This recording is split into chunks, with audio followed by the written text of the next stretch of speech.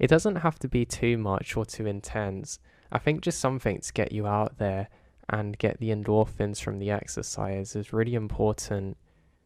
You can either do it alone or maybe try doing it with different people. I think doing sports socially can be a really good thing too, and a good way to meet new people. I know for myself, I always feel much better when I exercise.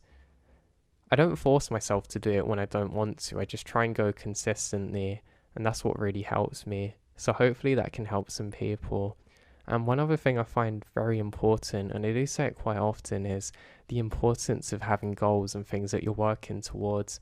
I think especially if you have an overactive mind, if you have too much idle time and too much isolation, I think sometimes it might give you too much time just to overthink and have your mind turning on itself. So I think it's always important to get out and have things to do. I know for myself that that's always the case. Even if I have a big break from work, I find that after about a week or 5 days, my mind seems to start turning on me and I overthink very little things in a negative way. So I find for myself that I have to have goals and things that I'm working on and get out and see people. So anyway, I hope that can help some people and I hope you'll enjoy these stories. Take care and I'll speak to you all soon. When I grew up, I'd always play out with the same group of kids. We all went to the same school together. I didn't actually live on the same side of town as them. Basically, the area that I grew up in had one big road that went down the middle, and it kind of divided them off pretty nicely. It made it a little bit of a pain to get over to the other side because the crossings were really slow, but that wasn't too much of an issue. The side of which I grew up in probably wasn't the best out of the two sides. There also wasn't really that much to do here. It made me get bored quite quickly. This was just basically before there was really video games or you couldn't really play them online. So obviously you get quite bored and you didn't end up doing much else. The only way that you could get around was by using your pedal bike. I don't have an issue with this. I actually have quite a nice one and I was really happy for having it. At the time, my brother would come with me sometimes when we'd play. Basically, we'd just agree what time we wanted to meet up at and just call each other on the house phones and then go outside. So it was pretty common for me to make my way across to the other side of town to play with some of my friends and just hang out there and relax generally. You know, basically just have a good time together. These were pretty good days. I absolutely love going to the store to get the big bottles of Pepsi. This is when you had them in the glasses and I thought that was kind of cool. It was something that I always looked forward to. To be honest, I'm not sure how that I didn't end up with diabetes because how bad my diet was. I just constantly ate bad food, but that was fine. While we were playing there was always rumours about some kind of weird house and some weird cave accompanying it that nobody could ever seem to locate. But we'd hear rumours about this off a few other people, and in fact actually some adults that warned us against going there. They said that if you ever see the old burnt out house or that cave, don't go into it. I mean, firstly, the way that you had to get there was through an area which flooded very often. When you walked through it, it honestly looked like an atomic bomb had hit the place. There was all kinds of downed trees and stuff over there, and all kinds of other things that you obviously couldn't move. It would actually make it a really dangerous cross into at the same time, which is one reason that you didn't really want to go there. They did have one log which had actually been cut down and made into some kind of bridge. The funny thing is, it didn't have barriers though on either side, so you could have easily fell. Not like the drop was very big, but I guess maybe in winter it could have been a lot more dangerous. However, we would so often go across there and just have an explore. I mean, you know how it is, when you're young and you've got that inquisitive nature, then anything like this you kind of jump at, just to get out there and have some adventure. We were so bored other than this. I mean, we had some sports like baseball and stuff which we would play, but we didn't do it too often. Thing is, there wasn't that many places that we could go and play at really. Where I lived, they had this really stupid habit of locking up everything really early. I mean, basically they'd close it a second that you'd got out of your school, and then it was dark, so there wasn't much you could do. The ones that were actually open also kind of had a way of attracting weirdos and dodgy people. You know, like the people that just let their dogs run wild and chase absolutely everything and made no effort to call them back? Or just the drug dealers, just not a nice place. Especially not where you'd want to go when you were young, even though there was quite a big group of us. So anyway, we like coming to this place for a number of reasons, but the main one was just to get away from everything and just to have some fun together. We were always trying to look for that place though, but we could really never find it. We thought it was just rumours and that maybe this never existed. So we're all playing out here one day when one of us says, "Yeah, you know that cave? I think I know where it is." And basically we're following him. I actually had to bring my bike and so did a few others of us as we went further into the woods trying to locate it.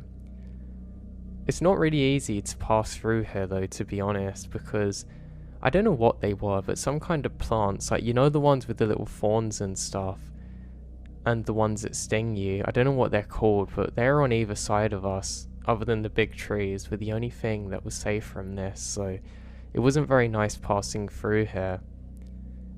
Luckily I had long socks on, so it didn't get my ankles, but I knew some of my friends were suffering. They actually try and drive on their bikes through it, but it's too exhausting, so it wasn't really the best of places. But we had faith in him, and he keeps on leading us on this adventure. Now none of us were actually entirely convinced that he was going to be able to find it. I've heard so many stories of similar things off of other people before, saying that they've got a friend who can show them where something is and it doesn't come true. But I don't know. Just seeing the new scenery actually made it relatively interesting. It was kind of like bright but not too bright, if that makes sense. Like, you know, not when the sun's setting, but when it's cloudy and it's hard to tell exactly what time of day it was. Well, it's just like that. But we keep on going. We do this for quite a long time and we don't really seem to be getting anywhere. We were going so far now. Well, eventually we come up to an area which is much more rocky. Oh my god, what if this guy's actually right?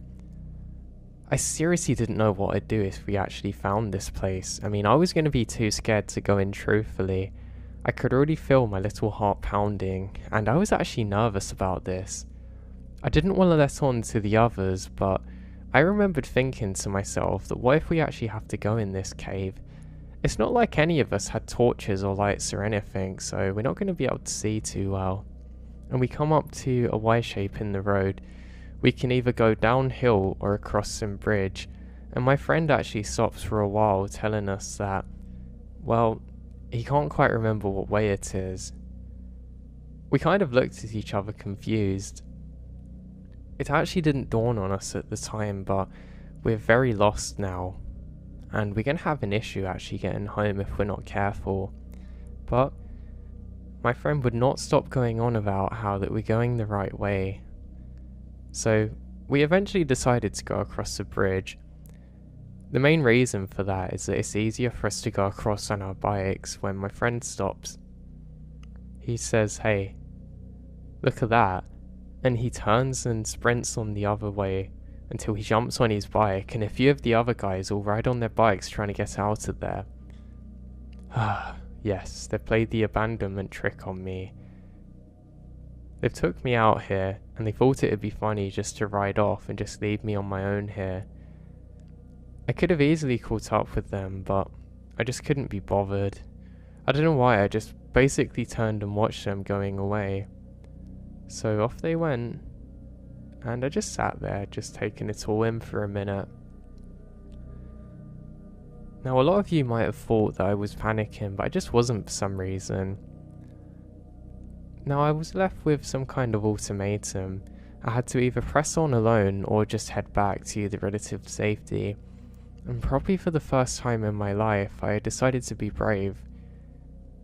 I think it felt kind of nice to be on my own out here, so I just started driving very slowly on my bike, going across the bridge. I was taking advantage of the fact that I could drive along some flat ground and not really have too many issues here, so I do so. I'm doing it for a while and I eventually come up to an opening with lots of rocks everywhere. This is great, I think to myself. I'm now at a place where that I can ride my bike really easily, so I start doing so. I'd actually never really driven on rocky places like this before in my life, so I thought it was really cool to be able to do it on my bike. It looked really beautiful here. Now I've got some water on me, so every so often I'm just drinking that and periodically going to the toilet. I've probably drank too much water, but I like the fact that it's making my backpack less heavy. At the time I thought it could make me go faster, and I get up to an area that seems oddly familiar. I don't know why that is. I've not been here before, but I seem to know what way I'm going. I rest for a moment and notice something odd. There's some kind of markings on one of the rocks close to me. It kind of looks like if you draw stick figures with their hands up in a Y shape. There was about 8 of these figures there, then a much larger one further off onto another rock. I think this is odd. I run my hand along it and can see that it's been there for a while. It's clear that it's been pretty well weathered since it was first put there. And I think this is kind of cool. I've not really seen much like this. Then I get a fright as I turn around and I go off balance.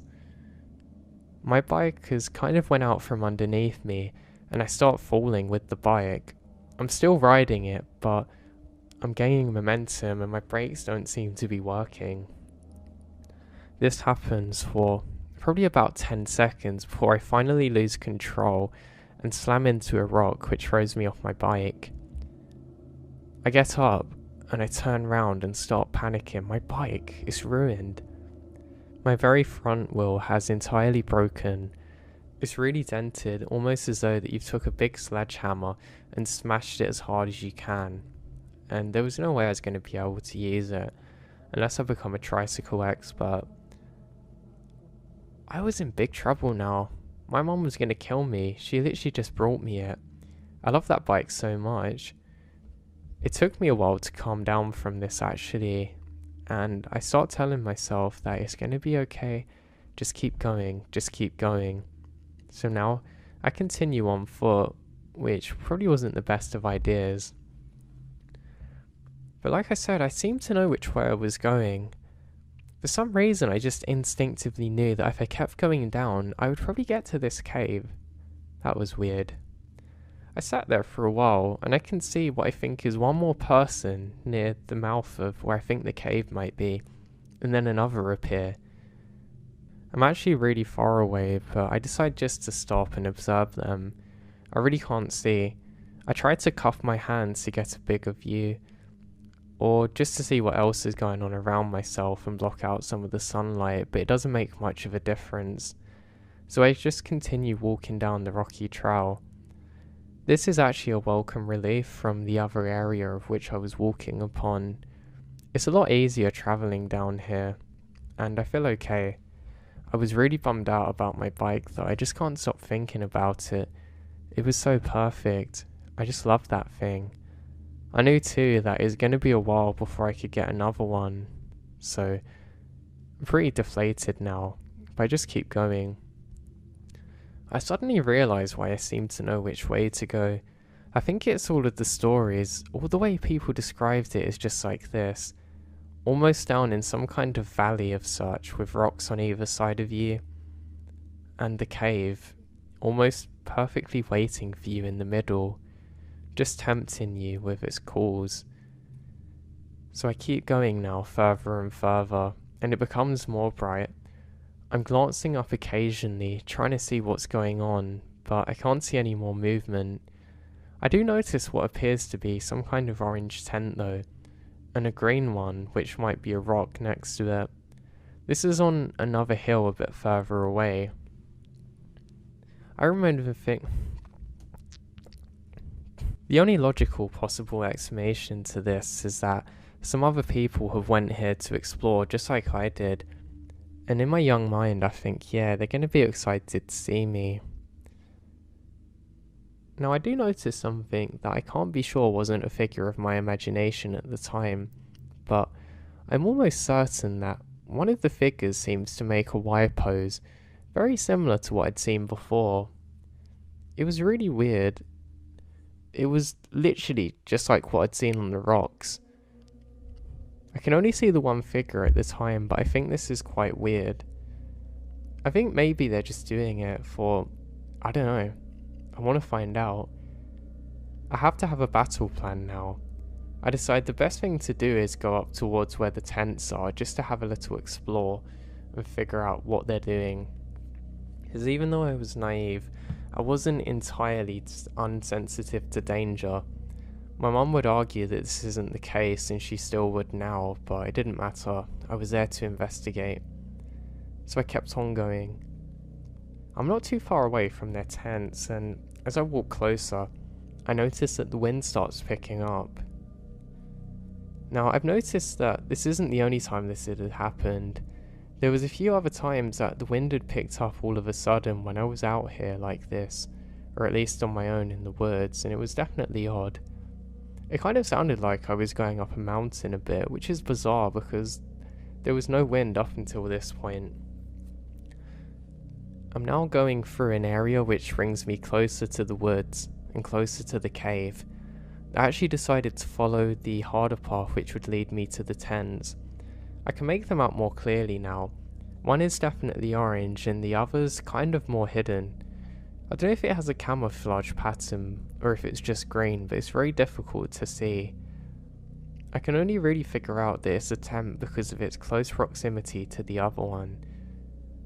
I decide to go into quiet mode now, basically not walking on the rocks making sounds. I was quite small then, so I'm not really bothered about standing up. I knew I could crouch down for a little bit. I suddenly hear some kind of sound. It sounded like a metal gate opening and it really scared me. I actually duck down and hide under a tree when I hear it. I waited here for probably about 5 minutes or so, looking around trying to see if there's anybody else here but me. I don't see anyone. Actually, it sounds more like a chain moving now that I hear it once more. So I just stop and wait. I'm really not sure what this is. I'm inquisitive but more scared, so I just stayed there for a while. About 20 minutes or so pass when I eventually decide that it's in fact safe enough for me to leave my retreat, and it's not moving once more. So I'm making my way out and I get closer to the tents trying to be really quiet, and I notice the tents moving. I think, yeah, they've probably only just moved here or something and not really set it up properly, but I can't be absolutely sure. So I just wait and wait and wait, until eventually I notice something. The tent looks like it's in horrible condition. It looks like it's seen lots of storms. I now stand up and stop crouching as I'm trying to see it better, and I make my way closer to the other tent. That's odd, that looks exactly the same. I can actually see parts of it moving in the wind, almost in sync with the wind I can hear from being slightly further away. So now I go closer and closer until I can see that nobody's around. I feel confident enough to just walk normally on the rocks now, and I edge closer and closer, slowly creeping up to them. I go to the orange tent first, and this thing doesn't look like it's in good condition whatsoever. I can see it more so now. I crouch down and poke my head into the tent. Through that hole, I can see no one, just that this thing was abandoned long ago. For some reason this puts my mind at ease and I feel comforted by knowing this. I now turn around and go up to the green tent. I get a little bit closer to it and I realise I can't see into this. I have to open the zipper. I go to do so and the door's already opened. It smells really bad in here too. I only looked for a second, but I can see no one's in here. So I stand up with the sound of the wind all around me. That's really weird. Why would people have tents set up here and just seem to leave them like this? The first one didn't look like it was too cheap either, so I think this is a bit weird. Well, anyway, I've got to get to that cave. I stand up for a moment with the wind in my ears, and I just take a second to think, do I want to do this? Well, yeah, I decide that I want to. I've got to see what it is. I've got enough time in the day to just make it back, and the sun's come up now, and I feel more confident. I'm constantly looking out for different people, by the way. I probably should have mentioned this more, but I was being incredibly vigilant at the time of this. So I keep making my way down, and there it is, the cave. Wow. Beautiful. More pretty than I expected it to be. It looks very warm and inviting. I spend a while trying to figure out if I should definitely go or not. I realise that I'm probably not going to be able to see too much, and I quickly look around for my backpack. Oh yes, I think to myself as I realise that I have a lighter in the pack. I didn't smoke or anything, just sometimes we'd like to make little campfires on our adventures, and I had it for this.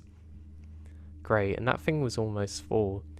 I test it out and I accidentally burn myself. I realise I'm going to have to be careful or not do it when I'm actually outside in the wind.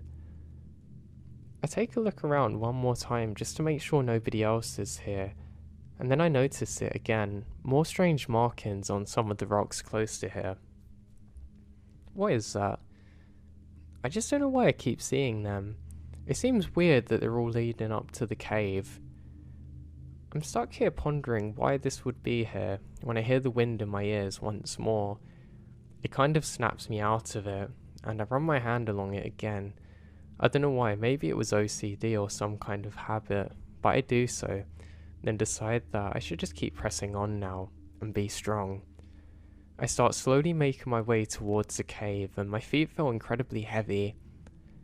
I've got the lighter in my hand. My hand's quite cold from gripping it so much. I think I stopped the blood flow, so I stopped doing that after a little bit. I start making my way towards the mouth of the cave when I see something further in. I don't know exactly what it was, but I can definitely see something there. Maybe it's some kind of glowing mushrooms or something, or fireflies. I don't know. It's definitely something with a faint glow there. So I step in, and I can hear what sounds like water dripping. This gave it a really creepy sound, especially mixed with the sounds of the wind outside. I'm gonna keep going, but it definitely felt odd. It kind of felt like you put me into the scene of some kind of haunted house or something, or you know the movies where the world's ended through, I don't know, atomic bombs or something, and you're out in a wasteland and the explorers just come outside? Or I don't know if any of you have played the Fallout 3 game when he just leaves the vault. It was just like that. It was just kind of weird. I suppose it did look a little bit like it if I think of it now. But I decided to go in. I don't flash the light immediately using my torch. I thought I should let my eyes adjust a little bit. I still had some senses about me. I take my steps now in sync with the dripping of the water in the background. Drip, 1 foot, drip, another foot, and so on. I'm just constantly doing this, trying not to be noticed. I now realise that I need to flick on the light because I've just walked into a rock and I'm scared I'm gonna hurt myself. Okay.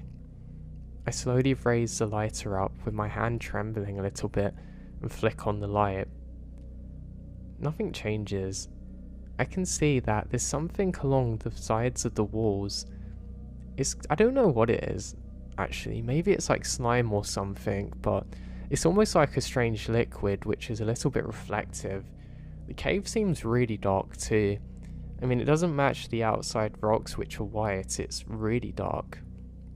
The only reason I could really see where I was going is because of the reflections of this. I realise now that I'm going to have to keep my lighter on, which is okay. I just set the flame to the brightest setting, and I start making my way forward. It was actually getting too hot for me, so I decided to use part of my jumper. I know that's a stupid idea because it could have set me on fire, but I wasn't thinking straight. I can't see anything glowing now because where I'm going. It's hard to describe it, but it's kind of like I could only see maybe 1 or 2 feet in front of myself, if that. I knew I was definitely progressing the right way because of the dripping sound going on every so often, getting louder. But that wasn't comforting. Then, I hear a sound again, kind of like a metallic one. It sounded like a heavy chain swinging. That's odd. I drop down very quickly, turning off the light as I do so. I couldn't be certain if it was because of the wind or not, but it was definitely odd, and I don't know where this is coming from. For some reason I get it in my head that now I kind of want to get a move on to try and make my way away from whatever this thing is. So I quickly flicker on the light again, and I can see the faint glow of something. It's not too bright, and I presume that it's going to be a big column of glowing mushrooms or something. I don't know. So I make my way closer and closer. I realise that because of the way the rocks are, I'm not going to be able to see it until I'm right there. It was like looking down into something, but you've got rocks obstructing your view. So I go a little bit further, turning off my light for a second so I can feel along the walls. They're very cold and slimy. It doesn't smell bad, so I've not got an issue doing so. I now get to the corner and decide to flick on my light, holding it out in front of me, extending my hand. I don't know why, this made me feel more safe for some reason.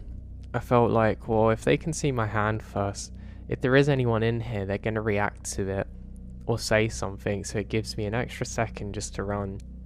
But that doesn't happen. I did so for about 4 seconds before waving my hand around, thinking that maybe I could taunt something, but nothing happens. Okay, let's go. Well, I turn off the light for a second and I realise that it's glowing brighter now, these mushrooms. Then, I come around the corner and I'm amazed to see so many of these different mushrooms everywhere. There was probably about 7 or 8 different sections of it, and I can't make out exactly what it is at first. I flick on the lighter again, and I realise that they're all connected together. I hold my lighter up towards where some are, and then I realise it's got a different shape, which seems somehow familiar, but I don't know how to describe it. It takes a second, but I realise that these seem to be bones, which are somehow glowing very slightly. It almost looked like if you put the glow-in-the-dark paint off of a watch, which was really fading away onto them, and I can't make out what they are. I do something probably stupid, but I didn't know what else to do. I take out some of the scrunched up newspaper that we used to use before to make fire, and some other things. I actually had quite good materials to make a torch because of having firewood and things like that. So, in the dark, I managed to set this up and tie everything together with the newspaper to make a big torch. It takes a while and I can't seem to set fire to it, until eventually, boom, off it goes. Now it takes about 2 seconds as I kind of blind myself as I was staring straight at it, and then I illuminated the whole room. I'm now stood, almost surrounded by 7 or 8 skeletons, all turned to face me. I can now see that only one of them has a very faint glow, the others are barely at all, and I'm just stuck in a trance there. I wipe up my eyes quickly and slap my head, probably about 5 or 6 times, starting to slowly panic. What the heck is this? I've never seen skeletons before in real life, so I don't know why they're all like this. Some of them are just piles in the corner, but some of them look like they've been propped up to look like they're actually people. I, for some reason, just stayed here for about 1 or 2 minutes, just taking it all in. The cave actually goes on even further when I hear the metal sound again, from now even deeper into the cave. That was my cue to get out of there. I'm very scared that something's going to come from deeper in the cave, so I start moving backwards very slowly and very carefully, feeling along the wall. I trip myself over and out goes the light at the same time. Oh come on, you've got to be kidding me. I say to myself, as I turn around, not really able to see now, fummaging around for my lighter. Eventually, I'm able to find it, and I'm feeling along the wall. I keep expecting to hear the metallic sound behind myself again, but I don't hear much of anything. I don't know where my torch has gone, so that's really frustrating. I wish I actually had a flashlight, an actual source of light that wasn't so basic, but I didn't think to. I can now see the mouth of the cave, and I start making myself more and more confident, trying to talk to myself positively in my head. As soon as I get to a part that I'm in a clearing, I sprint out of there. I don't know why I felt so scared. Probably because I've never been in that situation before, but it was weird. I felt fear in reverse. Maybe it was my body taking a while to react to what had just happened. But I was more scared running than when I was actually there. Would you believe it? So I decided that I'm gonna run just the exact way that I've come. Luckily, this part is downhill, so I don't have too much of an issue with it. I didn't look around, I was just more focused on the ground. It was almost like everything in my surroundings went blurry except for what was directly in front of me, and I keep up the pace. I'm running, and now I'm almost about halfway to where the ground level's out again, and I have to go back uphill. I stop for a second before sprinting and turn to look, and I can see the figures once more. It kind of looked like two ants because where I was, but they're at the mouth of the cave, and you can see that they're searching for something, almost like when you've just disturbed someone and they're trying to get their bearings about them. I take a deep breath and start sprinting. This is all the fuel that I needed. Now I am religiously looking over my shoulder watching them as they grow further and further away, becoming smaller and smaller. Now the last thing I could see of them is that they both went back into the cave. God, what have I just discovered? What have I just unearthed, I think, as I'm making my way back now. I was actually really scared when I see the markings on the rock that I'd seen before again. It kind of gave me a surge of adrenaline as I realised that everything was linked somehow, and I didn't like it. I luckily still have a little bit of water, but drink it too fast and it actually makes me vomit a bit. I was so scared I didn't even stop to do this. I did it on the go and keep going. I don't know where my bike is, but I was probably too scared to notice it, as I'm now making my way through the forest. It was pretty tough going, but I didn't feel too much pain at the time. My legs are definitely starting to get more numb now, as I keep going. I make my way back into the bigger part of the forest that I was familiar with. Now the sun was still shining quite high in the air, and I think that gave me some form of confidence knowing that I'm not out here in the dark. So I keep on going until eventually I get up to where the familiar area is, and I'll be able to make my way back home now. As I get there, I realise that none of my friends are there, and I can't believe that they've abandoned me like this. I can't believe what I'd seen. I eventually make it to the relative safety of a little bit of civilization, and I'm trying to keep up kind of like a fast walking pace to get back home.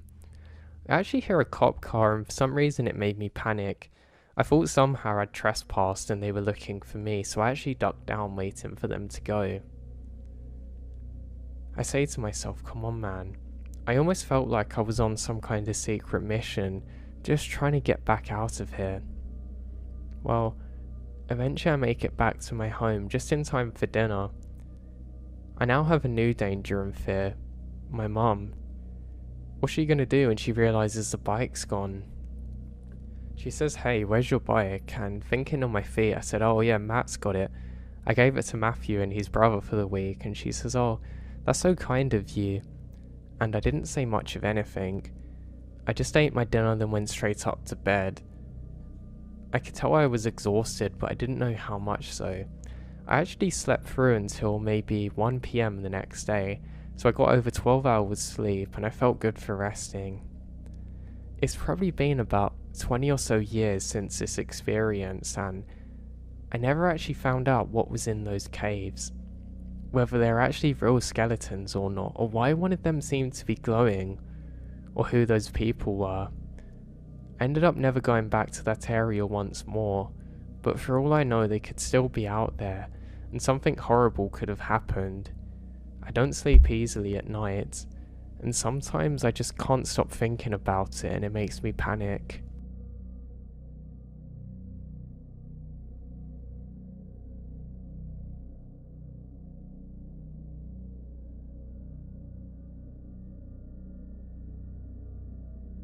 This occurred when I was about 15 or 16.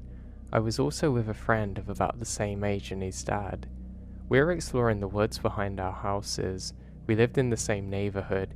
We went back into these woods many times to hike around and play paintball. One day though, we decided to go a little deeper in the woods just to check it out. A little background is that this is an old forest growth / protected wetlands area with a few square miles that are surrounded by roads on all 4 sides, located in the northeast United States. For a while, we were wandering along. It was mid / late spring, so the forest is pretty lush and green, when one of us sees a small patch of white coming through the woods. I mean, it stood out quite easily in contrast to the green leaves, so we decided to investigate, and the 3 of us headed off in directions towards this mysterious white spot coming through the leaves. If you've ever walked through dense woods, you'll know how difficult it is to go in a straight line because of fallen logs and brush. Anyway, we keep walking towards this object for what seems like a while, but this object still hasn't come into focus. It looks like it's a white blob, and it's just getting further and further away from where we spotted it. We didn't think too much of it at this point, or at least I didn't, and continued walking in the direction of this thing. It must have happened 2 or 3 times that we'd walk towards this thing for a few minutes, stop and notice that we aren't getting any closer. Now by this point, I think there was a little tension building, but nothing out of the ordinary. At some point though, as we're getting closer, we do notice the object is starting to fill out. We can clearly see now that it's a tiny white house on a hill. I'd say the structure was about the size of a shed you might keep your lawnmower in. We were excited because how often do you come across something like that? It's still a little ways away, but again, very obvious that this little white house is what we had seen and were walking towards. So we continue towards the little house, and we lose sight of it momentarily as we go up over another hill, but as soon as we come to the top of the hill, the house is gone. Now we're really confused and both look at each other but keep walking up the hill that we've seen the house on. This last part happened pretty quickly. We get to the top of the hill, still looking at the other hills close by to see if maybe we just turn around or something and we'd see the little house, until one of us noticed an old foundation at the grounds where there obviously a house had once been. The shape of the foundation was exactly the size of this mysterious vanishing white house. I barely had time to notice the foundation when all 3 of us heard a growl, which sounds like it's getting louder until it's almost as loud as a chainsaw. Nothing was said, but the 3 of us, including my dad's friends, all sprint out of the woods in the direction that we've come. I don't recall ever discussing what happened to the 2 other friends I was with that day. Since this happened, I tried looking on Google Maps for some kind of indication that the house was there, but it's just a forest which is too thick. About 1.5 years ago, I told my brother what happened and we went back into those woods looking for the house's foundation, but I didn't find anything. Although, our search wasn't very thorough though. It was winter, so it's pretty cold and had snow on the ground. But it'd be hard to pick out where the house was meant to be because of the snow.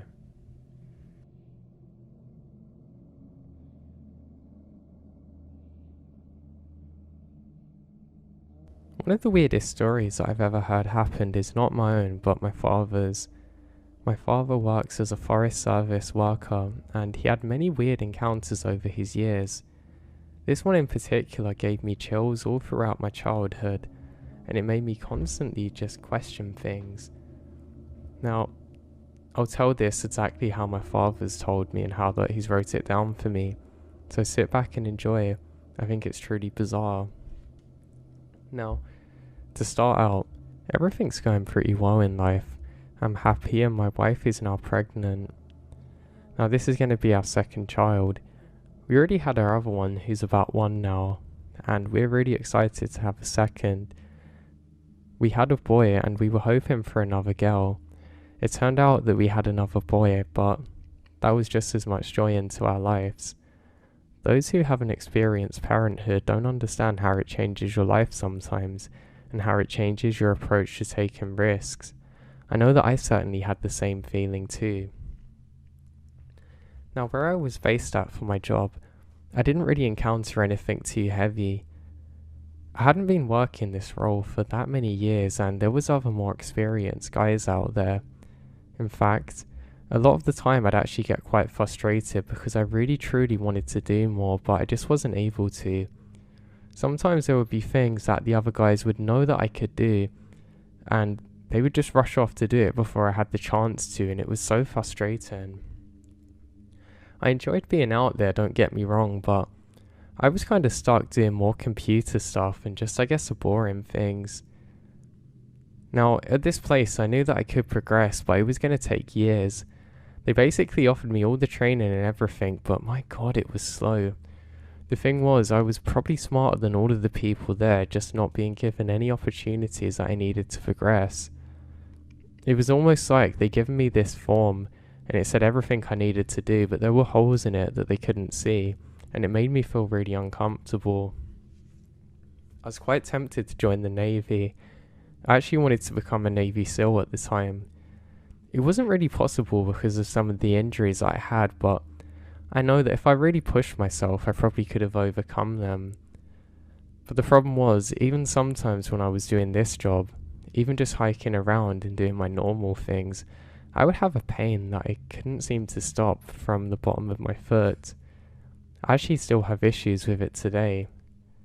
I'm not quite sure why it started, but yeah, it's just something I get on with.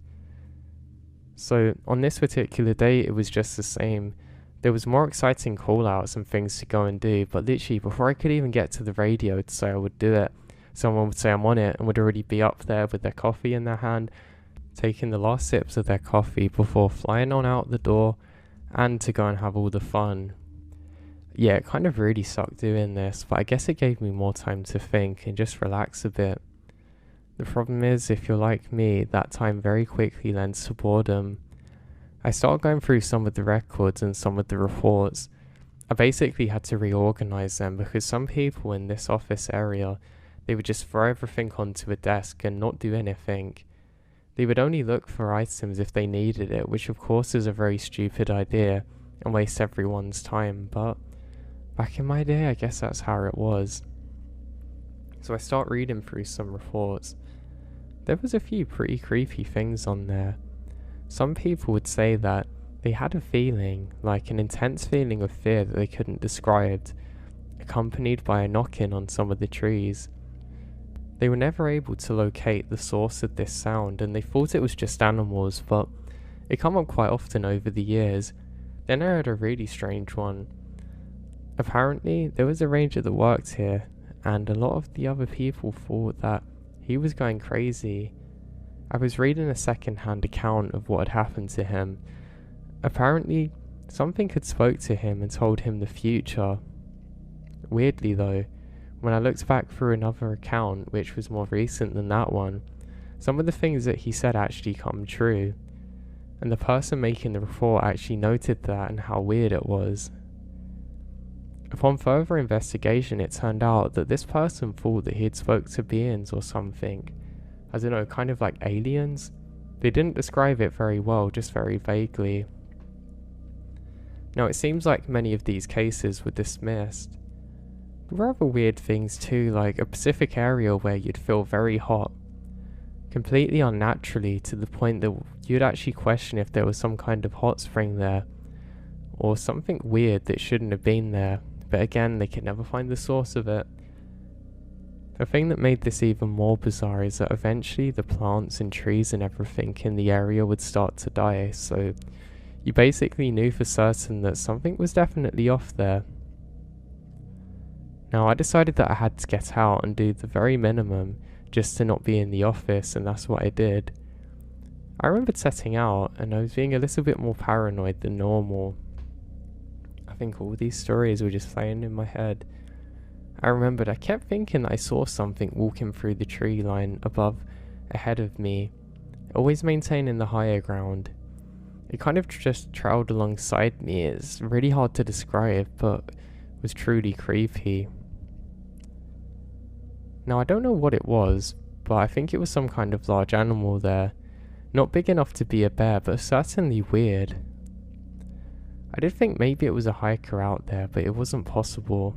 I thought that was bizarre. I remember thinking to myself that you've just learnt the power of human potential in the mind, and it was pretty scary to me. Now, life goes on. We probably get to about a month or 6 weeks in, and again, they're just not training me properly.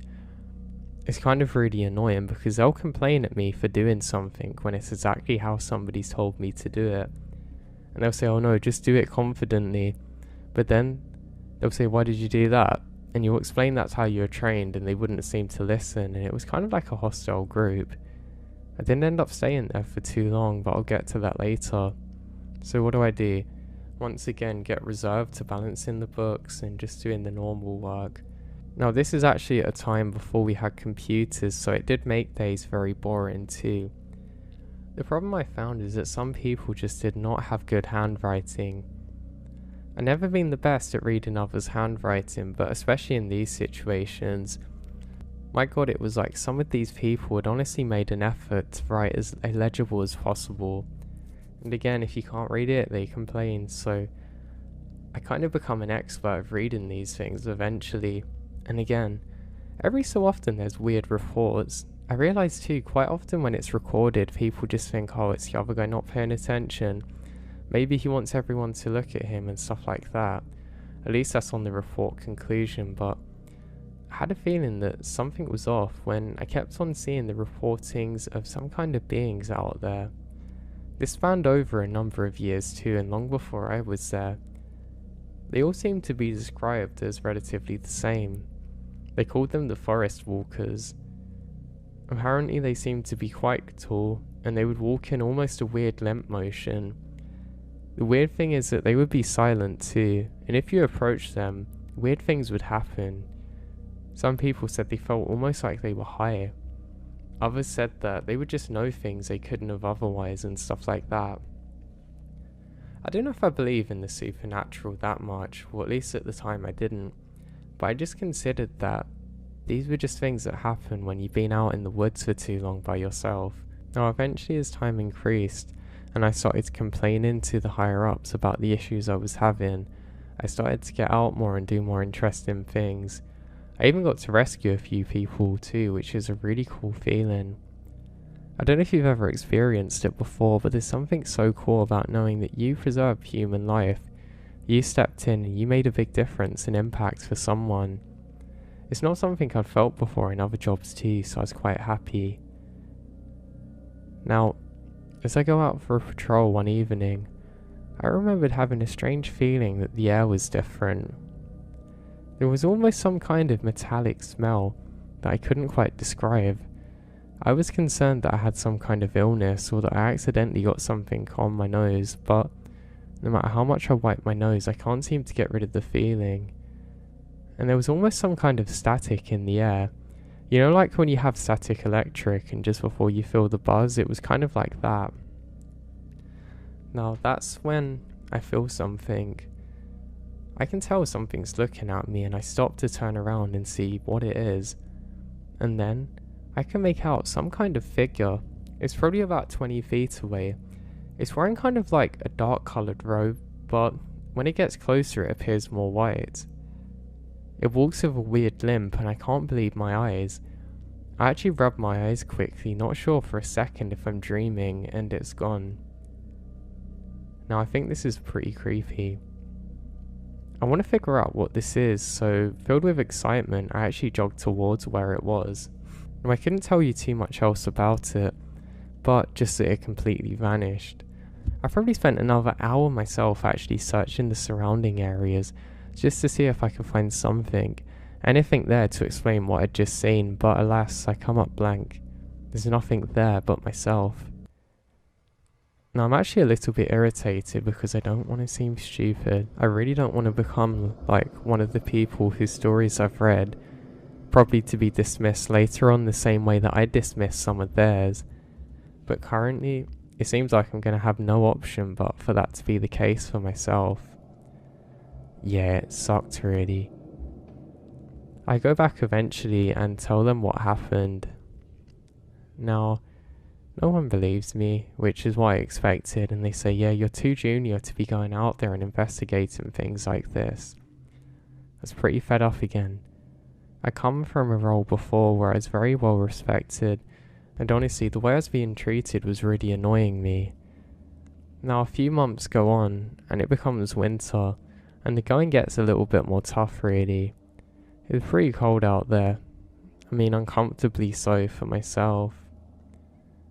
Now, I remembered on one particular day, I can't tell you specifically what I was doing, I just remembered that I was out there, that I spotted something weird, I mean really bizarre. There were these small figures, kind of limping around in the woods, again silently. Now I can't believe what I'm seeing. They're probably about 5 feet tall now, and in more of a white coloured gown kind of thing. Like I said, I didn't know what this was. I thought maybe it was something from Halloween, like decorations people put out there. And I actually wasn't too scared now. I was convinced that this wasn't actually a real thing or threat or danger, so I decided to sit back and very slowly follow these things. Now I didn't look behind myself, so there could have been more, but these things just kept on marching on, kind of down the path for a good 10 minutes longer. Now they never once seemed to notice me or so much as turn around, so again, I'm still not entirely sure what I'm seeing, but I think it's some kind of Halloween decoration that someone's playing around with. I don't know, it could be a cult, it could be anything, but I'm not too worried. I don't know if it was the size of them or what, but I just wasn't concerned. Also, there seemed to be nature interacting normally around, so that meant that these things weren't a threat, at least I thought. So this continues on until eventually they all stop at something. I stopped too, and I can see about 4 of them. I was incredibly curious as to what they were looking at, but there's no real way for me to be able to see where I'm based currently. I get closer and closer and realise that I'm going to have to take the long way round now to figure out what it is. I decide to take a stealthy approach and I try and walk very slowly through the foliage and get around. I do make it to a pretty good horizon and I can see in front and I still can't figure out what they're looking at. Now I'm sure these are people now, so I become a little bit more confident and I walk down even closer to where they are. Eventually, I ended up crashing through some of the brush and I decide that I'm going to be more present now. Obviously these people know that I'm here, so what's the point of trying to hide away from them? I go a little bit quicker now and eventually go round to where I think that they're facing. And I can't see their actual faces. It's kind of just dark where that their faces are completely covered up in something. Now, I crouch down to get a better look at them, and suddenly, I can hear voices in my head. They don't sound like voices I ever heard before too, and it's almost like my own voice but different.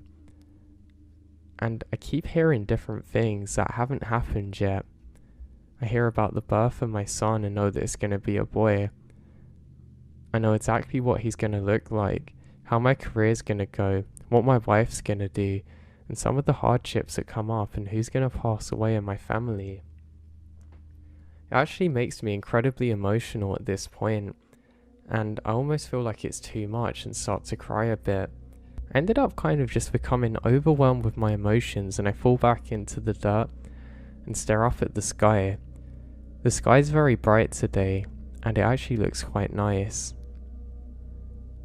After a moment, I kind of stop hearing the voices so much. They kind of just slowly fade out, like somebody slowly turning down the volume on a record, and I get up. I realise now that whatever these things are has gone now, and I'm just here alone, very confused as to what's actually just happened to me. I get up, and I'm sure there's going to be an explanation for this. I ended up scouring around for probably another hour and a half until I conclude that nothing's here. That's when my panic finally catches up with me, and I decide that I need to get back as quick as possible. I start making my way there.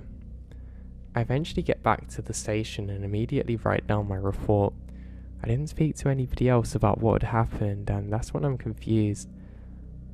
I suddenly realised that what I was reading was very similar to some of the reports of what had happened years before, the ones where that people had considered the guys that were reporting it a little bit crazy or seeing things. And for that reason, I actually took the report and ended up throwing it into the trash. I didn't want my colleagues to think I was crazy. I mean, I didn't like most of them to begin with. I knew that this was going to hurt me moving on to the other areas that I wanted to work, so there was going to be no benefit of me actually posting this. And I ended up moving on and working as a ranger in different areas and doing different kinds of roles too, even being a fire service worker. Now here's the weird thing. I only realised it much later, but I did have a son, and he looked exactly like I knew he would. The job that I changed into is exactly what I heard I would. My wife's role too.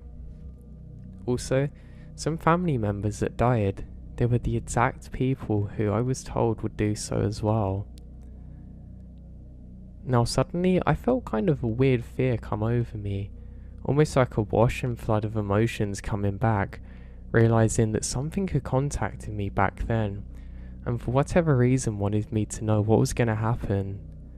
I can't put my finger on why this happened or how it happened to me. I just know what I saw was real, and that I wasn't the only person that saw those kinds of things out there. Lots of my other colleagues had experienced some very similar things, and I just don't know what to make of it all.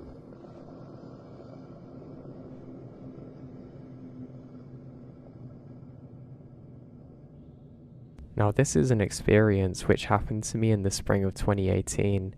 I had a few which could be considered paranormal in life, but this was the most recent one and unnerving. I'm an avid outdoorsman and love to hunt and camp around the Francis Marion and Sumpter National Park. Back in 2018, I took my young son and dog out to a remote area in the National Forest to test out a new camper shell on my recently purchased truck. We found a secluded area of a dirt road, made dinner, and then packed it in for the night as soon as it got dark.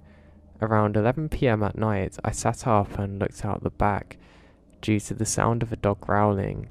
In the distance, I saw what looked like hundreds of small white balls of light darting around, hovering a few seconds and slowly converging on our campsite. They just looked like dust orbs that you've seen on videos, but these were producing light in a completely dark forest. They then surrounded my truck, and it felt weird almost seeing like hundreds of them. They're like a soft white light and they don't blink. They just kind of float around. And then I finally work up the nerve to open the truck and lit a lantern, and promptly they disappear. After turning off the lights and locking up, they come back. My son was fast asleep, thank goodness. I watched him until I fall asleep around 1 AM. The next morning when we tried to leave, the battery on the truck was dead. There wasn't any lights in the back cab where we would have used any power, and a week later we actually had to replace the electrical control module. Not sure what happened. During my summers, I'd spend a lot of my time working as a fire ranger. Now, this is a job which worked different to how it does in America. I would have to do this during the summer, but I'd also have to commit to doing some other jobs too.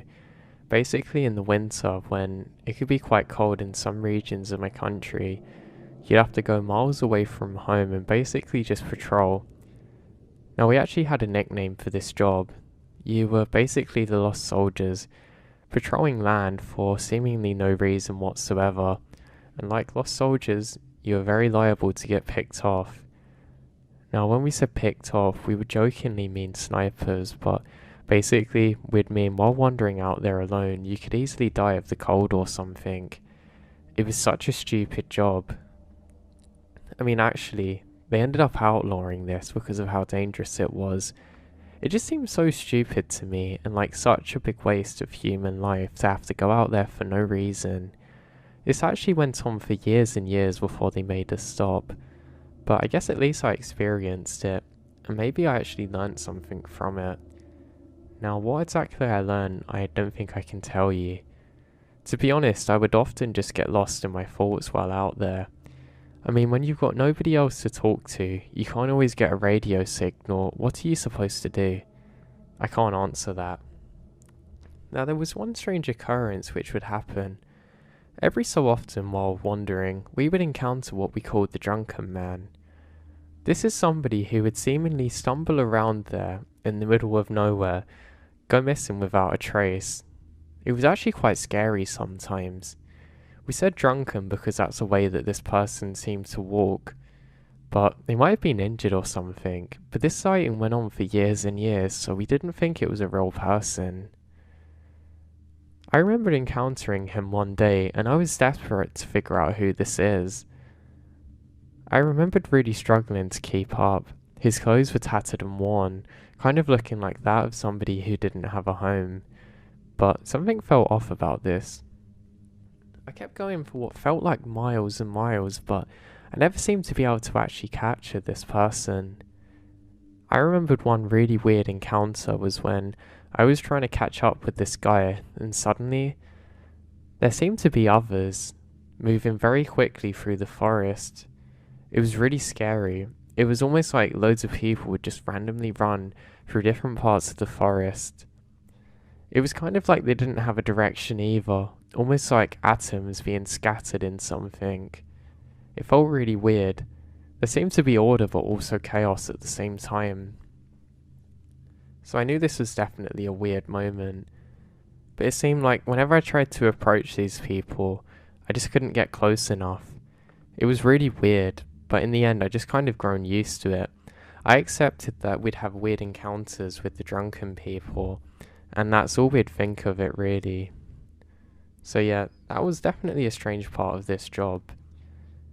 Now, I absolutely adored the summer part. It was so nice being up in those areas. You had so much peace of mind, and you know what else you had? Being up in the tower, you get a really good radio reception. I would actually bring my own radio just to talk to other people who are into that, and it was really nice. You really had a community feel, and it's kind of weird to say, but you felt like others were there with you. But in the snow, you had none of that. However, I did have something that made everything so much more interesting that I still can't explain today, even more weird than the drunken walkers. Let me explain. There was a rumour going around that there was some kind of strange facility or something out there that shouldn't have been. Apparently, there was either some kind of illegal operation where people would log, or something similar going on there. Every so often, we'd see some big trucks moving through, but we couldn't seem to figure out exactly who they were or where they were going. Just every so often you'd hear that familiar sound of an engine, and we'd never seemed to be able to get close. We were growing a little bit paranoid, but we didn't think much of it. I remembered speaking to one of my friends on the rarest of occasions where I got to do my patrol with the other guy, and we were mentioning how weird this was. I said, what would you do if you found out who they were? He said, well, nothing. It could be drugs or something. You don't want to get involved with that. I said, yeah, you're right. We were walking down some wooden banister type thing on one of the man-made areas of where we patrolled, but I couldn't help thinking to myself that I wanted to explore what this actually was, and I kind of knew that if I ever found this place, I was going to have to be the first person to figure out what it was. So we started talking about a few other things, and my friend turns and says to me, watch out there, and I say thank you, you too. We now have to part ways because where we are. For some reason though, the conversation seemed to stick with me, and I was more eager than ever now to actually find out what was out there. Again, this is another problem with the role, because if you're out there all day, you might get fixated on one thing, whether it's irrational or not. But here I was, hopefully encountering my old friend, the drunken walker, but I didn't find anything. A number of weeks passed and everything falls into monotony. Nothing new's happening, not much to see, not much to do, when eventually, I'm sitting down taking a break, opening my coffee. Even this coffee has gone cold, I think to myself. I just can't think of how this can get much worse. And as I'm sitting there, annoyed about this, drinking my lukewarm salvation drink, I hear something. It's the slow grumble of an engine. I think, that's it. This has happened for a reason. This is my destiny to figure out what this is, as I slowly get up. Now, it took me a while. I didn't really have the best hearing, so I really couldn't figure out where the sound was coming from. I did hear the sound of the engine getting louder and louder, so I was certain now that I was going to find where they had gone to. So I turned around and realised that it's coming from over the hill. The problem is, it's not going to be easy to access this area. It means that I'm going to have to do a little bit of hiking and go through some pretty rough terrain. I'm actually quite defeated now and think that I've lost it.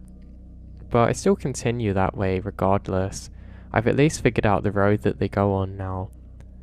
So I'm walking, with snow covering everywhere, thinking that I just wish I had a warm coffee here. I'd also bought some expensive gloves recently which broke immediately and I was pretty annoyed about it. Again though, it's what I said, when you spend too much time out here with nothing else going on, you fixate on stupid things and you don't really think rationally any longer about situations and whatnot. So now, I continue on like normal, and I seem to get closer to where I can get a vantage point and figure out what this is. So I get over the hill and I can see a long narrow road. I decide to join it now. I don't think that I'm going to get to where I'm desiring to go, but at least if I head in the direction I should figure out where this is and make a mental note so I can come back. I noticed some moss on the trees and other plants and I thought this is interesting because you don't really see it commonly out here. Everything's usually doused in white, so that was bizarre to see. I continue on and I think I can just about make out sight of where the truck goes around a corner.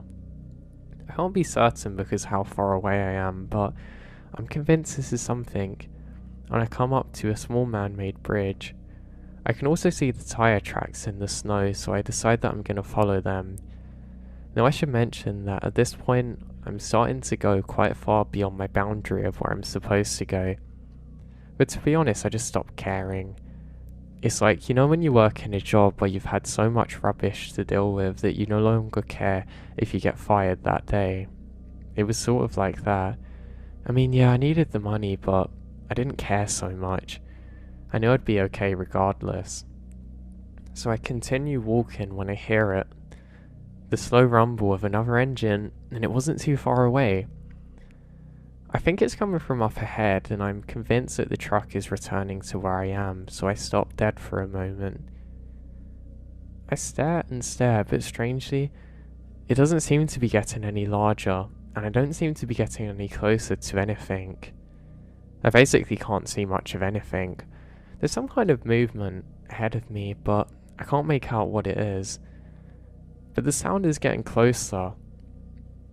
Then, in an idiotic moment, I turn around and realise the truck's coming from behind. That means I've got to hide then. I think, God, this isn't great, they're going to see my footsteps. The problem is too, because where I'm standing, I'm basically flanked by trees that I can't really go through. They're kind of too thick and dense. I mean, I can, but it's going to be obvious where I've went. So I instead start picking up the pace. I strangely feel a little bit of fear now, as I start to move further and further away, knowing that this thing is getting closer to me and I'm going way beyond where I normally do. I decided to start running inside the tracks themselves to make it less obvious that somebody was here. I eventually get up to another area where I think I can jump into the trees and not be seen, or at least with my footsteps. I decided to palm a lot of snow off of a tree and start covering the 2 footsteps leading out from the road into the branches. I look back, but I still don't see anything, and I'm not too worried. The good thing is I have a white coat, so it's probably a bit harder to see me than not, but I don't really want to chance it. I go a bit further ahead, and luckily there's a stream, so I know that it's going to perfectly cover me. As I go to hide under the bridge thing, I almost fall in, and that's the most scary part for me. I know if I go in the water, nobody's going to find me or rescue me. We've actually had a couple of people die from this before. In fact, they've actually went across bridges that were supposed to be safe that has ended up collapsing on them, and well, you know the rest. So yeah, I certainly didn't want to join their ranks or be another memory of this place, so I just wait.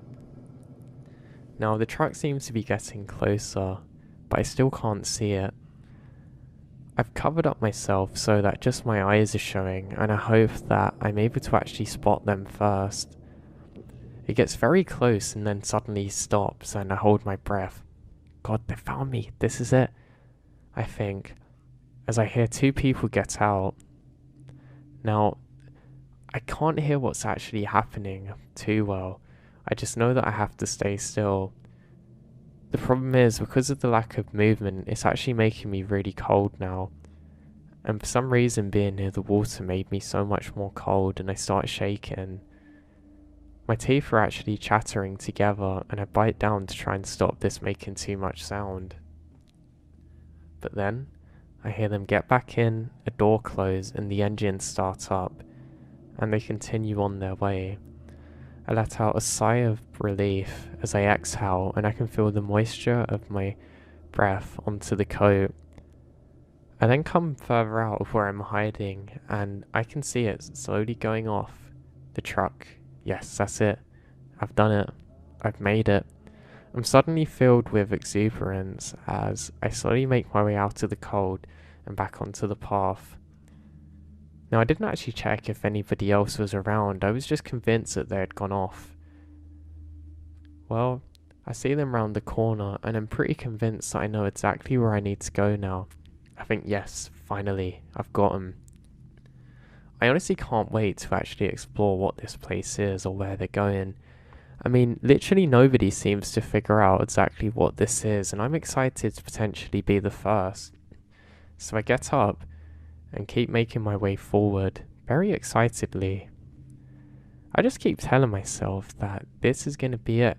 You're going to solve this mystery. And I keep making my way further.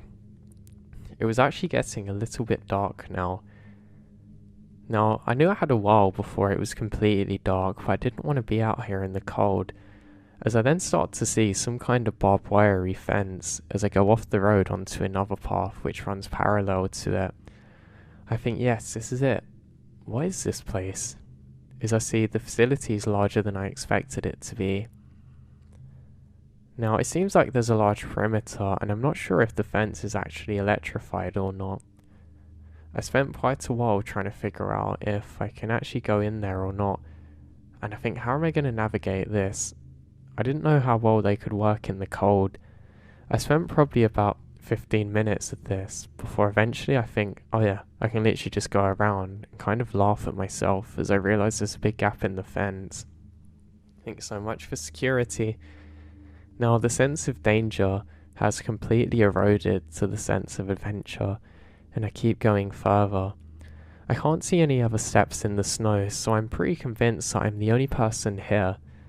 So that means I can get my adventure underway, and I'm very excited for this. So I go further and further, and eventually come up into a clearing near a small waterfall. I stop by the waterfall, and I think, well, where is it? There literally doesn't seem to be anything, which is especially odd. I also can't see the trucks anymore, so I think maybe they've just stopped, and maybe it was nothing, and I actually feel a bit disappointed now. Well, after not too long, I have a look round, and I see nothing. I think, God, is this all I've done? I've just wasted all my time, and I'm gonna get home late because I'm stupid. I start talking to myself when I hear a truck again, and I duck down. I look up and I can see a truck pulling up to a tiny cabin. Then, not much else. It's more like a wooden hut than anything. This thing was tiny. I decided that I had to figure out what this was. Why were they all stopping at this one thing? That's weird. As I then realised that the truck's starting to turn round again. It hasn't stopped so much, it's been stopped and it's now on the move. So I'm still hiding and trying to figure out what else I can do now. Now, I was almost face down in the snow and getting very cold, and I decided to very slowly make my way behind a tree. The chances of being spotted up here is pretty low, to be honest, so I'm not too bothered. I eventually make my way up there, and I camp out for a little while. I watch as this truck slowly comes past on that same road again. It's a large truck which is unmarked. I think that's interesting. After probably about 10 more minutes, that thing eventually goes off and I think, well, yeah, it's time for me to go further up now. I took a look around and I can't see anything, just snow covering everywhere. I decide that I can follow the tree line and probably not be seen as I go up there. The thing was, it was quiet. There was no reason for me to believe logically that anybody else was up here, and the chances are it was simply myself here. So yeah, I'm pretty happy when I realise this. It makes everything so much more exciting for me. So now, I start to go further along, and eventually, I make it closer towards that hut thing. Again, I can't see anything, but I do see more tracks in the snow, so that definitely meant that there were others around here. So it's definitely an interesting one. I just want to know what this is. So I slowly, bravely make my way over there. Again, I don't hear anyone, so I don't presume that there's any reason for me not to investigate this, which is probably a mistake. But I get up and I really can't see anything around. I'm just perplexed as to why this is here, why the truck stopped here. I think, well, if there's something dodgy, I'll be able to see it and quickly go anyway. Who knows, maybe it's filled with frozen bodies or something. I had a strange feeling though when I was here. I look round and there's no windows on this thing either. There's definitely something being hidden in here, and I just want to find out exactly what it is. So I go through. I then eventually make my way towards where I can see a door which is unlocked, which I think is really funny. I do have a flashlight on me, but it's only a really small one, which is basically the size of a pen. But that doesn't matter though. So I open it, and I see an elevator. Now, the elevator shaft doesn't seem to match the environment. It looks kind of too clean, kind of too perfect, and I realise this is interesting. My hands are now shaking as I raise my hand up towards where the button is to get the elevator to work. My hand's still shaking now, and I'd say I just can't do this. I so badly want to know what this is, but I don't know what's waiting for me on the other side. As I do so, I hear some kind of echo or something, and it sounds like it comes from very far down.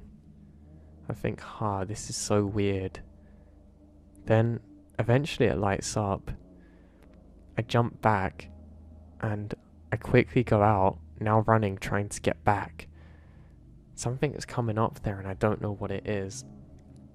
The thing is, it appeared so quickly. I only have time to hide on the opposite end of this, and I wait. I'm waiting, expecting to hear somebody come in, but I don't hear anything. Now, I thought this was weird, and I slowly peer around one edge, very slowly, and I see nothing. I look over my shoulder, still nothing. I realise the coast is clear, so I open the door again, and I can now see the shaft open. I then decide, stupidly, to step in. Now I don't know why I'd done this, but I just wanted to see what it would feel like, and then the shaft closes, and I start to panic. I watch the daylight slowly fade through the door, and I start panicking, thinking, oh no, you're so stupid. Why on earth did you come here?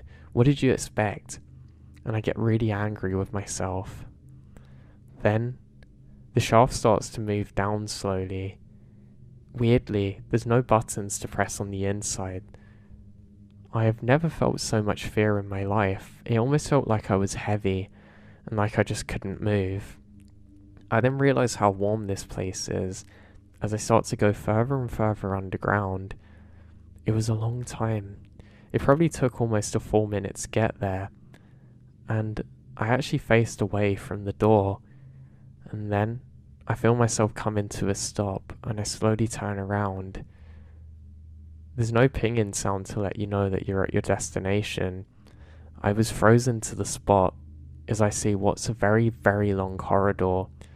I mean, it was so far that I could barely see the end of it, going further and further underground, with white coloured concrete walls.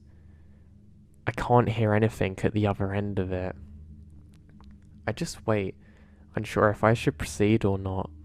I go to take one foot out of the door when I feel absolutely frozen. I have a feeling that if I proceed here, I'm not going to make it back.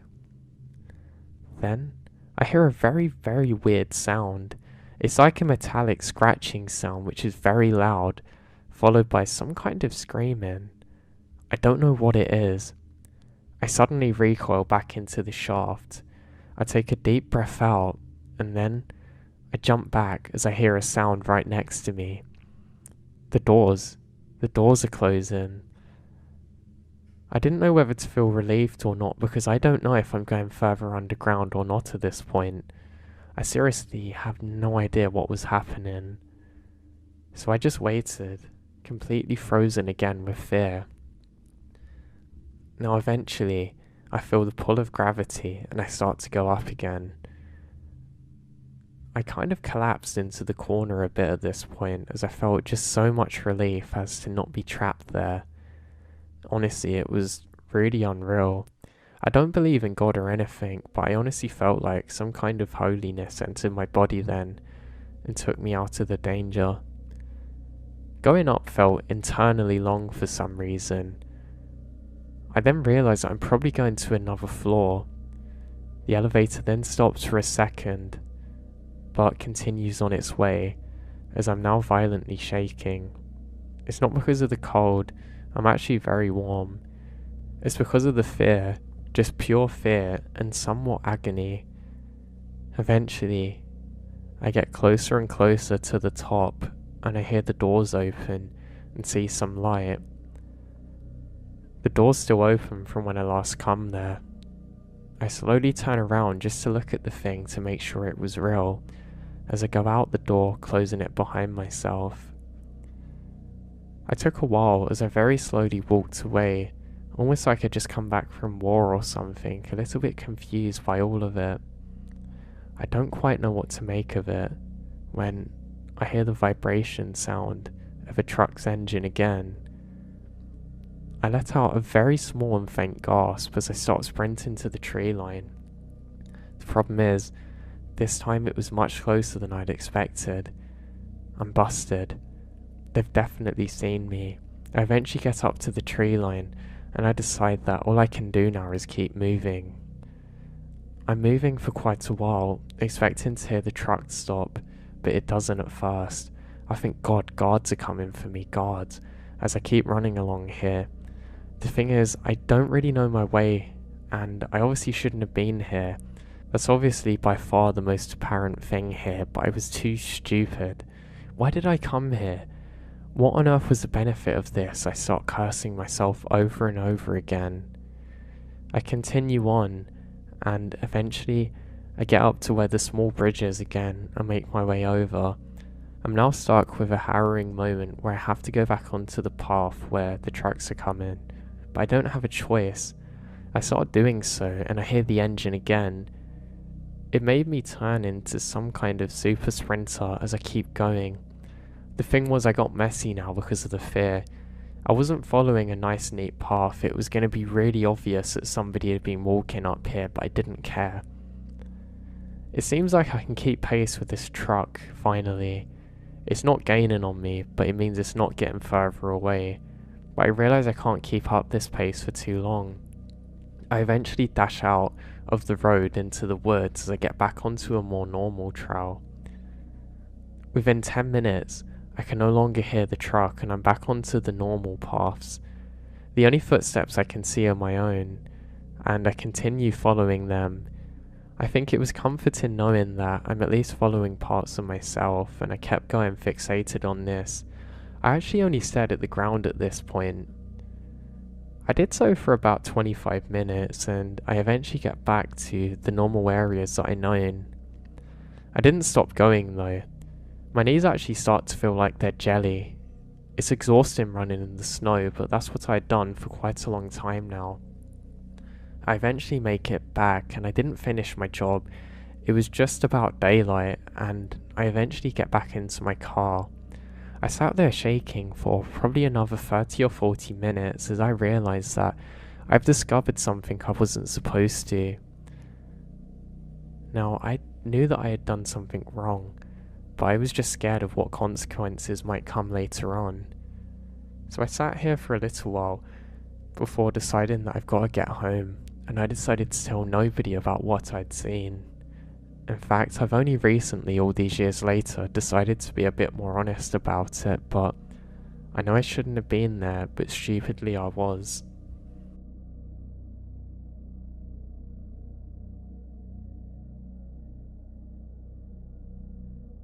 Now, the following story took place in Western Germany. It all started with a horrible sound of screaming outside my house at night, which I already compared to all the animal wildlife sounds from zoology institutes, but nothing comes close to it. It sounded like a woman screaming in agony, but then again even worse.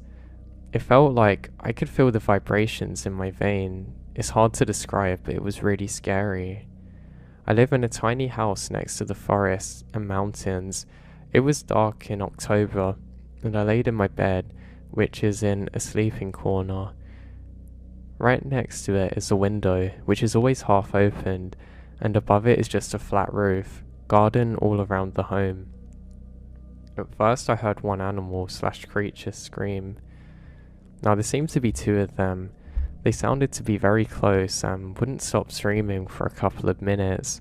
The next thing I heard was something heavy running through the garden under my bedroom window, followed by heavy branches breaking at the height of my level on the second floor. I also heard a loud rush of air/wind combined to that. In the next second, this animal/creature jumped on my roof so that in a moment it was right above me. And that was the moment when things start to get messy and confusing for me. First thing I want to point out, that this animal/creature sounded so heavy when it landed. I don't know any animal species that are that big around here. It sounded massive and therefore surreal. Also, the quickness of its movement seems unreal to me. After that, it jumps on my roof from one side to the other. It first sounded like it was something extremely heavy on two legs, but that suddenly changes to what sounds like something extremely heavy on four paws. I remembered sitting straight up in my bed under it almost with an intense pulse and my mind just trying to process what I'm hearing. What kind of creature is it? Now, that was almost a turning point when I seriously felt threatened. Since I'm a girl living alone in a tiny home, I didn't really have any protection to fight off something like this, so I just decided to do something stupid. I thought, maybe I can shock it or scare it away, so I hit my bed against my hand as hard as I could, as loud as I could. Now not even 1 second passed after I hit the glass. Then this creature goes from back towards outside. It must have basically been sitting right above me in that moment, basically reached down my window, and it reacted so quickly it was surreal.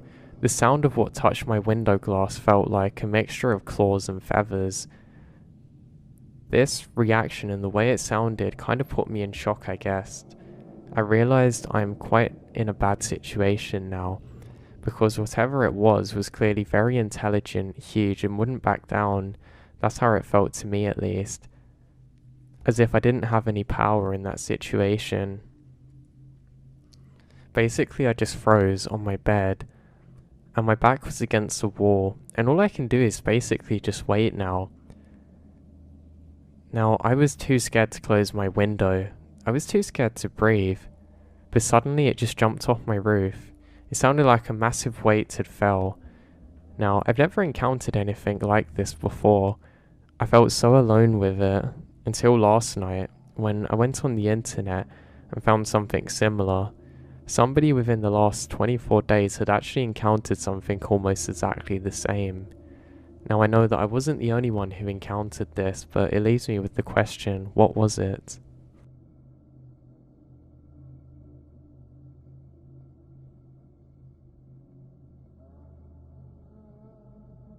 A few years ago in my previous home, I saw a strange apparition in the hallway by my son's room. It looked like a hazy, distorted figure of a human. I didn't think too much of it and thought that my mind was just making me believe something was there that truly wasn't. It occurred a few times, but then one day, I heard my son screaming and crying. I couldn't tell if his cry was that of something that he'd seen, or if it was less serious. I ran in there nonetheless, and he was crying, saying that he saw a big scary man in the room who was scaring him. It was one of the weirdest moments in my life.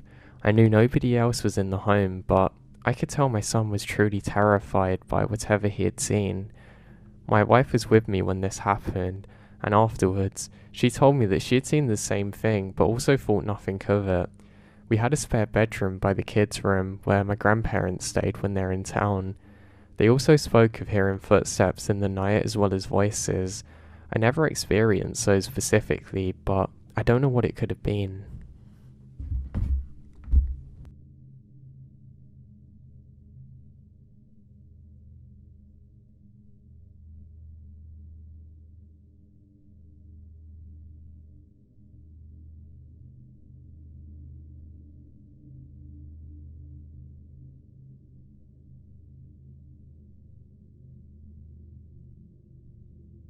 I'm a park ranger, and I'd like to share my story with you all today. More in the sense that I want to get some opinions on exactly what happened to me. I mean, I have my own view, but I guess in my line of duty I probably think differently about threats and dangers, so I really want the outside perspective. I haven't really spoke to too many of my friends about these things because, well, even where I work, I guess like rumours spread really easily and things. I mean, it wasn't the other day that I told people at my job that I was going to be leaving soon, and obviously I didn't give them permission to tell everybody else, but what happened? When I go back, I get complete random people that I barely even speak to saying, oh, you're leaving soon? Yeah, I don't know, it's something that's always annoyed me. I just really don't like it or appreciate it. I feel like it's a big breach of trust, and with something like this happening to me, I don't want that to be the case, but like I said, I want to hear what people think about my experience in my own words, not from the words of others who have potentially misconstrued of what happened, and the truth is what's important here. So, as I said, I'm a park ranger, but I'm going to be leaving the job soon.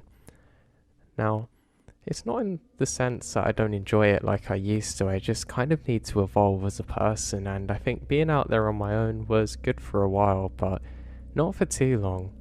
I'm kind of like a social butterfly in the sense that I really need to be around other people, and as much as I enjoy being out there, it kind of becomes the same picture each day, and regardless of how relaxed I feel, I really feel like I need more. And I'm probably too young to have this kind of job in some regards, but not in others. So, I was stationed somewhere that we have a beautiful lake. Now, this lake is absolutely gorgeous. It's one of the most blue ones that you'll ever see. I can't remember exactly why it was so blue, but it was a really beautiful thing. Now, on the day in particular that this event happened, everything was going like normal. I was doing a number of my duties, and, well, in my country, one of those duties is to pick up rubbish that people leave behind and litter and things, however you guys say it. I didn't really have an issue with this, it just annoyed me because sometimes in the sun it would make bags melt a bit, and I guess you can imagine how bad that actually smelled. It wasn't a nice thing. But again, someone had to do it, and often it was us. Now, I started picking up some litter which is on the trowel, and this actually annoyed me. I think, why on earth do people want to trash this place? I mean, literally, that's all they're doing. But I have my little grabber thing, and I'm putting everything inside the bag. So, to be honest, I'm actually enjoying the time more than I expected to at this point. The trees are given a really nice shade now, so there was no need for me to rush trying to get out of the sun. I have a camel pack, so I'm just constantly drinking from this on my journey. Now the bag gets pretty full, but I kind of had like a holster thing I could hook it onto, so it would kind of hang off the side of me if I use that stick, if that makes sense. But it wasn't too heavy, it was manageable really. Now while I'm doing this, I do notice something strange. There seems to be some kind of diving suit. Well, at least that's how it appears to me. It's probably like, I don't know if you've seen one of the Batmans with Penguin, but the old one. You know the cat lady, the thing she wore in that? It was more similar to that, but obviously had been in the water at some point. Now, I stop for a moment and think to myself, well, we do get some people that go swimming here, but you wouldn't really want to wear this for that job. And I think this is pretty bizarre. Now, I've prodded around a little bit, and I'm worried that maybe it's something weird that shouldn't be here. I gather my thoughts for a moment and realise that it's probably best if I just continue on my way. I'm going to have to come back for it another time. This is quite annoying really, because I have to go all the way back and get another one of those smelly bags to take this thing. I did try and lift it up originally with my grabber thing, but it was far too heavy and I don't want that dripping on me while I'm walking. It will not be a fun time. But I'm prepared for this and I continue on my trail. I get to a point where I decide that now's a good time to get some food in me and stop for a little bit. I'm eating some of my sandwiches and I've got some peanuts with me when I notice something drifting off in the lake. It's really bizarre. It kind of looks like some kind of boat, but it's definitely not a canoe. It's slightly bigger than that. But it seems to just vanish suddenly. It's almost like it sunk down into the water. And I get a little suspicious of this. Now, bearing in mind that I'm actually seeing this through some trees and I'm not 100% convinced myself that what I'm seeing is actually real or not. I also had my cool shades on, so that probably made it a lot harder. I take them off though, and I still can't see much of anything. I don't really have the best of eyes to be honest, and annoyingly I left my glasses back at our old station office, whatever you call it. So I stand there observing, and I don't see anything initially. I note this is odd, and I think, well, I've got some more trash to pick up, and I continue on my way. Now, one thing I'd like to note is that I didn't see anybody else during this time, which is a pretty bizarre thing because, well, usually you see a couple of people around, but today, it was like one of those western ghost towns of today, where nobody's there but people were once. So I decided that I should probably get heading back now, but not before I take in a beautiful look at this lake. I think this is really nice here, and to actually take off my boots and take my socks off and put my feet in the water. I found it was a nice way to cool down, and that with the sun on your face is really a nice thing. And as I'm doing so, I hear something in the water. Now again, it sounds like somebody's thrown something, or there's a boat that's just come ashore. I look around, half expecting to see somebody dragging things up, but I can't see anyone or anything. I presume that maybe it's a fish, but I don't think the fish here are that big, and that's not how they would normally act. I decide instead that it's high time just to get back. Now the trash is smelling pretty bad at this point, and I kind of swung it round on itself so that way it wouldn't make that much of a smell when I was walking and would kind of seal on itself. And would you know, it splits open. So now I have to spend a while trying to put things on it again and getting it back to normal and kind of making the bag smaller and the smell stronger. As I'm doing this, I noticed some more trash up ahead of me, which is strange because I was sure I cleared the path perfectly. I now know that people probably come past here recently, and I go to pick it up, It looks like some kind of note, but I don't bother actually looking at it and just put it straight in the bag. I continue on my walk now, and eventually I get back, throw that nasty stuff away, and actually have a shower there. I know that's kind of like ironic to some people listening because obviously I still have to go back for the wetsuit thing, but I just don't want to smell bad. And I'm quite germophobic, I think that's how you say it, but I don't know, I just don't like germs at all. And I was starting to smell a bit where the bag had opened on myself, but not to worry. I have my nice shower and I get a big thick bag now. I make some notes of what I'm doing in the day because where I work we have to log everything that we're doing. It's just like a general process, but it's important for security reasons. So I say goodbye to the dirty clothes and step out in the new ones with the new bag and everything ready. Now there was some cloud cover so it is a little bit darker, and it also meant I didn't need my sunglasses and I could in fact wear my normal glasses, which I was happier doing so. Now I'm able to see a lot more clear this time, and it probably would have been a good idea to bring them before, but that's in hindsight. So I start making my way again, and I realise that there's more and more trash. I keep on putting them in the bags again, and I think this is a little odd, and it's also annoyed me because obviously I probably left the trowel with this stuff and not realised it, so now I'm doubling up on my job. The other issue I have is that there's more important things for me to do later in the day. I actually have to install a sign somewhere later on, and I'm not looking forward to it because that thing's heavy. So I just continue on and eventually make it up to where that wetsuit thing is. Now that's the thing, I say where it is because I can't find it. I can find the silhouette where obviously it was in the water before and left a water print, but there's no wetsuit to be found. I look around everywhere and I really can't seem to find it. I think maybe it's drifted in again, and what do I see? Just floating off on the shoreline, I can see it, probably about a mile away or something, and it's on the other embankment. This is no issue for me though, my friend, because I have to go over there with that sign, so I'm not too bothered. I just think it's odd because it shouldn't have been able to slip down because it was actually on some high ground, but not the kind something could roll off of, so I think this is bizarre, but again, I think maybe I'm having a bad day and I'm going a bit senile, or I don't know. So I just pick up more and more trash, and that's when I notice something odd. It all seems to be paper with things scrawled onto it, and I think, well, someone must have done some weird art project, or it was some young kid that was doing drawings and their parents didn't want to take it home. Okay, but that doesn't explain why it wasn't there earlier. So I quickly retraced my steps and ended up finishing the trash rounds. Ah yes, my favourite part of being a ranger that I missed so much, and what was actually an addition to what I was doing originally, but we'll talk about that another time. Now, I start walking back and I have a strange feeling.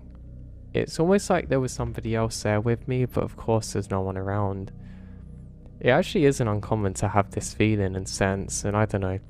I'm not going to say that I'm someone that picks up on these things well, but it's just a feeling I'd noticed a few times before in this line of work. You're taught actually to listen to it and not ignore it because it might be a sign of, I don't know, somebody in danger.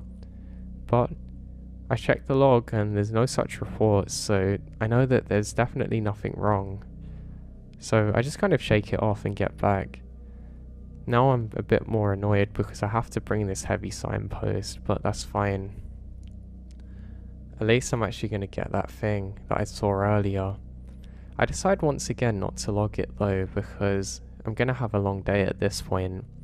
So I start my trek. I have to walk quite a number of miles to get through to the other side of the lake, and as I'm walking I notice something. There's two people in a canoe, but I can't really make out much about them. They're kind of in the shadow side of a cloud, if you know what I mean, so I can't really see any details in particular. But they're not supposed to be here. I know that much for absolute certain, and I wave at them and call out. What was a little creepy is they both stop and seem to stare at me, and it could be my eyes playing tricks on me, but it almost looks like one of them's wearing a kind of plague doctor outfit. It's not exactly the same as like the European ones that we had, but it's not far off, and I think this is really weird. Again, I haven't got the best of eyes, and stupidly I don't have binoculars with me, so I can't get a closer look. But I decided that I should meet them on the other side, because I think maybe they're the ones who have the wetsuit, and I have a few questions for them. So, I start walking now. Every so often, I can make them out for a little bit, but then they dart in between trees. My line of view is blocked is what I'm saying basically, but I'm a persistent being, so I keep going. Now, it doesn't take too long, and eventually I get to roughly where they should be, but they're nowhere to be found. I don't know if you guys have seen Pirates of the Caribbean, but it's almost like when the boat just sunk into the water of that weird guy with the tentacles, but they've just vanished now. I'm not really sure exactly what to make of this, but I can only presume that yes, they have gone to the other side of the embankment. Now, I'm not too much further away now, but I'm getting a bit irritated now because this is the kind of stuff that makes you have a really long day, and guess what, my boss doesn't care. He'll just let me have overtime when I'm working till like 9 or 10 at night, then want me to come in at 8 AM the next day. Yeah, you can imagine why I had to leave this place, but anyway, I digress now. So, I'm not too much further away now, and I'm very perplexed about as to where they could have specifically gone. It really doesn't make sense to me how they've just gone under. I mean, is there some kind of big iceberg which I'm missing and they've gone into it like the Titanic? Maybe, but the water doesn't feel that cold. Now, I was so curious as to where they went, I was half tempted to go for a swim. I mean, it'd be quicker than walking, but obviously I'm not going to do that. So I just make my way over to the embankment, and there it is. The wetsuit. It seems to have come snagged upon some logs and things that have fallen off from trees, so I go over to it. And that's when I suddenly feel fear come across my entire body, and I'm kind of froze, just fixated on it without thinking. It suddenly hits me, this could actually be a body. It doesn't look like the wetsuit I saw before, and I think maybe this is a person who's drowned. And I get some adrenaline, and I very slowly proceed. Something feels a little off about this situation, and it literally looks like a headless thing there. I get a big stick and I decide to poke it. I know that's 100% not what I'm supposed to do in this line of duty, but I don't know. There's nothing else I can actually think of doing that's probably going to work now. And that's when I realise something rather bizarre. Some kind of stuffing comes out, and it's not a body at all. It's almost like a farmland scarecrow, but it kind of looks weirdly put together, almost like the Catwoman suit. Now, this is where things are really weird, because this was the thing I saw earlier, but it didn't have anything in it. So that raises a question. Who filled this thing up, and why was it here on this bank? I think that's really weird, so what do I do next? Well, I grab another stick, an even bigger one this time, and kind of drag it ashore. And there's some stuffing falling out, which is kind of like originally a white colour, but it's gone to more of a dark cream, I guess. And I'm able to take it ashore, and I leave it there. I'm staring at this thing, which is almost like the farmland thing I said about, but not quite, and I don't know what to make of it. I finally call out, "Hey, whatever you're doing, you're not supposed to be." And I get a response, at least in my head, telling me to get out of there. Now, I guess some of my survival instincts finally kicked in, and to be honest, they're not always the best at all times. Not again for the work I was doing, but that's another reason I left, but hey. So, I start walking back now, deciding that this is something I should probably tell the guys about, and not necessarily investigate alone. I mean, all we've got between me and the relative safety of our office building thing, well, not a building, but you know what I mean, is the water, and I'm not going to swim.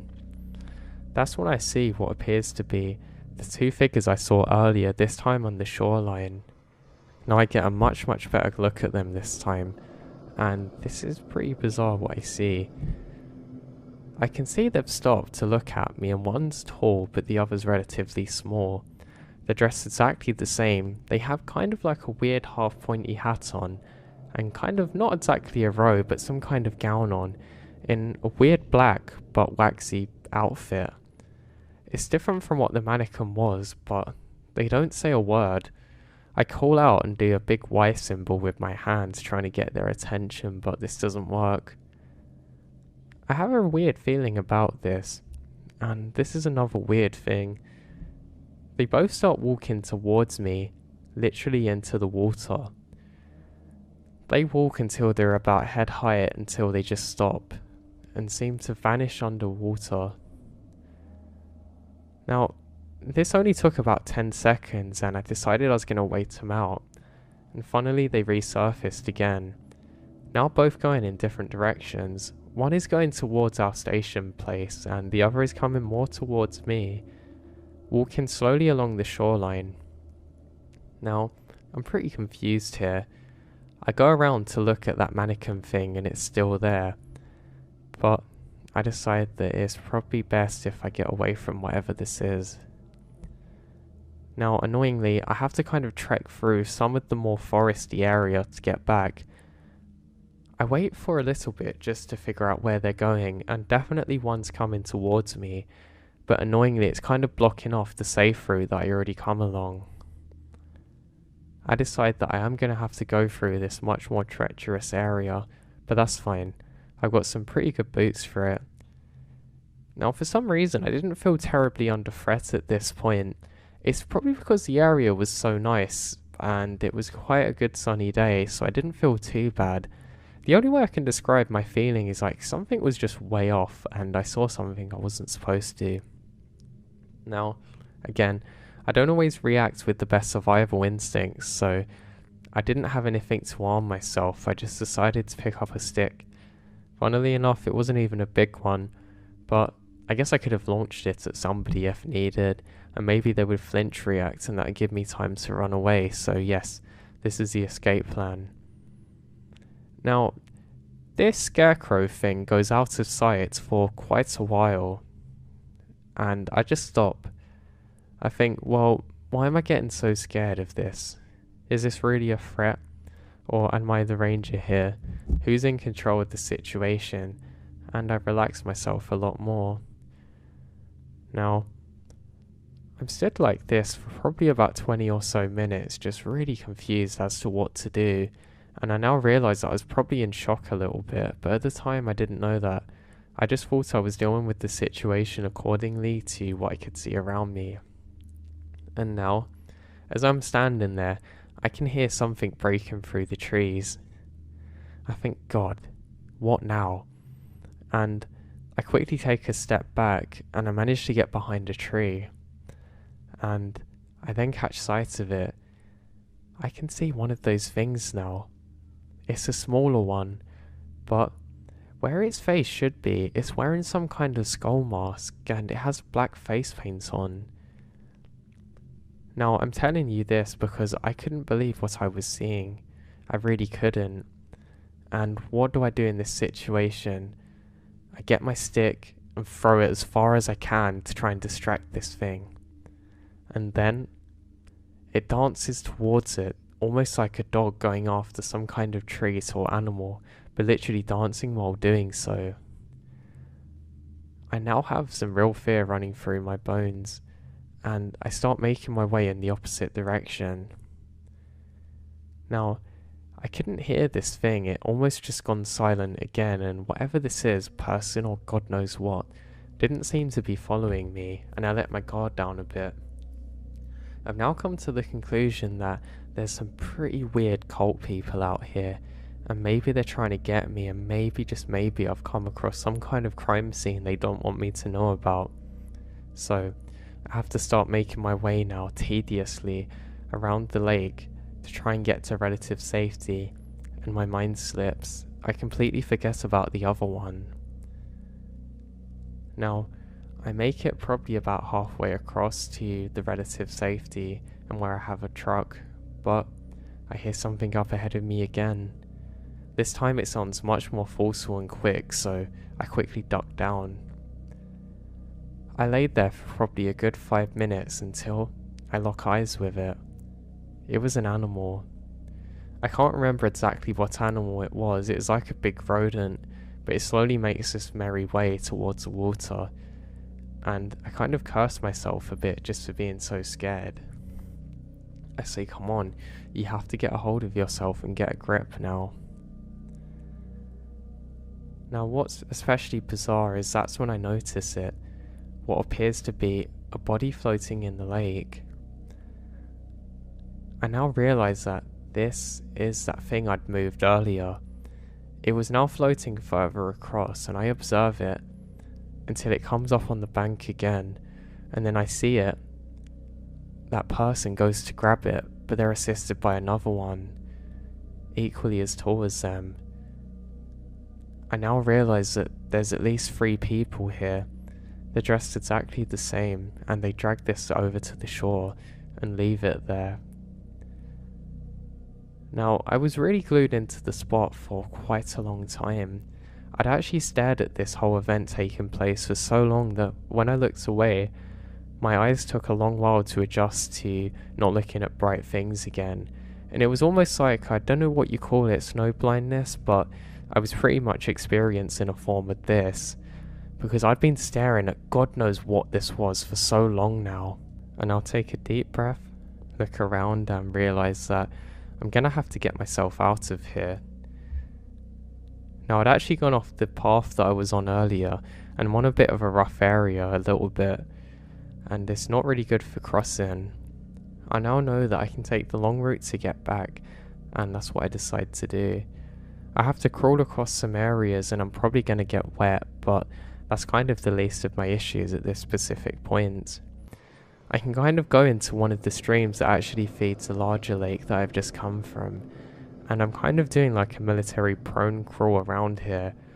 I don't know who these folks are, but for all I know there could be 100 of them out of here, and I'm on my own, so even though I'm not the smallest and I'm a little bit built, I really don't like my chances, and things like this really give me the heebie-jeebies, so yes, it's time to escape. Now, as I'm crawling, I don't hear anything. I still have another stick that I've picked up, and for some reason it made me feel a lot more safe. Maybe it's some kind of primitive thing and that's why cavemen always seem to have sticks, but in this specific moment, that's what made me feel better and that's what counts. I wasn't that far away from safety, but I come up to the first kind of wetland area and I really feel a bit cold because of the water. I've also managed to scratch up my elbows and my belly and my knees a bit, and I'm now bleeding. I was a little bit worried about getting infected because it's quite dirty here, and you can imagine there's all kinds of bacteria and insects, and I hate both. I know some of you are probably asking, why did I do this job if I don't like those things, and I can't tell you that. I don't really know myself. But now, I'm not too far away from the relative safety of things that I know. I managed to come up to kind of like a clearing where I can actually see across to the lake. I'm pretty worried now that maybe they've followed me around, but there's no one in sight. Now my own breathing was pretty heavy now, but then I hear another kind of breathing not too far away from me. This sounds like quite a heavy breathing, almost like it's being filtered through something. Not exactly like Fader's one, but maybe 10% similar. Almost like that you're wearing something over your face. Not a scarf, but like a plastic one. And I stop dead. I can hear this breathing, but I can't figure out where it's coming from. I know it can't be far away. It never seems to get closer though, and now I don't have the element of surprise because I cannot gauge it. I try my best to stay still and I feel my legs starting to shake, so I tense up my leg muscles and stop myself from shaking. Now this breathing does not stop whatsoever, and I'm now at a point where I must go forward to try and get to better things, and I decide that I should slowly but carefully crawl my way forwards once again. I decided that I wasn't going to stop crawling no matter what, and that's what I start doing. Now, I realised that the breathing sound is slowly getting further away with each crawl that I make forward. I managed to get about 5 minutes further from this point and I can't hear the breathing anymore. I decide it's safe to look up, and that's when I see it. Some dark figure not too far off, but this time on the other side. That's when I can see it. There's burning. I try and figure out exactly where this thing is specifically, and I'm able to approximate it to where I saw that wetsuit thing before, or the farm figure, whatever it is. There's a very thick black smoke coming off of it. I'm quite worried now that there's going to be a forest fire, but it doesn't seem likely because it's close to the shore, but that raises the question. How did that fire start and why is it there? Now, I'm not sure what to do at this point, and I start crawling again. I'm not sure whether there's multiple fires or only one, but I know that I'm not going to stick around to find out. And I eventually crawl up to the point that I'm not too far away from the station now. I start to feel a little bit better, and then I feel it breathing on my neck. Now, I don't know if any of you have ever experienced this before, but my god, man, it's like somebody takes your soul. It's almost like your brain accepts, maybe it's some kind of prehistoric man thing, but it accepts that you've been captured and you have a second to make a decision. So, with my stick in hand, almost like it was second nature, I turn around and swing as hard as I can, literally with my eyes closed, and there it is, whack. I feel a sudden pain in my hand, and I realise that I'm bleeding. My hand's now wet. I realise that some of the stick is shattered and splintered into my hand, and that's when I see it. Somebody hits the ground with a large thud, and I can't make out a face, but they're dressed in some really weird kind of occultist outfit. It's like a weird dark robe, and then I get up and run. Now this person was pretty big, probably 6 feet and at least 200 pounds, but I couldn't stop to take in too many details, and before I knew it, I make it back to the station, and I actually take off my shirt to try and stop my hand from bleeding because I was worried I was going to bleed out. I quickly get in and scream on the radio for backup and help. While the radio's still on, I make a call out to the local fire responders and say that there's a fire here. I'm not sure what to do, so I quickly go to the kitchen area and get all of the knives and hide them away. I get the biggest one I can find and I grab that. I lock all of the doors and stay on the radio with my friends, who are also my colleagues here. They can't believe what I'm telling them, and apparently the fire people are going to get there first. I warn them that there's strange individuals out here, and they say they understand. It must have took about another 40 minutes though of waiting in agony before they finally get here. And once they do, I quickly point out to where the fire was. It's now gone out, and they say that they're going to investigate.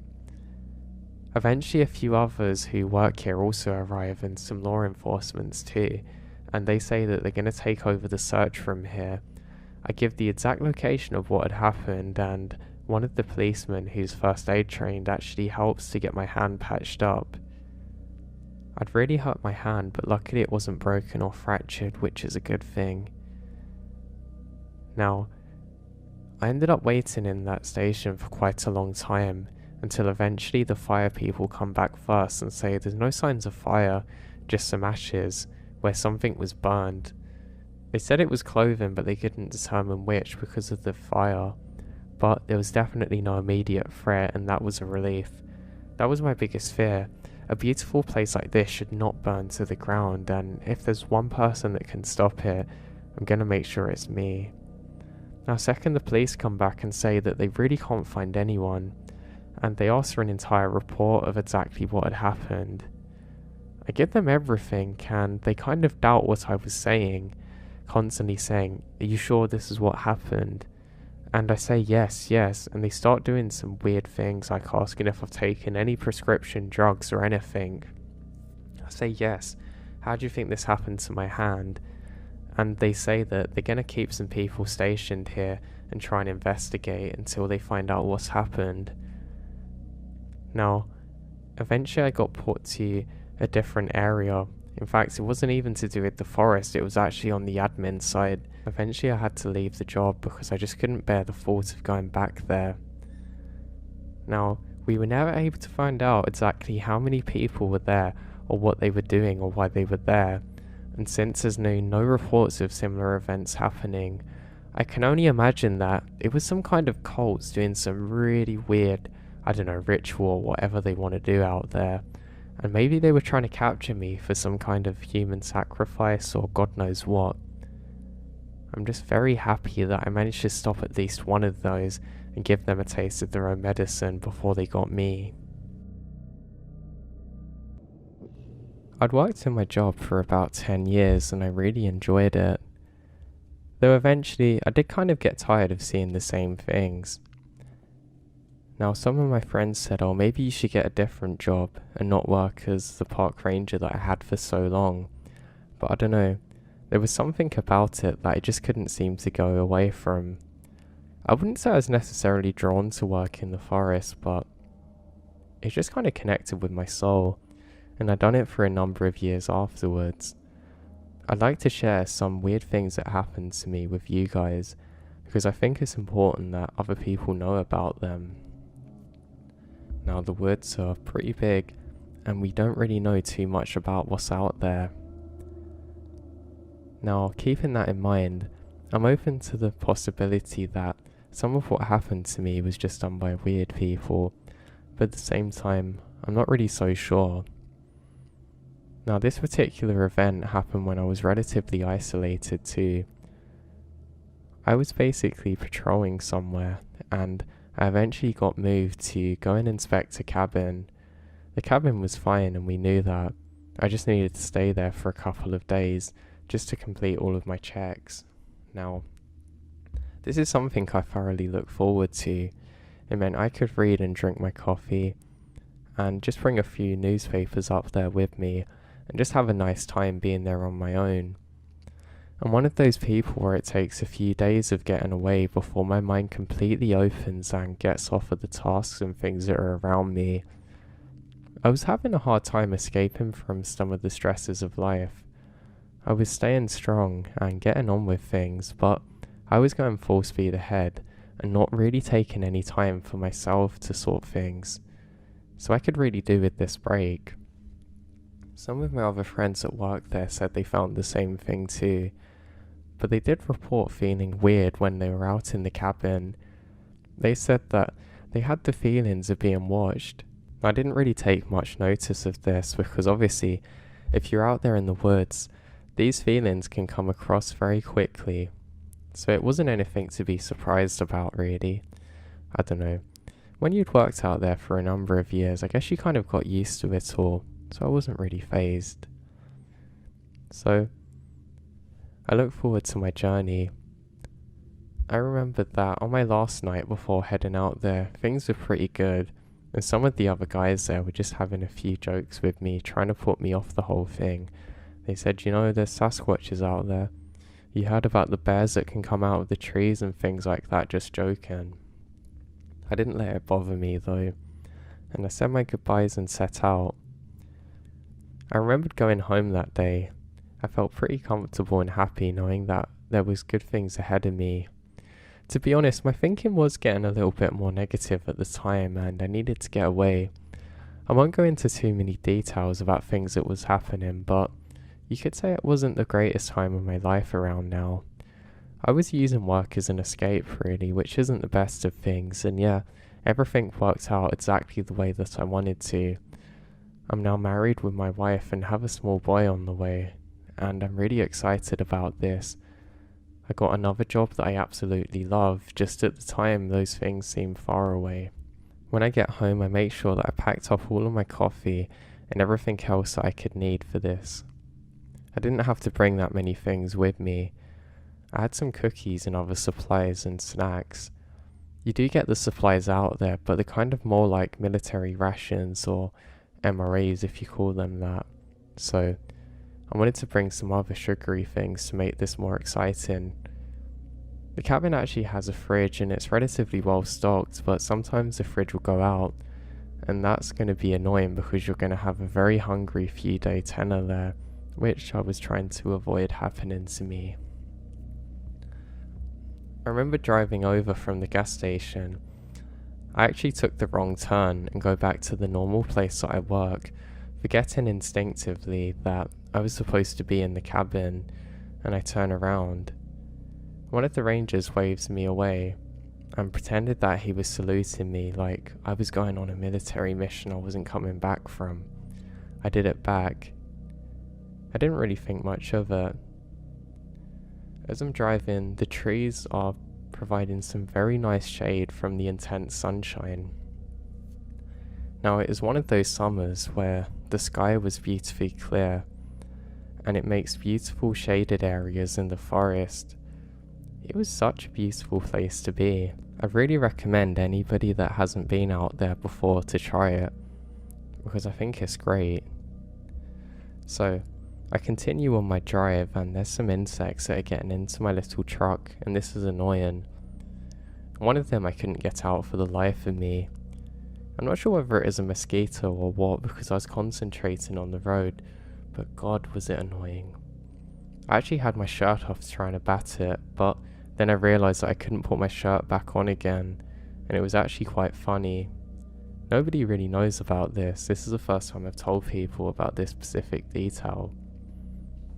Now, eventually I managed to get to where I have to park up and I dismount. I still don't know what insect had actually got into my truck. I just figure out that hopefully, after a couple of days of being locked in there, it will die. Or worse, it will have children, then I've got a new problem. But I'll worry about it later. So I get my box of things and everything and I start walking down there. Now again, the trees are absolutely wonderful. I feel really at peace and happy. There's almost like every direction that I look in, there's nature all around me, and I couldn't feel more happy. I'm honestly beaming at this point.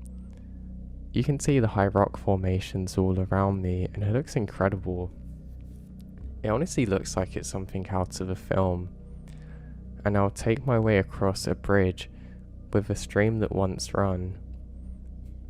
Closer to the winter months, there'll actually be more water through this, but it's just become so dry that there's nothing there. Sometimes I wonder how the trees stay so strong and lavish, but they do. Now, after probably about 2 hours of hiking and seeing lots of dragonflies and other beautiful insects, I eventually make it to the cabin, and it looks pretty dusty. It looks like it's been coated by a sandstorm or something. It's a bit annoying because it means the other people that were there before didn't actually make any effort or progress to clean it off, and I find that quite annoying. It doesn't take any effort whatsoever for people to be courteous to each other and to make our lives easier, but hey, here I am. Now, I remember the first weird thing I saw is a turtle shell. There are no turtles that should be around here, but why is there a shell here? I thought maybe one of the other workers or hikers had left it here, but I don't know. Seems pretty weird. It was hollowed out too, which was especially strange. No skeleton or anything. So, I put the key in the door, pop my things down and make my way inside. And I met with a beautiful smell of coffee. Not bad coffee, but some unopened ones that people have left around, and other little presents for me to find. This makes me very happy, and I start boiling the kettle. Now there's something wrong with the kettle and it seems to constantly boil, and I go to turn it off. As I turn around, I think I can see something in my peripheral vision, but as I look there I can see nothing. I presume that it was just my eyes adjusting from the bright going into the dark, and I don't think much of it. Though this time I'm a little bit more scared, and I decide to close the door behind me. I met with a feeling of peace, and the cabin's really nice. It's quite basic, but you have like a toilet area, a little kitchen area, and an area to sleep.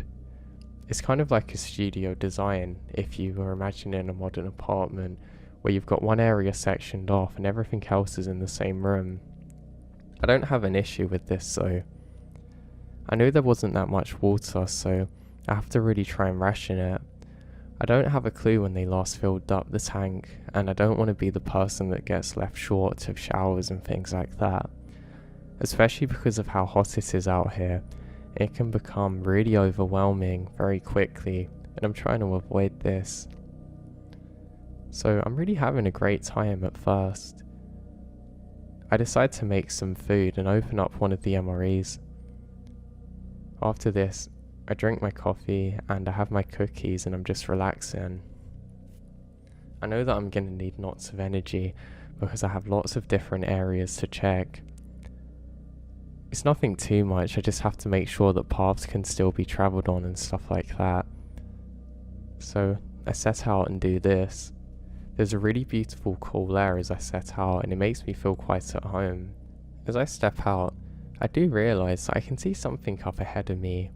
It's on one of the paths that I have to make sure is clear, and I can see it's a little bit overgrown, but I guess that's kind of normal. Basically, as long as I could get through okay, it would be a pass. If not, I would have to try and clear it out myself or make a note of it so people could come out and clear it. I actually have a shovel with me and I want to attempt to fix some of this myself. Now, as I make my way through, I come up to a large tree that looks like it's covered in moss, but is something slightly different. I'm distracted by this as I see something further. It looks like the silhouette of a person standing there. I don't think too much and think maybe, well, it's probably a hiker out here. I decide not to disturb or scare them. I think maybe if they see my shovel they might think it's a weapon or something from afar and become scared, so I don't make too much sound and just continue. I've decided that I should go around the path away from them so they don't really get spooked, and that's what I do.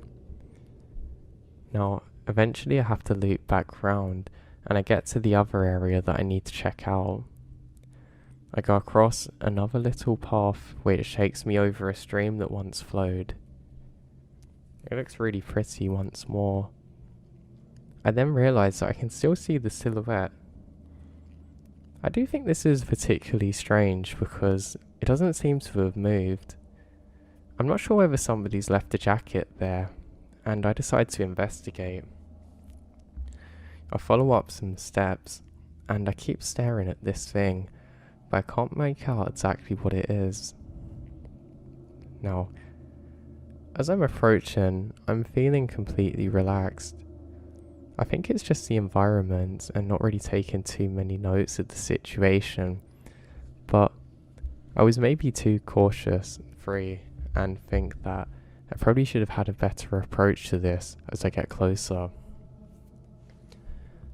I can see something staring at me now. I say something because I can tell it's not a person, but it was pretty weird. It looks like a black sheet with some kind of mask up on it.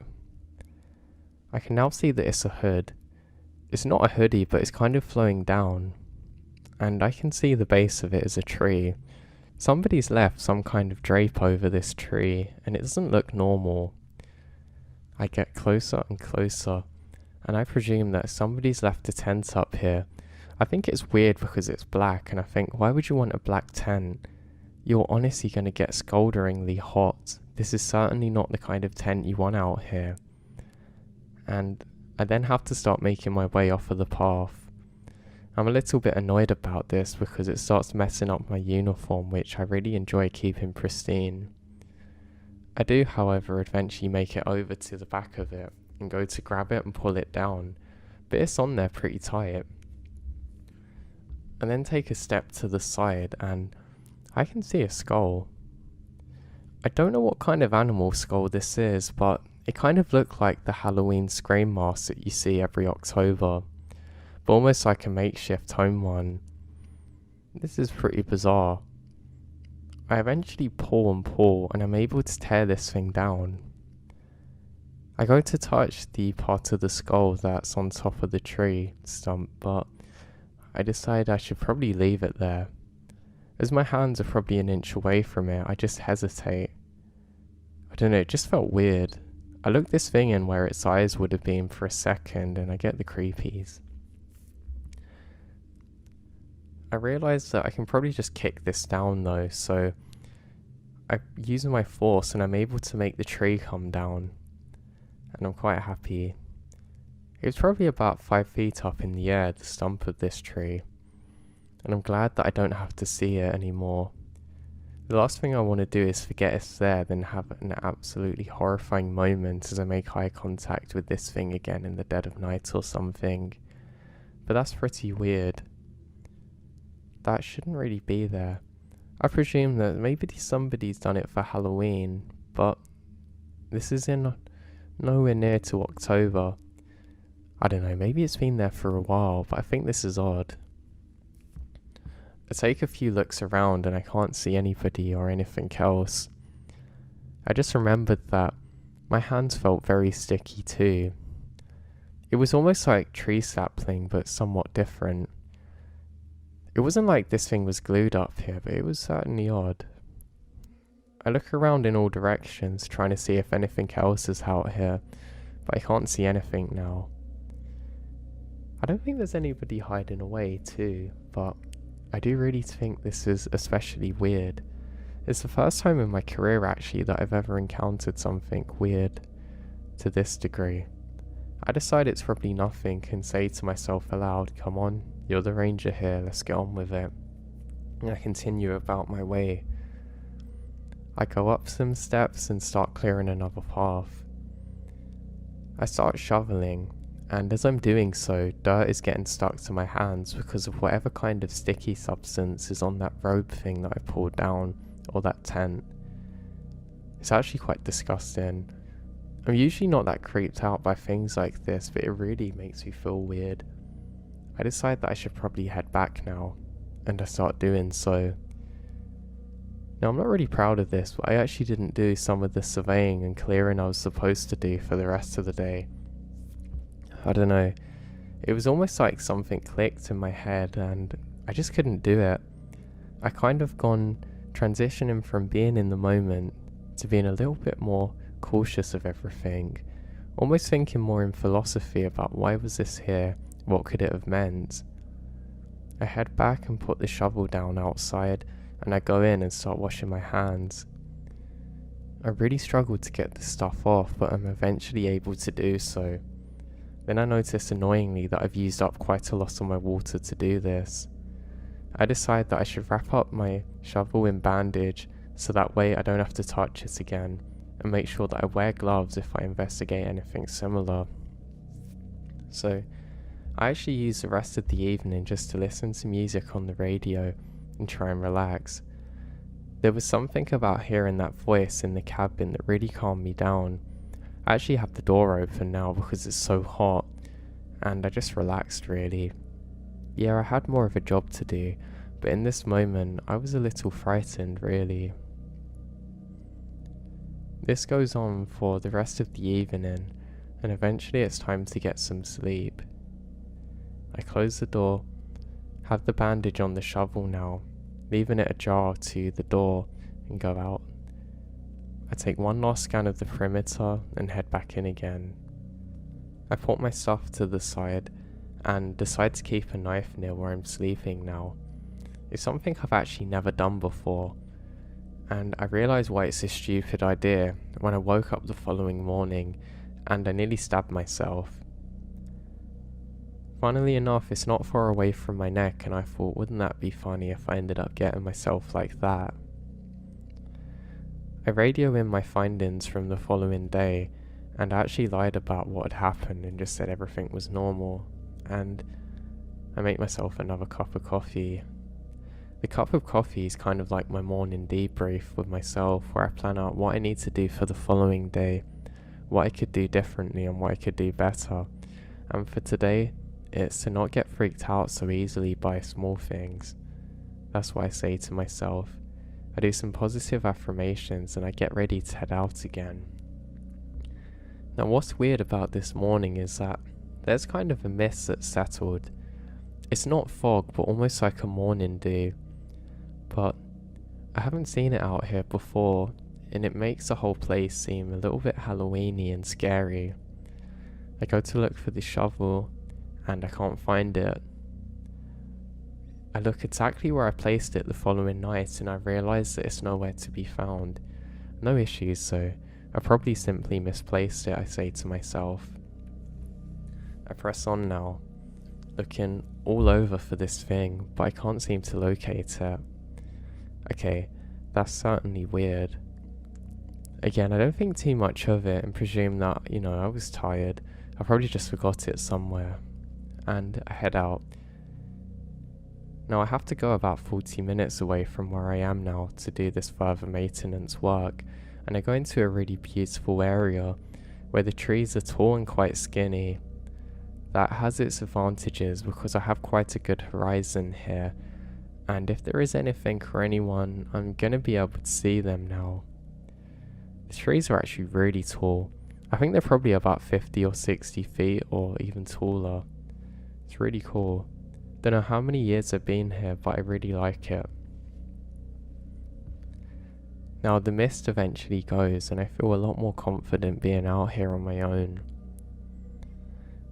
I have my coffee with me, but where it started to become more summery and hot as the days progressed and the trees aren't as thick here, I'm quite hot and start to overheat a little bit, so I resort to just sipping it slowly. I'm sweating quite a lot now. I don't feel like I need the energy though, I just like the taste of the coffee. So I continue this walk and eventually find a tree that's fallen down onto the path. It's not too big, but I should be able to clear it. I don't have the shovel, but I ended up using a big stick and I'm kind of able to plant it underneath and using the end of it to tether it out of the way.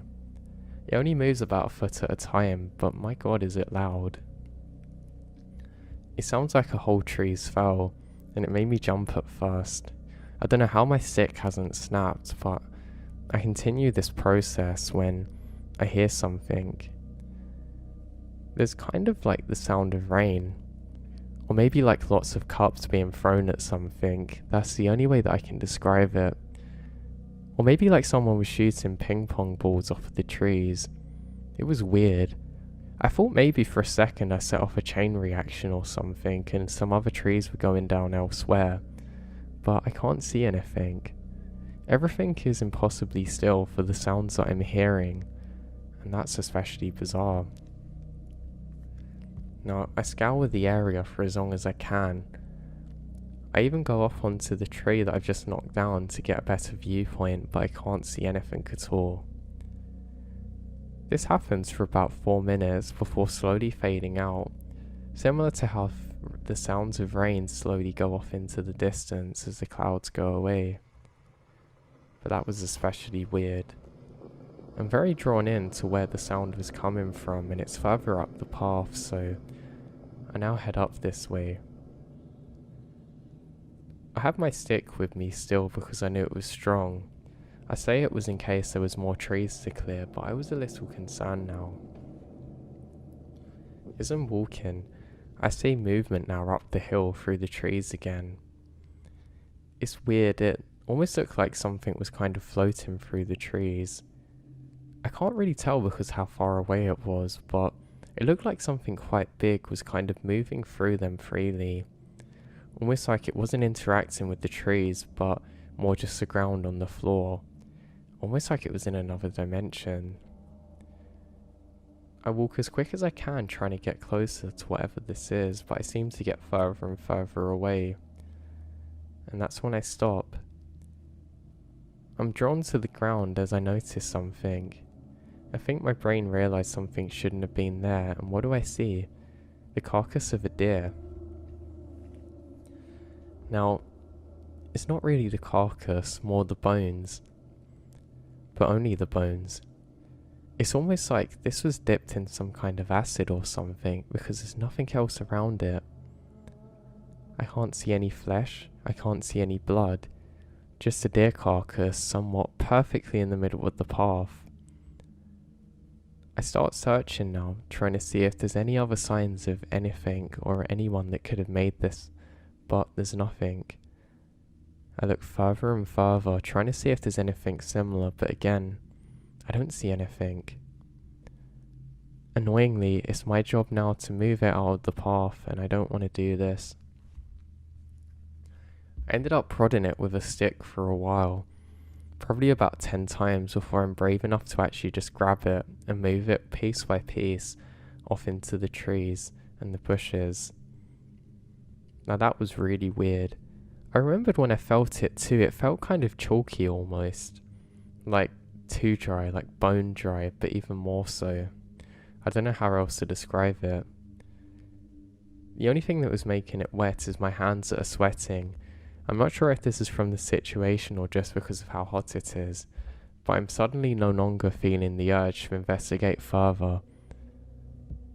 I continue my surveying this time, and I realise that I forgot my stick. I look around and again, that was nowhere in sight, which is weird because I was sure that I left it next to me when moving the bones. Now eventually I come up to another clearing, and all is well now. I feel a lot better in this open space, just knowing what's going on around me. I finished the job for the day too, so that's a good sign that I can head back now and try and get back to some relative safety.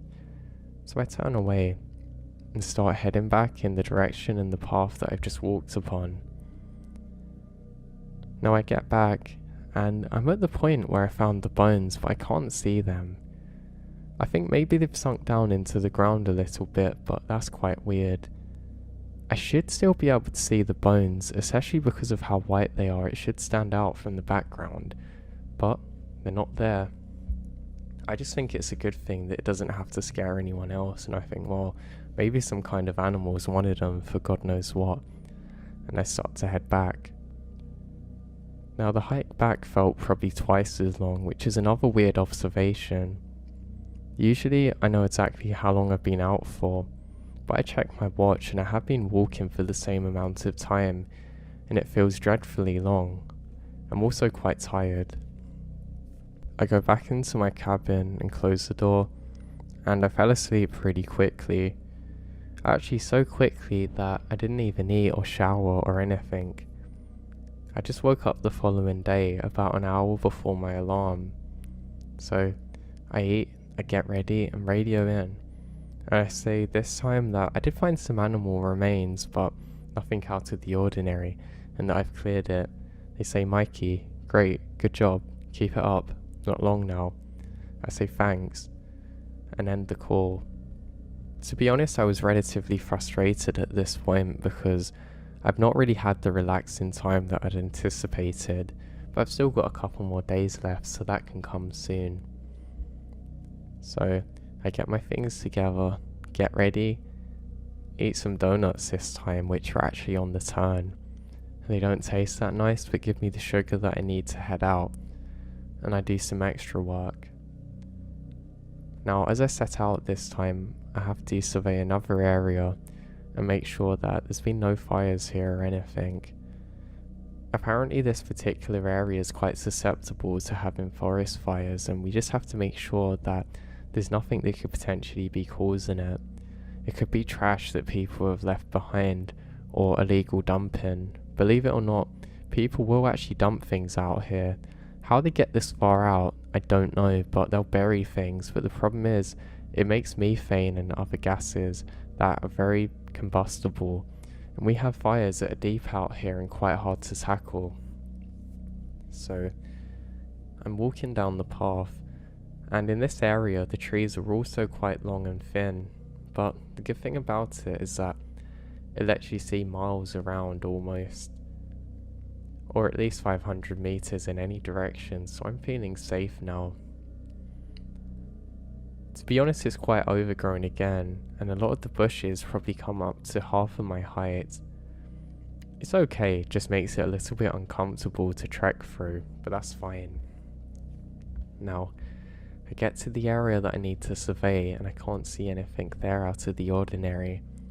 I do notice how the trees have suddenly got much darker now, and it almost looks like nightfall in this particular area. But that's not an issue, it just means that it's going to be a lot more cooler there, and it's going to be a lot nicer for me. So, on my go, much more braver than the last couple of days now, and I feel comfortable. So I'm mostly done now, and I take a few rests. I'm drinking water, and my canteen's actually running a little bit low. Normally this means I should just head back because dehydration is going to be really dangerous out here. But I continue onwards. I see a beautiful bird in this moment that I haven't seen before, and it distracts me from everything. I've never seen this kind before. It almost looks like a green parrot, but it's a little bit different. I notice it's interesting because in all my years of working there I've never seen it before, but that's fine. Now, I take a seat and I look up and notice something odd. It kind of looks like an owl at the top of a tree. It's quite high up, but it's a very weird shape. It almost looks like a dinosaur to me, and I think it's odd. I can also see partly through it, which I think is really bizarre. It's probably about 100 meters away, and really difficult to spot, but I do. I get out my binoculars, and I can't really focus on it that well. I know it's a bird, but it's really difficult to see exactly what kind of bird, and curiosity gets the better of me. When I was younger, I used to love going bird watching and looking out for animals like this, so I decided that I should investigate. The good thing is, it's on the path that I'm on, so I basically just have to follow it in a straight line to get to it, and that's exactly what I do. Now I get closer and closer, until I realise something odd. This is no bird, at least not no living one. Whatever this is, has died up there, and I'm looking at the bones. But again, there's no flesh at this, there's no blood, there's nothing. What only appears to be the skull and a few bones of something up the tree. How it was all held together, I'll never know, but I think this is really weird. I take out the binoculars and look even closer this time, and I soon realise that what I'm looking at looks identical to the remains that I'd found before. Now that's really odd. How on earth any animal or anything could have got up there is beyond me. It almost looks like you'd need a drone or helicopter to take it up there. It's really creepy to see. It wasn't moving though, it almost looked like the head of a totem pole with how perfectly it was stuck there. Wait, wow, am I getting scared now? I almost felt like I was in something's area and land, and it being up there was a sign that I wasn't supposed to be here. I try and mark down the exact location where I am, but I can't be too sure because I'm a little worried now. I decide to just forget about it and continue on the path and do the last parts of my surveying. I did these very quickly this time, and nothing out of the ordinary up here. I take a few seconds before I can actually turn around because I don't want to. I'm expecting to see something standing on the path staring dead at me in my eyes, but I have to be brave and turn back. I don't want to be stuck out here as nightfall comes. I turn around and there's nothing. I breathe out a deep sigh of relief and I start on the path and make my way forward. Now, I look towards where the tree is and it's still up there. It hasn't moved an inch, but I feel like my mind has miles away from the situation. I actually couldn't look at it other than that quick glance. I resorted to jogging past where the tree is. It's probably about 6 feet off of the trail, but I can't be sure again because I didn't take long enough to figure out exactly how close it was. I ended up jogging until I realised I have to stop because my eyes are starting to go a bit weird. Now, I start walking and I get to the other area where I can finish off my job for the day. The good thing about being out here usually is that you can finish the day pretty early most days and do what you want afterwards, but for me in this situation it wasn't a good thing. I'm walking as I notice some leaves fall and I get back to my cabin. Now back to my sanction and safety. It's the most relieved I've ever been to get back there in the time that I've been out. I decide that I need a sheltered day. I get in, I lock the door, close all the windows, and just have a relax. I fell asleep for about 2 or 3 hours and wake up again. I'm very dehydrated. I realise that after I'd been to the toilet and start drinking lots of water. I have a cold shower now to try and wake myself up. I finished writing up the reports of my day and findings. I actually decided to include it this time too. I thought something definitely wasn't adding up here, and it could have been chance that all these animal remains were out here, but I think it's very weird how there was no flesh and blood on any of it. I don't know what kind of animal or creature could be capable of that, but I know it certainly wasn't a hunter, because A, they're not allowed out here, and B, how on earth could they have possibly got it up there without us realising? I don't know, but I guess I don't really want to know. I remembered that I couldn't even focus on reading, which was my attempt at getaways in situations like this. I just stare at pictures of some of the couple of days old newspapers. I'm not really sure what to do. Funnily enough, I actually started doing a crossword and it calmed me down a lot. I think probably all of my brain was being used, probably the parts that aren't normally used from being in dangerous situations, and it made me fly through that thing. Or maybe it was a distraction of it all, and escaping, I don't know. But I eventually drift off asleep. I wake up again and the sunlight hits my face, almost aggressively, and I wake up once more before my alarm clock. Usually this would never happen unless I was stressed out about something or if I had something important the following day. I eventually round my energy up and make my way out of bed and quickly get all of my food in me and showered off, and I get ready for my day. My alarm clock then goes off almost in time with when I get a call from the radio. Now it was just a normal call. They're basically just asking how I'm doing, and I explain what's been going on. They actually take this quite seriously, and they're worried about illegal hunters in the area. But I explain, I don't think this is illegal hunters. I really think this is odd because there's no blood or anything. They also agree that this is a particularly weird detail of my endeavour out here so far, and they say just keep a note on it, and I start to get ready for my last day. I feel happy now and more confident knowing that my time here is now limited, so I head out and start my final day. Things are pretty normal, and I almost feel like the air tastes different. Everything feels more peaceful, and the usual sounds and surroundings seem to be as they were. Everything seemed a little bit too quiet for the last couple of days, and I honestly forget about what had happened. I make my way up one of my trails, and everything's lovely here.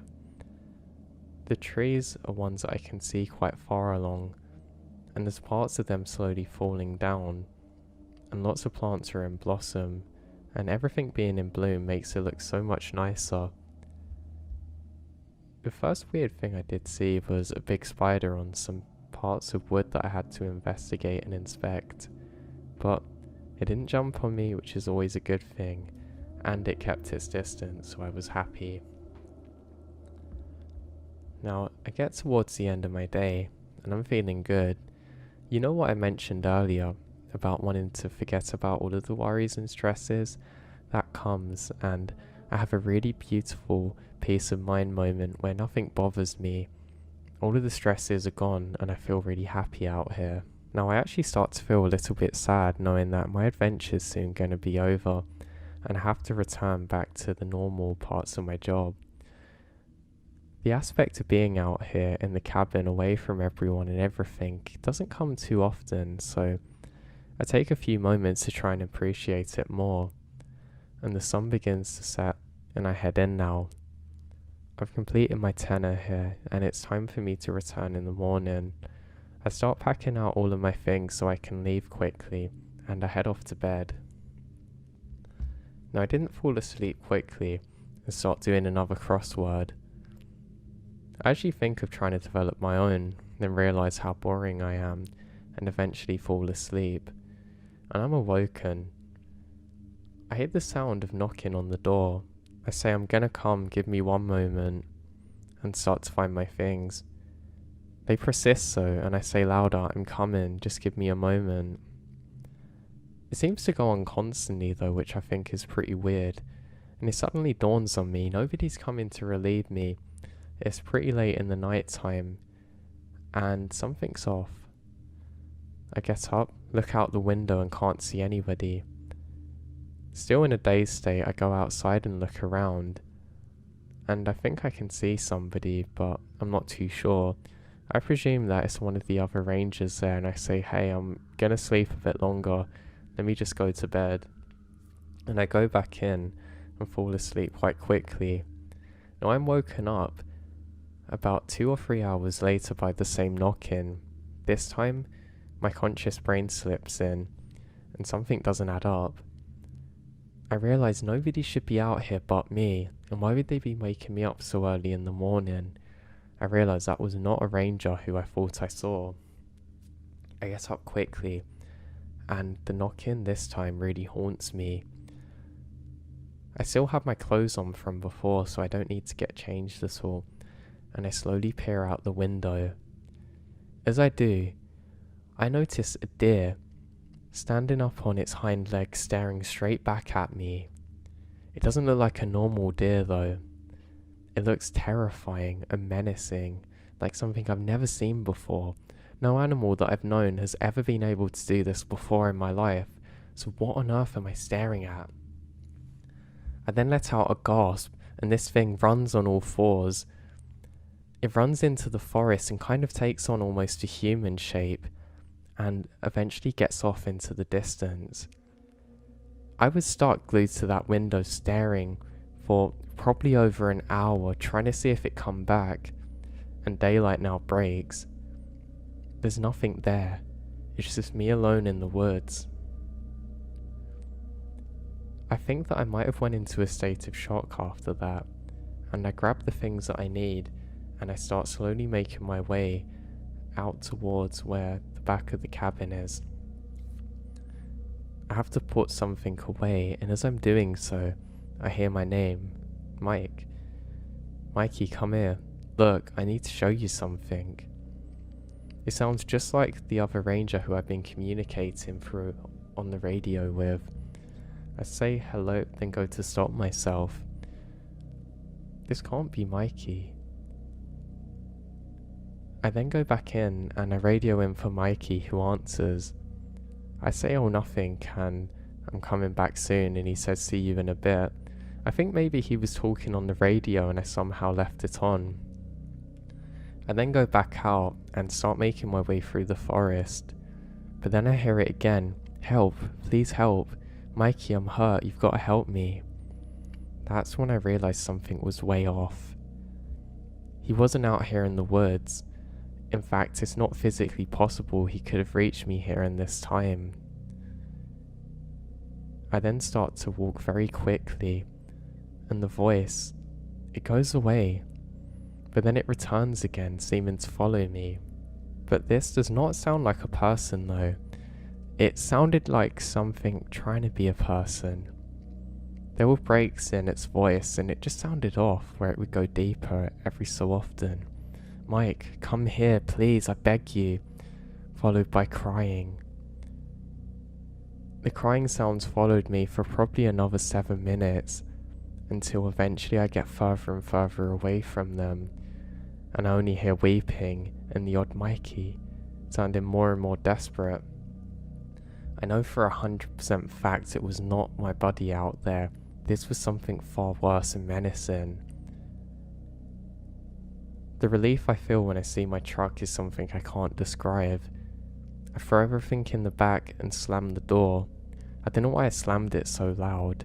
I think it was to let whatever was out there know that I was in safety now, and I start up and I make my way back.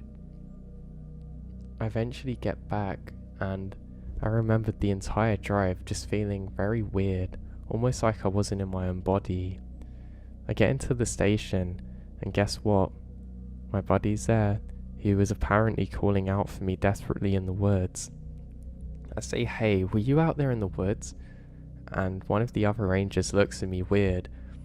I say, "I heard your voice in the woods calling out for me, but it wasn't you." I then start saying more of what happened, and one of the rangers who's a bit older looks at me and says, "Yeah, you encountered a skinwalker." I look at him like he's crazy, but he says, "You know, they imitate voices." And for some reason I suddenly remembered the other detail, the weird looking deer thing I'd seen. I explained that I was very delirious and very tired and that I don't think it was anything, but he then explains that apparently this is exactly what they're supposed to look like. I then tell them that I'm never going back there again and that there were skulls out there that have to be investigated. He then says that he's going to send a few of the boys out there in a couple of weeks to figure it out. I say, "Weeks? Are you crazy?" I say, "They're going to be gone by then." He says, "No, I'm not risking it," and looks very serious at me again. Now, it turns out that an investigation went out there to find the skulls, and you know what? They could never find a thing. Apparently some of the other rangers, when they're out there, heard other voices of who they thought were other rangers, even being myself, but apparently nobody was out there. Apparently the voices actually went on for the following months, before it wasn't heard again for the next 8 years, and eventually I left. Now, I don't want to jump to the conclusion that what I encountered was a skinwalker, but from how they described it and what I saw, I don't know what else it could have possibly been.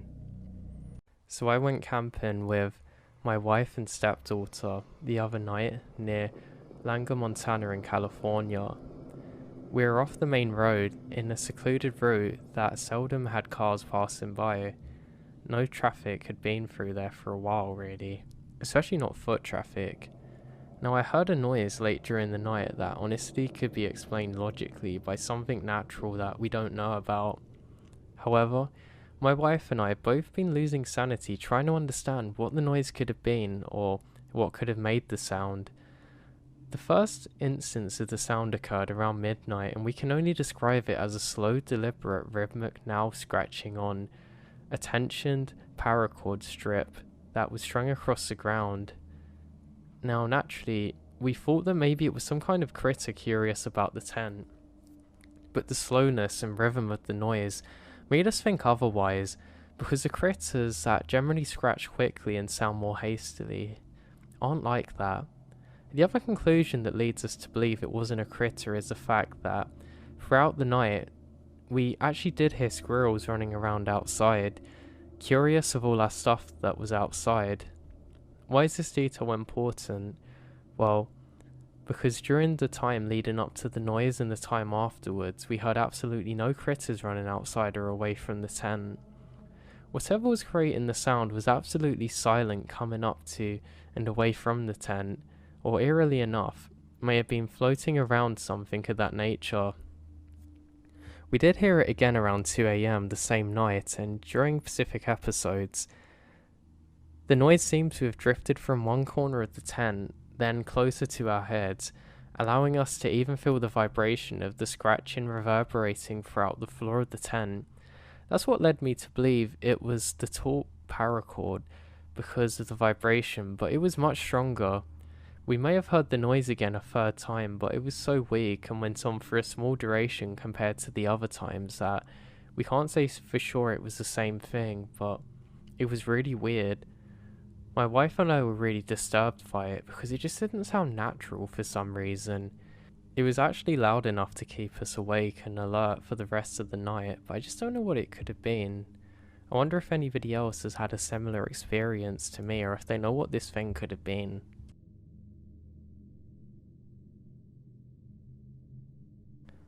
I'll start this off by saying that I grew up completely 100% adamant that the paranormal isn't real. Now, I'd been convinced of this for a long time. I think everything can be rationalized and that people who believe in it haven't really thought about it hard enough. So I live in the Midwest. I live in a small rural lot between a cornfield and a small forest in a camper. I lived in this county my entire life. Honestly, I know all of it like the back of my hand. That being said, I've come to the conclusion that my experiences around the rural and wooded parts of this county are creatures. I'm 100% sure of that. I've had many encounters actually, none back to back, but they happen frequently. There is a forest/park in the middle of town that I always hate to go in at night since I was little. As I got older, my cousins and I thought getting scared was really fun. We'd go there at night on purpose, but never lasted long. I always felt like I was being watched too. On top of urban legends of people going missing out here at night, it always made me feel uneasy. Fast forward to a few years ago, I got married and am settling into life as a husband. I'd take my large all-black German Shepherd out on walks at night. I always walk towards the park, but I usually don't enter into it. The first time something weird happened was 5 years ago. I was walking further into the woods in the front, and right next to me, to the left of behind where I am, is a neighborhood edge and a small playground which goes silent. The dog actually starts acting really anxious. He's usually very stoic and quiet. He's 120 pounds and built like a tank and looks very intimidating and seems to know it. I hear rustling in the woods following me. It felt like I'm being stalked. I ran home and that's the end of the first encounter. I had a few more encounters like this, but last year things really ramped up. I was on a walk at around 11:30 with my dog, my wife, and our little newer dog. He's a terrier chai mix.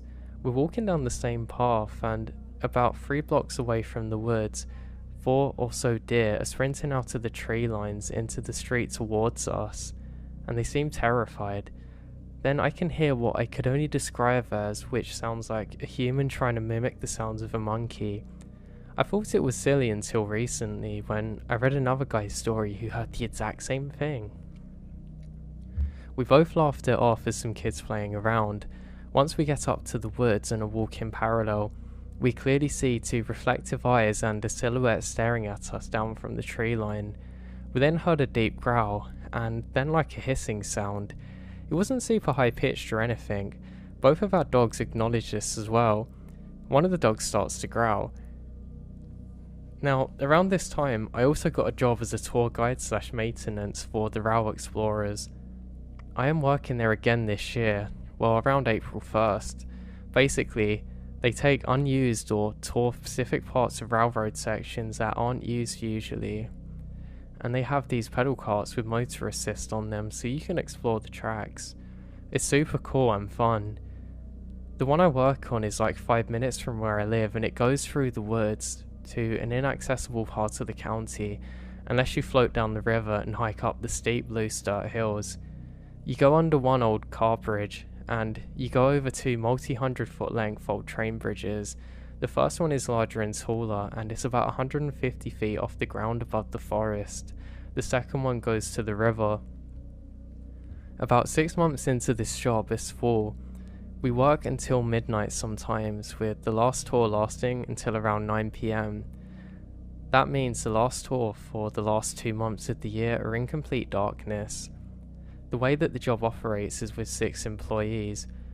4 get on the lead bike and 2 get on the rear bike. From the lead bike, we drop off 1 person at the busy intersection so they can flag traffic, and 1 person gets dropped off at the large train bridge that goes over to the woods, and the person on the bridge gives us a short safety speech, and that's for the customers really, who stop and go one at a time over the bridge. The employee carts are much faster than the customer ones. We all have walkie-talkies, and we usually have these battery-powered floodlights on stands that we use so customers can see us and also light up safety vests. One particular night, we were behind by 20 minutes or so. Instead of leaving the depot at sunset, we are leaving at dusk. I was stationed at the high bridge. By the time I reached the bridge, it was pitch black aside from the stars providing a little bit of light. My co-workers dropped me off and waited for me until the first customer arrived. I gave the little speech so that the first cart of 4 customers can hear, but they leave and I'm alone now. So, I was alone for about 20 minutes. I used the radio so many times, but it was static for everyone. One of the only times we've ever had an issue like that, actually. Also, I keep seeing movement now up on the tree line, which is pretty weird. Now, I keep hearing fast footsteps around me in every direction. I had the floodlight on above my head, so everybody could know roughly where I was, but I couldn't see anything. I turned off the floodlight and used my personal flashlight. I kept getting these quick glimpses of pale skin moving quickly, but right then, I start seeing stuff that I can't really describe easily. And then, I can hear the next customer coming close. So I turned the light back on and waited for them to come back around the corner. When they pulled up, I noticed that they had a little boy with them and he's scared of the dark. I'm terrified at this point, but try and act appropriate. Even more so because of the boy. I don't want to scare him. Now I'm finishing my speech, but I hear movement right behind me and say, Jesus Christ, and turn around with my flashlight on instinct. Poor kid. I told them it was probably just a deer, and they're good to cross the bridge.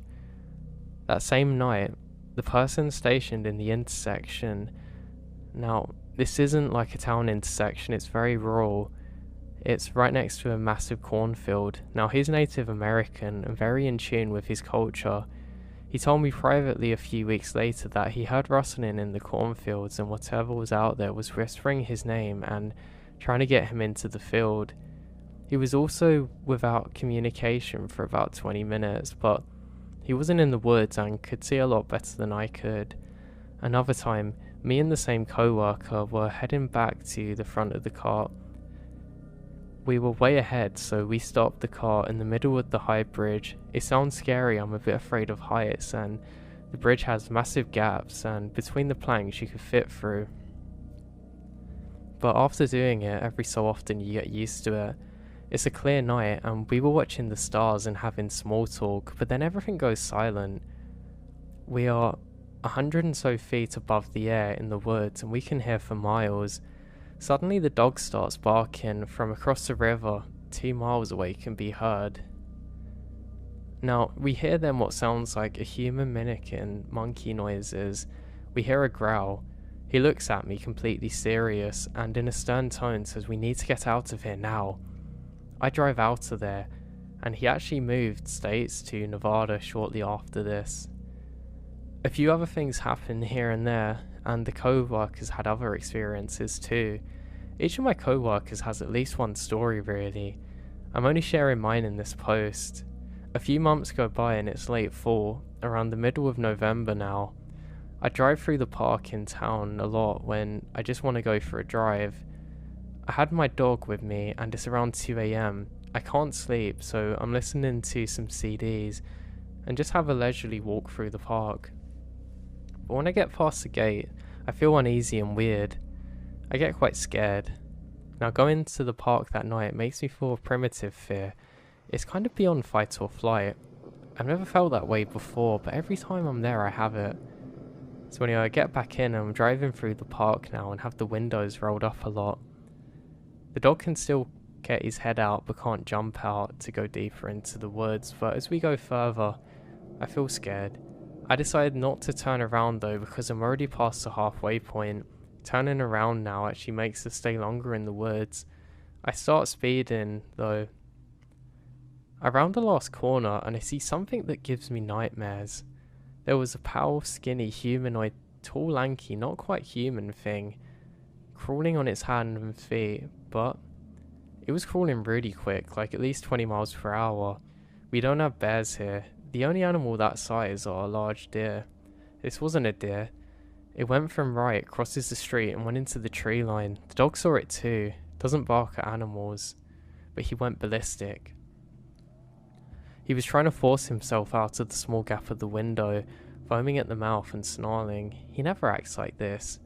I'm actually a certified dog trainer and have raised him from birth. Now most recently, I've become absolutely obsessed with the park. I've walked there at night from my camper to the park with the dog.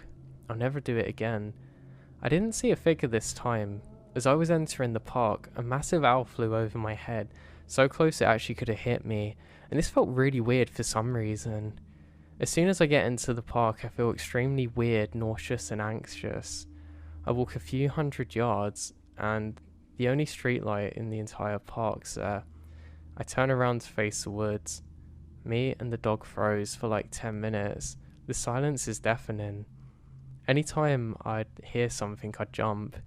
The dog was also anxious too, but kept staring at a certain point way off into the woods. I swear that I could see eyes in there every once in a while.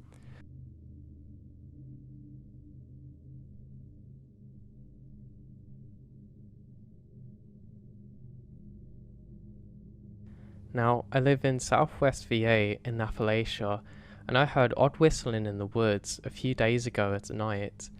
It started when I was playing airsoft alone in the woods at maybe 7 PM. It's almost pitch black.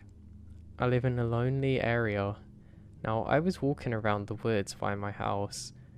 I got to a clearing just on top of a hill and sat down to take a rest.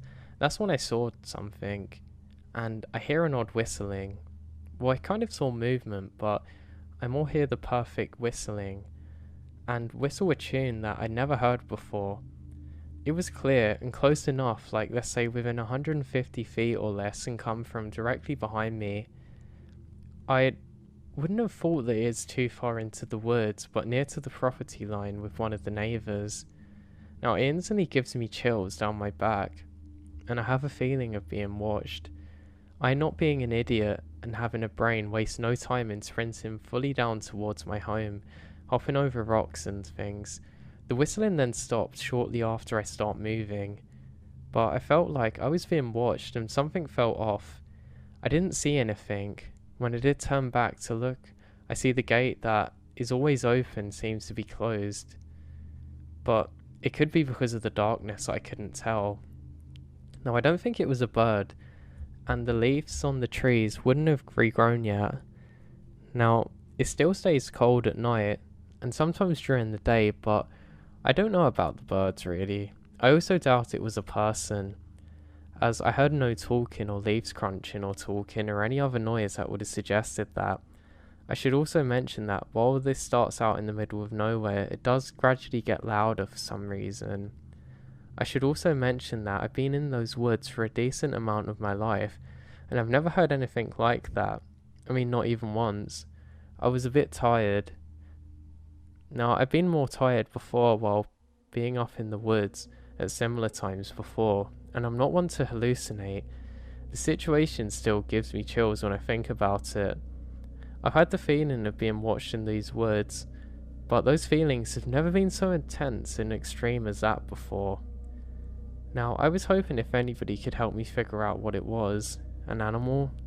Maybe, but me and my family have dogs around the house and wild animals stay away. I haven't really seen anything outside of a bear or two or so in the woods, but I really don't know what it could have been.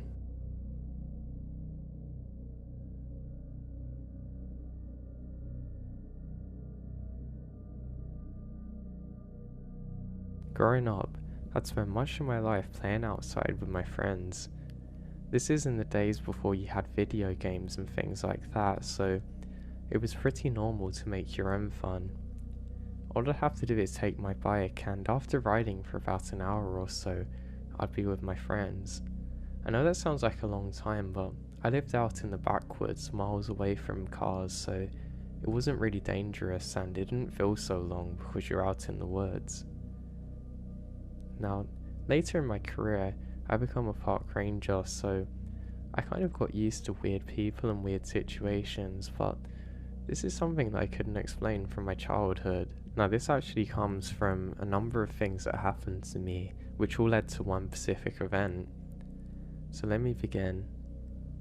So, I was playing out with my friends on one particular day, and one of my friends swears that he's seen a house out in the woods, deep in the middle of nowhere, but he knows exactly where it is. And he says, "God, there's a woman that haunts it and it's so scary. I really need you guys to see it." Now we knew he wasn't making it up because when his brother came back from vacation, he was also saying the same thing. So one day we set out to find this. We had our bikes with us originally but had to quickly dismount them. We decided to leave them because we knew it was going to be too difficult to proceed. There were rocks and things everywhere, so it was going to be really a headache to travel with them, so we decided not to. Now we do notice some people further up also on bikes, and one, we have no idea how that they could have been on bikes out here because of how rough the terrain is, and two, we've seldom seen people here, so we thought it was a pretty bizarre thing, but we don't think too much of it and continue on. Now finally, this friend almost immediately gets lost and can't figure out where it is. He's basically adamant to not give up on trying to find it, but he doesn't really have a clue of where he's going. The nature's very nice though, but we're on quite a narrow path which is quite sheer. If you fell, you wouldn't really break anything, but you definitely get hurt. I've actually had the honour of falling in once and it wasn't fun. I ended up getting quite a lot of cuts and things and messed up some of my clothes, which was quite annoying. Now after not too long, my friend finally gives up and says we're not going to find this place. I say yeah, that's fine, and we decide to start heading back. Now I kid you not, just as we've started to turn around, we hear a really deep Banshee type scream, one that echoes off the surrounding hills. It was far too loud to be a person. At the very least it would have been a large animal, but upon listening to the scream over the 2 seconds it lasted, you could hear some distinct words being spoken, and that was to get out. It's very hard to really figure out exactly what this voice was saying because I had so much adrenaline that I just couldn't focus on what I was hearing. But I look at my friends, and my friend who then led us out there confirmed that yes, he actually heard the same thing. Now we're panicking. As you can imagine, being young kids, we basically scream too and sprint out in the opposite direction. The best part about this is that we don't really know where we're going, and we ended up getting more lost in the woods.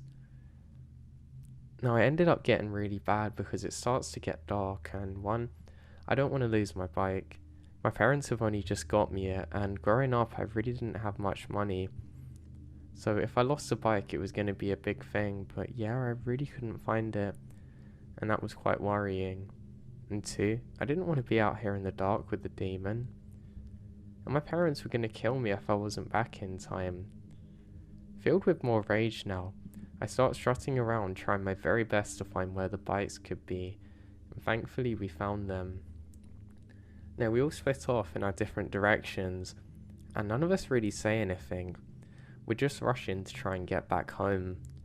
I've never pedalled so hard in my life because I was absolutely convinced that the demon thing was going to chase after me. I know now it could have just been a person out there, or maybe a large animal. That was probably the biggest threat, but I guess back then you really don't think like that. So I was pretty concerned by this, and I well and truly didn't feel comfortable. I just knew that I had to find my way home safely. So I get in and I get banned from being on my bike for a while, which was really annoying. I didn't really explain what had happened to my parents. I knew I was going to be grounded, and I thought, you know what, this is going to be a lot worse for me if I say what's actually happened. I know looking back on it now, I should have probably explained because it could have been a really dangerous situation. Who knows what was out there that day? Well, I'll tell you who doesn't know, me. So now fast forward a couple of months. My friend is still going on about us trying to find this place, and I kind of didn't want to this time. Normally I'm one of the real adventurers in the group, but I just couldn't be bothered. I didn't want to lose my bike luxuries again because I've just lost them, but he persists, and I guess we had nothing better to do, so I say sure. Now, I remember the day that we're going to set off again. He said that he knows the exact place this is. You know why? He said he had a dream about it. Being young, I really bought into this and thought, you know what, this time we're actually going to find it. So, we're riding down the path this time. We're actually on the more concrete area which leads into the main part of the forest, and we were going really quick. Next thing I know, I'm hitting the ground hard. My hands are stinging and something was off. I realised that I've crashed on my bike. I'd stupidly tried to go off onto what appeared to be a more flat part of the path, but I've gone straight over a big stone and ended up getting some cuts on myself. I didn't worry too much about it though. I was sat down for a while, and I tell my friends that they should just go on without me and that I need to get back home. I was young, but I was still quite concerned by this and ruining my clothes. I didn't want to get blood all over them. I know I have to get back to my mum. Now my friends, being the great friends they are, say sure and head off without me and leave me there. I look at the bike and it seems a little bit stuffed at first. I can't get the wheels to turn, so I ended up just laying there for a while. Now that's when I noticed someone. There's an elderly woman approaching. She's coming from just beyond the tree line up to my right. I look ahead and see if my friends are there to confirm if they're seeing this too, but they aren't. They're long gone. I'm a little bit worried now and very hastily get up and start trying to make my bike move. I'm trying to get the wheels to work, but I just can't seem to do it. For some reason I had a feeling that she was coming to help me, but she gets a little bit closer and just stops, smiling at me. Now she has some of the most jagged and rotten teeth that I've ever seen before. It's like this person had never seen a toothbrush in their life. Weirdly, their clothes didn't seem too dirty, considering that she's just come from the forest and surely they should have some markings on them. She's wearing a kind of dark coloured dress, but it looks pretty immaculate. If I had to guess her age, I'd say she's probably about 70 or 75. I'm not too sure. I wave at her and don't get anything back. I then say hello, and suddenly her expression changes, looking completely blank, almost like it's looking through me. Now that was creepy. I can't really make out much about her eyes because she has pretty bloodshot eyes, so I quickly get my bike, pick it up, and thankfully the wheels start moving while I'm walking. I look over my shoulder and I can still see her there watching me. For some reason I wasn't overwhelmed with fear by this, as I know a lot of people might be. This is kind of uncharacteristic for me too, because often I am the scaredy cat, but not in this situation. I start pedaling slowly at first, but I then see that she's still there staring at me, and as you can imagine I picked up the pace pretty promptly. Now I ended up getting back home, and my mum's very concerned about me. Annoyingly, she put this stinging stuff all over my cuts. I mean, it's probably antiseptic whatever, but my god did it burn like I've never felt a burn before. Honestly, it almost sent my whole body into shock how strong this stuff is. It was so much so that I'd actually forgot about what had happened until my mum asked again. I say I crashed over the stone, and then the lady come. Mum says, "What lady?" and asks me to describe her. And I explain everything that happened, and she looks at me kind of weird. She knows that there's no cars around there for miles. It's just the paths. You might get the odd truck, but it was very uncommon. She tells me that if ever I see that lady again, to come straight back and don't try and talk to her. I say, "But Mum, I couldn't even talk to her." I get the reply of, "I don't want to hear it." I'm then grounded and lose my bike privileges again. So it's starting to get quite irritating now. So not only are my friends out having this great adventure, I've crashed my bike on flat ground, hurt myself and got grounded again. I was pretty worried now because usually my mum does the 3 strikes and you're out kind of way of things. I lose a bike again, I don't know if I'll see it again. So I'm pretty upset. Now eventually my mum does release me from her prison and I'm allowed to go out. And I catch up with my friends and ask them what happened. They then say that they still couldn't find it, and I started laughing. They then ask why I'm not allowed on my bike, and I explain, and my friend says that's her. That's the lady who lives there. I say, what do you mean? He says, the lady that haunts the house, you saw her. And I'm not buying any of it. I say, the day I believe you is the day I see the house. And what happens? Nothing for the next 2 months. Until eventually, I get my bike back and it's time to go out once more. In the time without my bike, I'm actually super bored because I'm basically stuck indoors all day. And I'm just watching the days go past. I did get some video games then, so I just killed hours on it, but it couldn't compete with being with my friends. Now, we decide that we're going to set out one last time to try and find this house. Again, I really don't believe it's there. I don't believe any of it's true, but my friend constantly goes on about it. So now, we get on that path once again, and this time I'm constantly scanning the ground. I'm very scared to go over another rock again and get hurt. It's not actually the feeling of crashing that actually bothers me. It's more the fact that I don't want to have a crash and get that stinging stuff on me. The thing was, at this point, even if we did find anything, I was sure to just lie about it. Because I think, what's the point of telling my mom about what's happened if I'm only going to get grounded again? So I swear that no matter what happens, I'm not going to tell her anything. Now, we were riding for miles and miles, and eventually my friend said, stop. And we all stop. He says, leave our bikes here. We take them off to the side and actually throw them into the bushes so people can't find them. They're pretty well concealed now, which is something we're all happy about. Now we get up, and we start going through the woods on this little path. My friend is absolutely convinced and certain that this is the way that we need to go to be able to get away from everyone and finally find where this house is.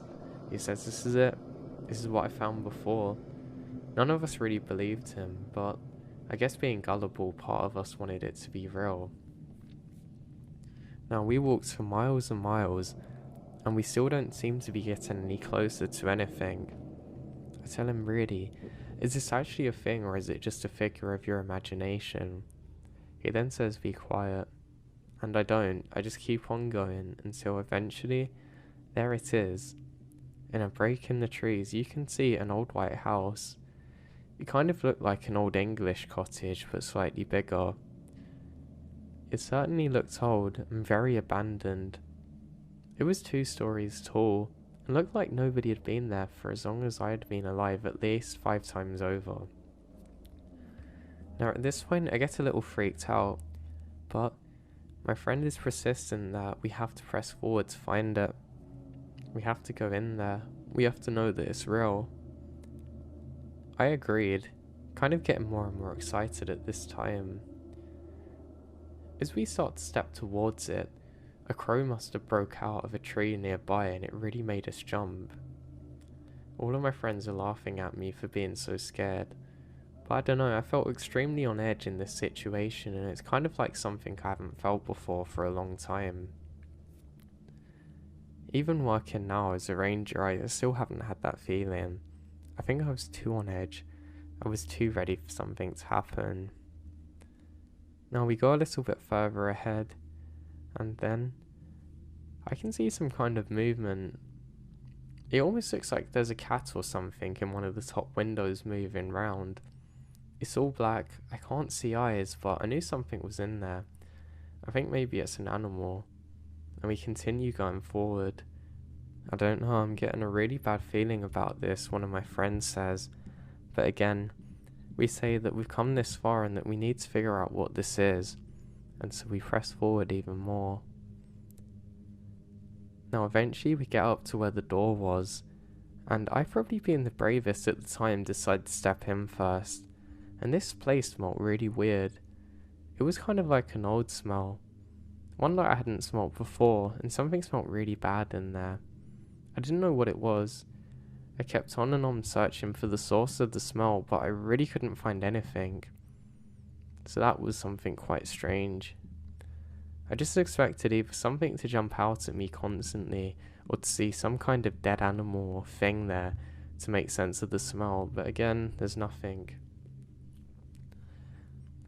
Now, I decided to go up the stairs to see what else is up there, and this place looks like it is from about the 1800s. There's no furniture or anything.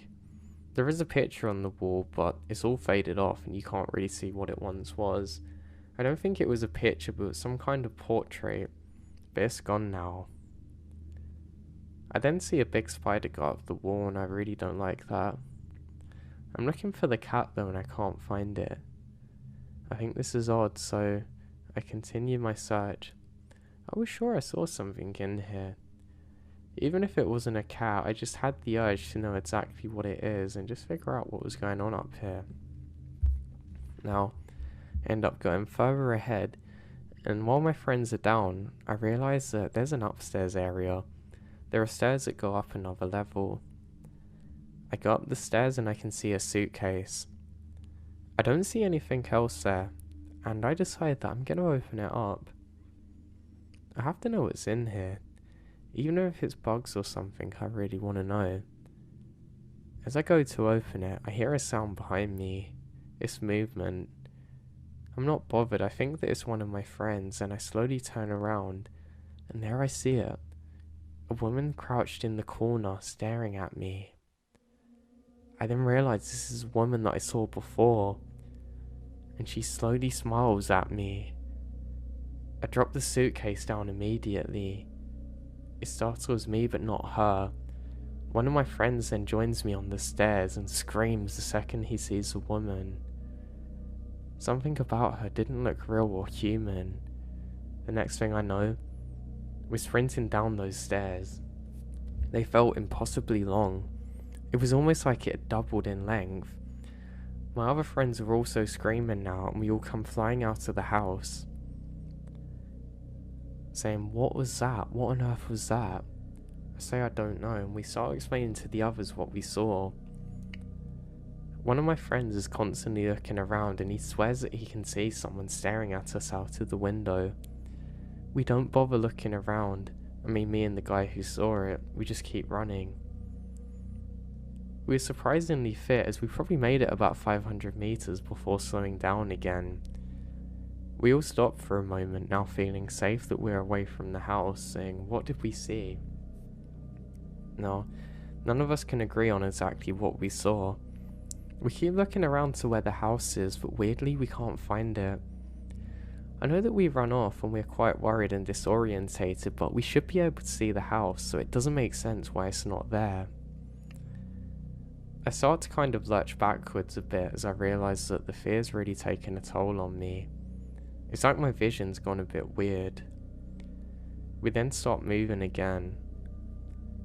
We start running as quick as we can, and we're trying desperately to locate our bikes. We eventually come back to the main path, but our bikes are nowhere to be found.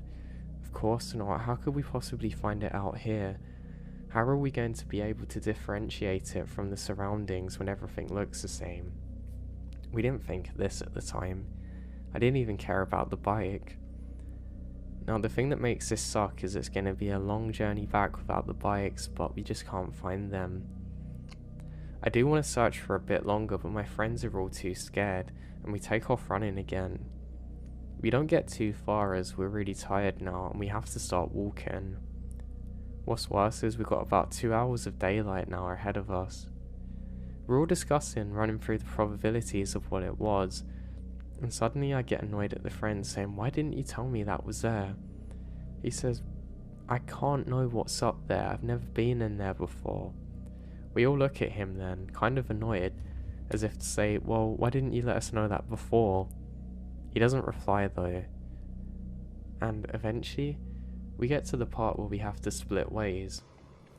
We all say goodbye to each other, and I watch my friends go off in different directions. I don't know why, I just felt the need to stop there for a second or so, just to try and figure out, or at least make sense of what had happened, but I can't really make sense of anything. I then think, God, my bike, this isn't good, I'm going to be in so much trouble, and I start to fabricate an excuse to my mum as to what's happened to my bike, so at least then maybe she won't be too annoyed at me, It was stolen. That's it. I'm gonna tell her it was stolen. Eventually, after a 2-hour walk, I get home just before the sunset. My mum can see me without my bike and says what happened, and it was stolen, Mum. I think a kid stolen it. Weirdly, she wasn't annoyed at all. She said, "Oh, I'm sorry to hear that, honey. We'll get you another one. Dinner's ready." I'm really surprised, and I take my food and go and sit in my room to eat it. Now fast forward to all these years later, and even in my current line of work, I've never seen anything so strange, and I still can't really make sense of it all. I don't know what I could have possibly seen up there. I'm just glad that I wasn't the only person to have seen it, and somebody else did, because if it was just me, I probably wouldn't have believed it.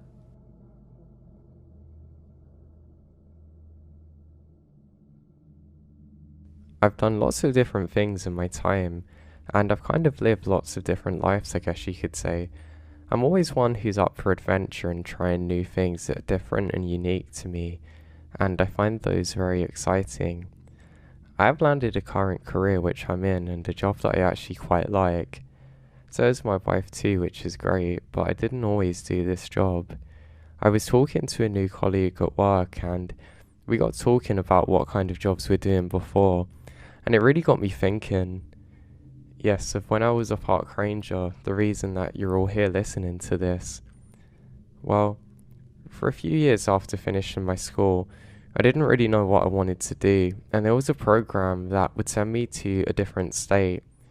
Long story short, I ended up staying there and I actually really like it. I'm actually still here today. After a couple of years of being in the state, I ended up signing up to become a park ranger. I actually had a few jobs though at the same time to get more money. I wanted to save up enough to be able to go to college, and luckily I was able to eventually, which is my career I have now. But at the time it seemed like worlds away, and I actually become a waiter. I hadn't done it before and the pay was not the best, but the good thing is we got lots and lots of tips, and that was pretty cool. The problem with the job is that it's almost like if you did enough mistakes, they would just get rid of you very quickly, but it was easy to do in a high-paced environment like this. Sometimes you literally couldn't even go to the bathroom, which I think was a bit ridiculous, but hey, it is what it is. I loved this job, and I really liked the environment. I remember when we'd wake up, there was some large animals like deers and things like that would always come up to where we were staying in the main facility. You actually had to be really careful of them sometimes, especially if it was their rut season when they were looking to reproduce, because the males would get very aggressive, and you had to be careful. The other problem too is tourists would always stop their cars and try and take pictures and stuff, but they were just kind of oblivious to the danger of it all. And yeah, it was actually really dangerous to be there, so you well and truly had to watch out.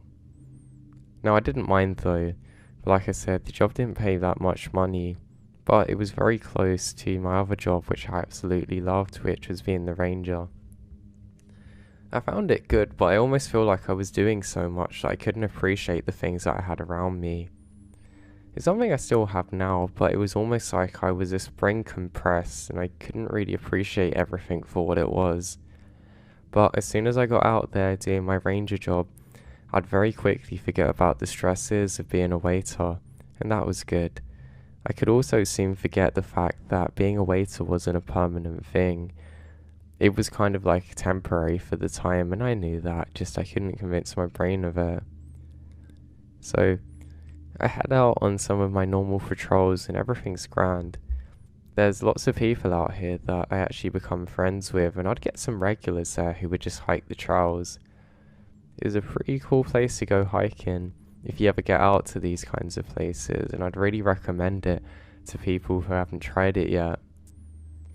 I remember though, there was some weird smell that none of us could seem to escape from. It was almost like sulfury, but kind of different, almost metallic at the same time. It's the kind of thing that was almost like sharp, and it would make your nose feel cold. It's pretty weird. I wasn't the first to discover it, but I wasn't the last, and I remember some other staff reported it too. Apparently this actually happened in other places and not far from the restaurant that I was waiting in. And I thought, you know what, this is a bit weird. I was quite paranoid and thinking too scientifically in the presumption that it was a dangerous chemical that we weren't supposed to smell but could, or something leaking from the ground.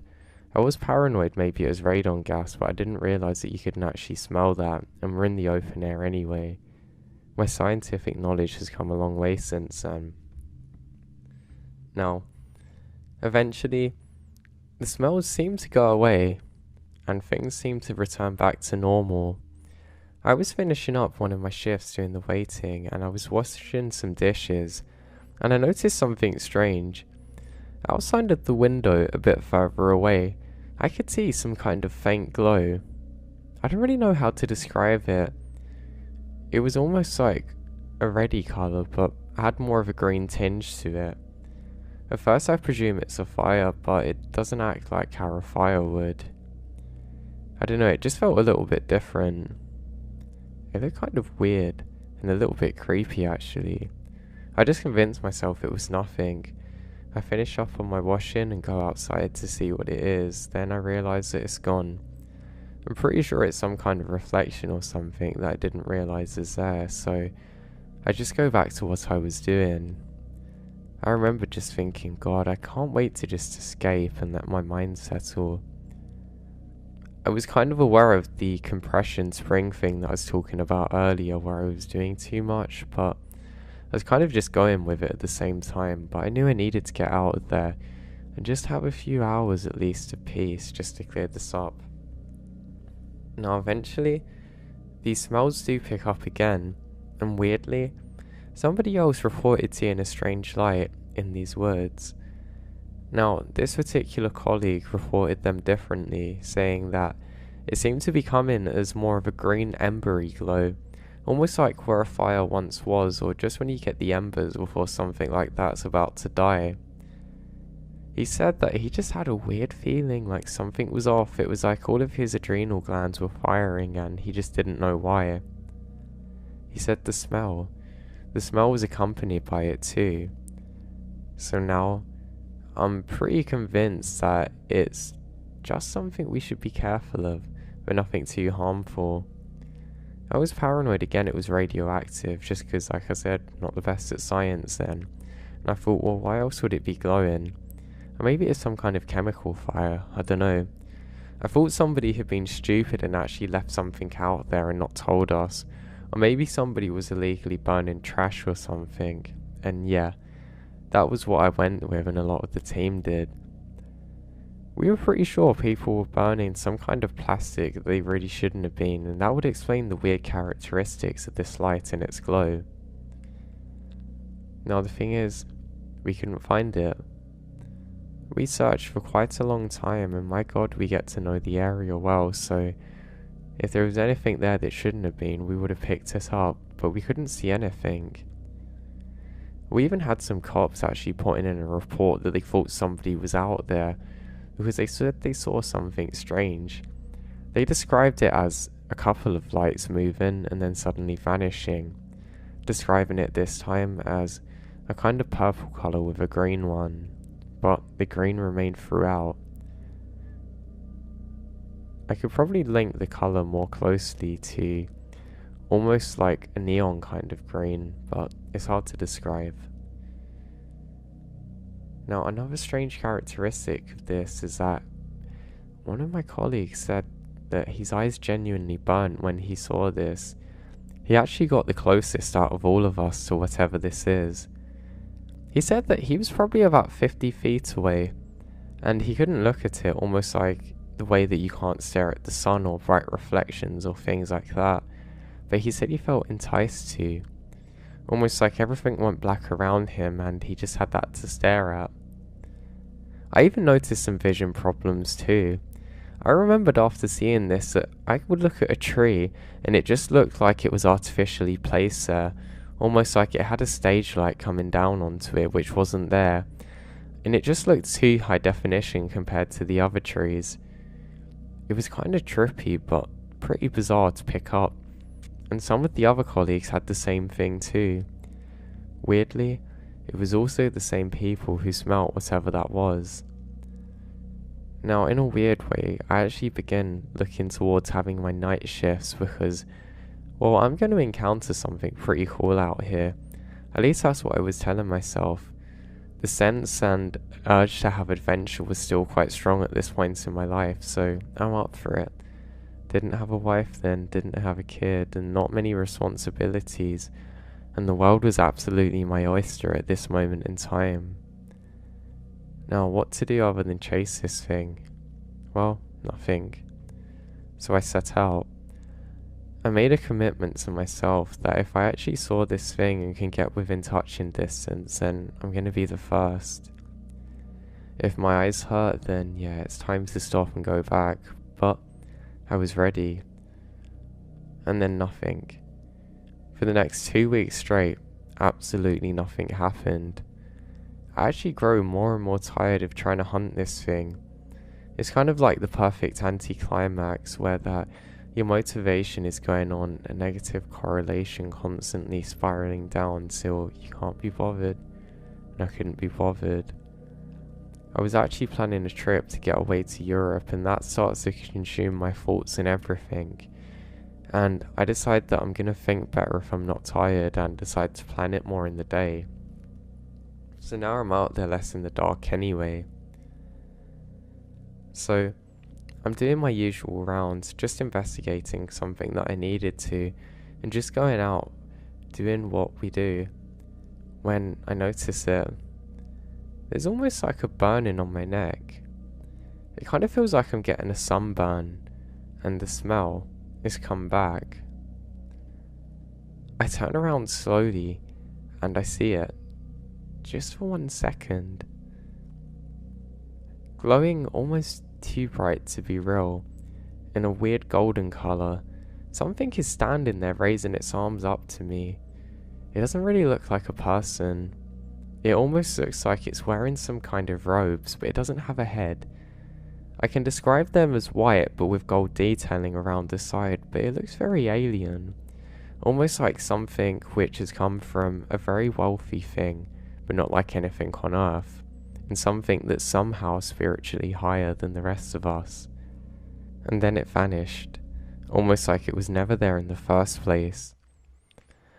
I'm completely perplexed, trying to figure out what was that. I rubbed my eyes for a few seconds, and that's when I noticed something really strange. I can still see the silhouette of this thing burned into my eyes while they go back to normal. Okay, that's really odd, I think.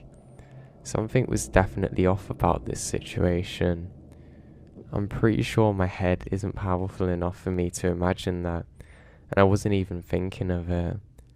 Last time I checked, I'd never seen anything like this, so what was I seeing? I look around, and there's almost like a mist that's formed. It's kind of like an extremely light fog, but I can see it everywhere. Again, it's not just my vision going weird, because I can clearly see that it's not in all areas. So what was it? I decide to head back now. I ended up finishing the rest of my tasks, and I get into our base. I start talking during my lunch break and tell one of my colleagues about what happened. He said that he's seen something similar too. But what's more strange is that he said that he had seen this in a dream, which I think is really weird. I asked him to describe it, and he's pretty much describing literally exactly what I'd seen too. Now that's pretty creepy, I think. Or is it something higher up? We start to discuss all kinds of possible things, guardian angels and God knows what else, but I'm a little shaken. And I eventually get back into my car and drive home and forget about it and start another shift at the restaurant.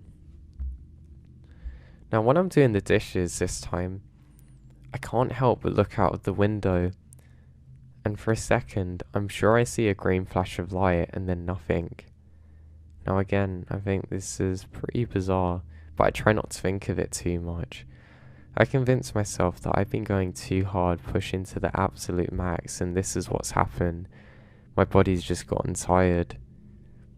Maybe I was doing too much. Maybe 2 jobs at the same time's not the best for me. Maybe, just maybe, I can slow down for a bit and life will take its hand for me. But I can't do that. I have to keep pushing. But I have to find out what this thing is.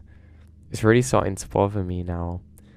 I wouldn't say I'm naturally an anxious person, but I was starting to feel a bit weird about everything. It almost felt like these strange occurrences were becoming all-consuming.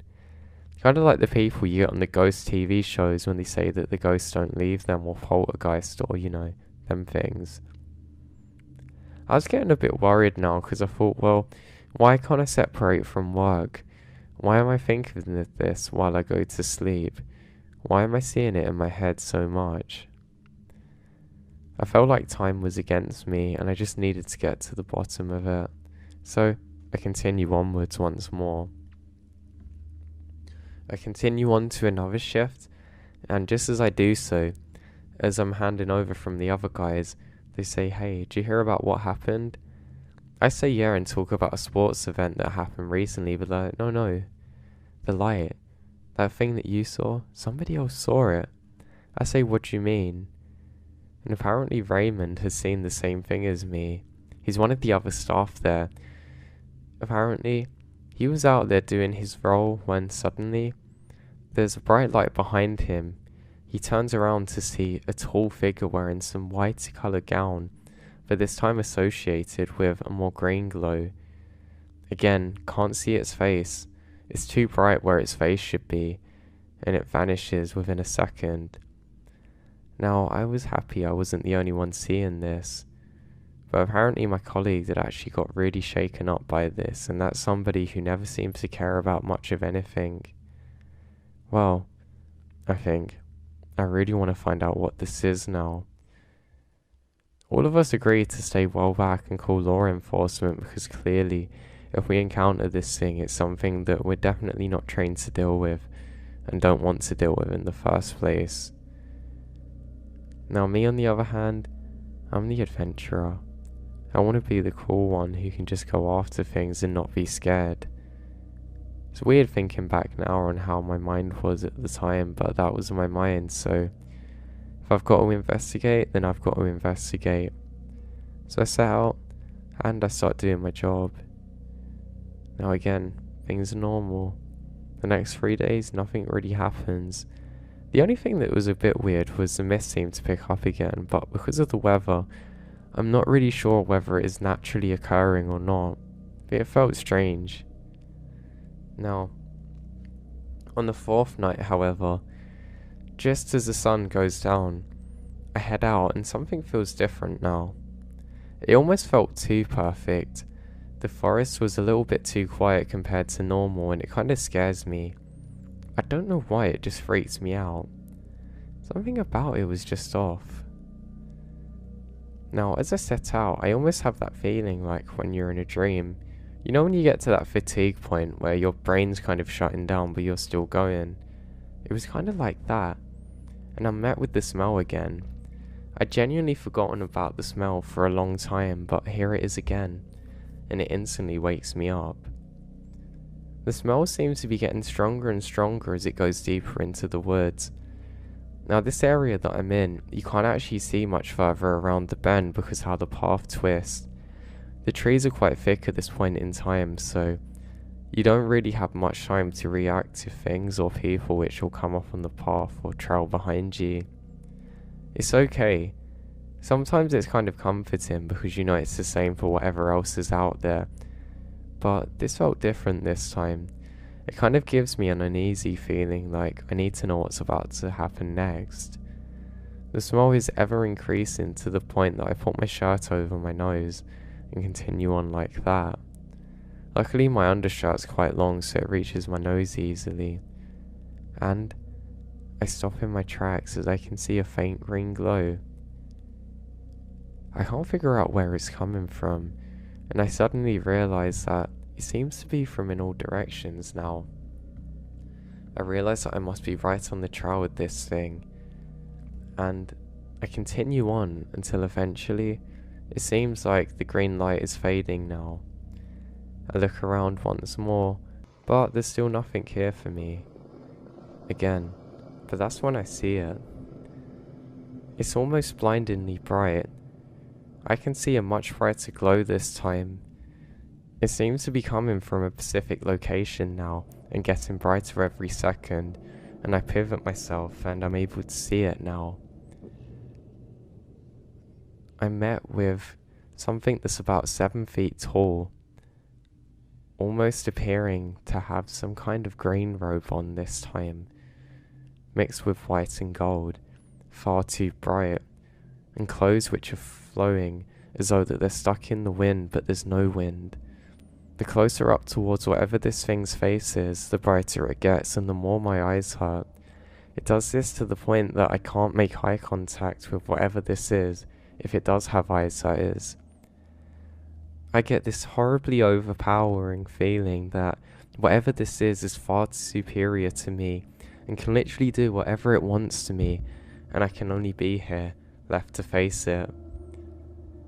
Now I don't know exactly how long that I was stood there for, but it gets to the point that I physically can't look at it, and I actually drop onto the ground trying to cover my eyes. It's so bright that I can actually see my bones through my fingers, and just some red around where my skin is, and suddenly there's darkness. I think I went blind for probably about 5 or so seconds because of how bright this thing was, until I'm able to actually see again. I then quickly get up and look around and everything's how it should be, just the smell, that awful smell is still there. I pick up quite a good pace and I start running out of there fleeing. Luckily I was only about 20 minutes away from the station and I get there in about 5 minutes or so. I was flat out exhausted when I get back to the station. Nobody else is there and it's only me at this time. I very quickly write down everything that's happened and I try my absolute best not to panic too much. Now, the more that I calm down, the more I can actually see what I'd seen in my head. For probably a millisecond I was finally able to see this thing clearly, and it seems to have horns with gold tips at the end and glowing eyes. I don't know what I'd seen, but it really terrified me. I ended up calling my best friend and describing what happened, and he said it might have been some kind of spirit that I encountered. I was very scared and I actually radioed in to all colleagues in the surrounding areas to look out. Now what was really weird is I get a call to say that I've got to see my friend now. He doesn't say what's happened, but he says that I have to come quick, so yeah, that's exactly what I done. Now when I'm eventually able to make it over to him, that's when he tells me what he saw. He describes it as a tall figure, also with horns, kind of staring at him, and it was an incredibly bright thing and green coloured and glowing, and we both realised that what we saw was the exact same thing. Now in this moment I know that we have to keep going and doing our job, but we saw something really weird. We let everybody else aware of it, and we're hyper aware for what it could possibly be.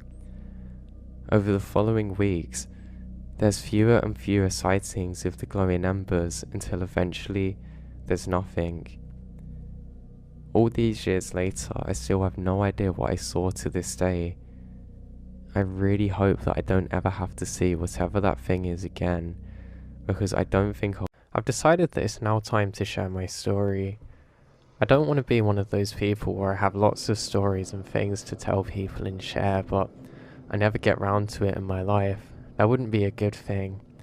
I'm kind of setting myself up to fail if I have that approach, I think, so I just get down to what's important, really. Yeah, I'm worried that I'll die and my stories will go with me. To be honest, for a long time, I didn't want to tell too many people too many of the things that I'd experienced because, you know, even if it's as plain as day, they'll say, oh, you're just seeing things or you're just trying to make out something that's not really there. It's kind of annoying, really.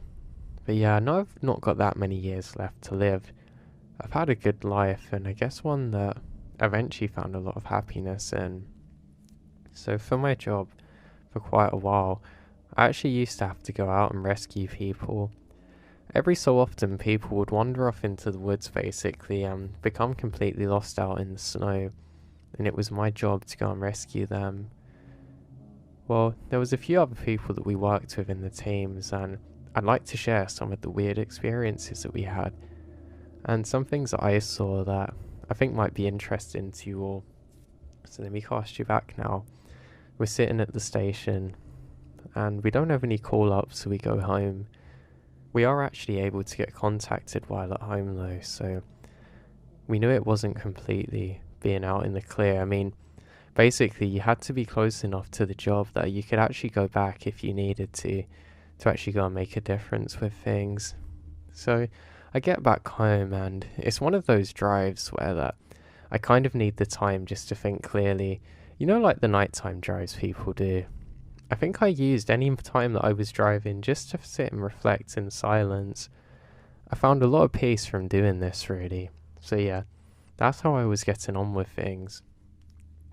Now, after not too long of doing this, I get back home and I feel quite happy. I get in though and realise that the heatings went off, but that doesn't matter. I can start the fire, so I quickly go outside to get some wood and things, and I start doing that. While I'm out there, I'm met by another person. I say, "Hey, how are you?" Just trying to be nice. I realise that he hasn't replied, and I look up again and that person is gone. I think that's odd. I thought maybe it was a new neighbour who was just nervous about being there or something. I don't know, people get weird though sometimes. Especially when you live in a place where there aren't too many other people around. I don't know why, it's just an opportunity for some people to be quite weird, I guess. So anyway, I get the wooden things that I need and I just start cracking on. I head back inside and I start making my fire. It's quite a nice one. I go lay down in my chair and I wake up to a phone call. I open my eyes and the fire's quite big now. I'm kind of glad that I woke up. I need to tend to it and poke it back into place. The place that I live in isn't designed very well and it's probably a big fire hazard. I think today you wouldn't be allowed to design things like this, but basically if you put enough wood into the fire and it becomes big enough and you don't control it, it kind of spreads out and it's quite close to the wooden floor. I'd actually seen it melt some things before and it wasn't very good. So after doing that, I quickly go over and pick up the phone. They say, "Hey, we got something we need you guys to come back for. Can you do it?" I say, I don't know. I'm pretty exhausted at this point. I noticed that I was getting a strange feeling in my neck and feeling breathless, and it's one of the signs that I'm actually a bit exhausted. So with this in mind, I say, "Is there no one else that can do it?" I know some people are probably thinking, "Oh, that's not a kind and caring person," but honestly, if you're to do a job like this and you understand that yes, you give your life to this thing, but you also get exhausted from it. I think burnout with these kinds of jobs is very common, and I was definitely feeling it that day. But they haven't got anybody else who can go out to help the team, so I kind of reluctantly agreed. So I now basically pack up all of my things and quickly put out the fire. I'm a bit anxious about putting out the fire though, to be honest. I just have a bad feeling this time. I don't know why, I just couldn't really shake it. But I get everything together and head off. I grab a newspaper because I know I'm probably going to be bored at some point during this and we're going to have breaks, so that's fine. Annoyed that I forgot my coffee, I curse a little bit but head into my truck and get going. The lighting seemed worse this time on the way back, but I put it down to the fact that I was most definitely tired at this point. I was just tired of all kinds of things really. I needed a break, but here I am, still going, still pressing forward, trying to tell myself that I'll get a break soon, but I just keep on and on getting called out, and it's just not good enough. But hey, I signed the dotted line, nobody had me at a knife point doing so I go. It's probably good it is a bit of a drive for me to get there, because I think this definitely helped calm me down in the process. Yeah, I needed that really. Just to be able to calm down enough to actually get out and start to do things. So yeah, I feel a bit better when I actually arrive back and we get the download. Apparently somebody is injured out there. They might even have thought that a bear attacked them or something. They had reports of screaming and then some blood trails, but that was all they knew. I think to myself, great. Is this it? Is this the end? I was jokingly thinking of this unoptimistically to myself, but there was actually some truth to the sarcasm of which overcast my mind at that moment. I felt like I was kind of spellbound to have something bad happening. Do you ever get moments in your life where you feel like everything's playing out like it's some kind of movie or something, and you're just watching it play out in front of you, and you know things are going to happen but you don't have control of it? Yeah, it's kind of like that. The next thing I knew, I was out there. I'm walking up a snowy staircase. We basically have a staircase which leads us out into the part of the forest which is designated for us, the rescue workers. It's basically from here that we can go further and further in, much further than other people are allowed to go. In fact, when you get to the end, there's a sign saying stop, turn around, no civilians. Of course, I have to ignore this and just go through, so that's what I started doing. As I closed the gate and I turned around, I could swear that there was somebody who was standing at the very far end of where I'd come from, just kind of motionless. I thought maybe it was a civilian or something. I mean, civilians could come up to this point, so I didn't have a problem with it. But I thought, oh man, I just hope that there's nobody else to get lost out here. My self-talk was pretty atrocious at this point, but there wasn't too much of which I could do in particular to change it. So here I am, off I go, into the snow. The snowfall at this point was really beautiful. I should make note of that. When there's enough wind, it kind of just dusts off the top layer of snow, and it's really a beautiful thing. It kind of looked good here. I start to relax a bit and head off in the general direction. Now the thing is, we didn't really use radios. The technology wasn't so great at the time for these, at least where we were, because of the thick trees and stuff. But I didn't have an issue with this. I knew the area well, very well. In fact, that's how we were trained back then, to become expert navigators of the landscape, so that way we could go on regardless of not knowing exactly where we were, but having bearings and landmarks with us at all times. So that was fine. So I'm heading down and the wind picks up a bit with some snow. Every so often it's like my vision goes for a second because of the snow picking up. I start to think I've got to be really careful if there is a bear out here. I actually have a rifle on my shoulder, but the thing is I hadn't really shot one for a while. I wasn't so sure I knew exactly how to use it safely, and I wasn't sure it was a high enough caliber to take out a bear. I remembered one of my other colleagues telling me that if you get into a bear situation, just shoot it between the eyes. That's okay, but what if you miss, I thought. We had the bolt action one, so that's at least a second gone there in between rounds. Then, oh no, I haven't loaded it. I quickly put a few rounds in and put the safety off. This is probably the dumbest thing I did, because I had a loaded rifle which would occasionally point towards my head, but I didn't realise this until after the fact. So I'm walking round, and every so often I can hear a weeping kind of moan. I don't know what it is. It's definitely spooky though. I thought maybe there was an injured person around. I go to call out to ask if they want help, but I don't get a reply. I go to do it again, and furthermore there's no reply. So I'm just thinking to myself, well, I don't know what's happening now. I want to call out, but I can't for some reason. It kind of feels like I'm being stalked or hunted. Yes, that's it. The feeling of being hunted now. Gosh, it's well and truly not a nice feeling to have. This goes on for a little bit longer, and I'm now walking into somewhat deeper snow. I slip down a bit, but quickly steady myself, and I think I see something moving.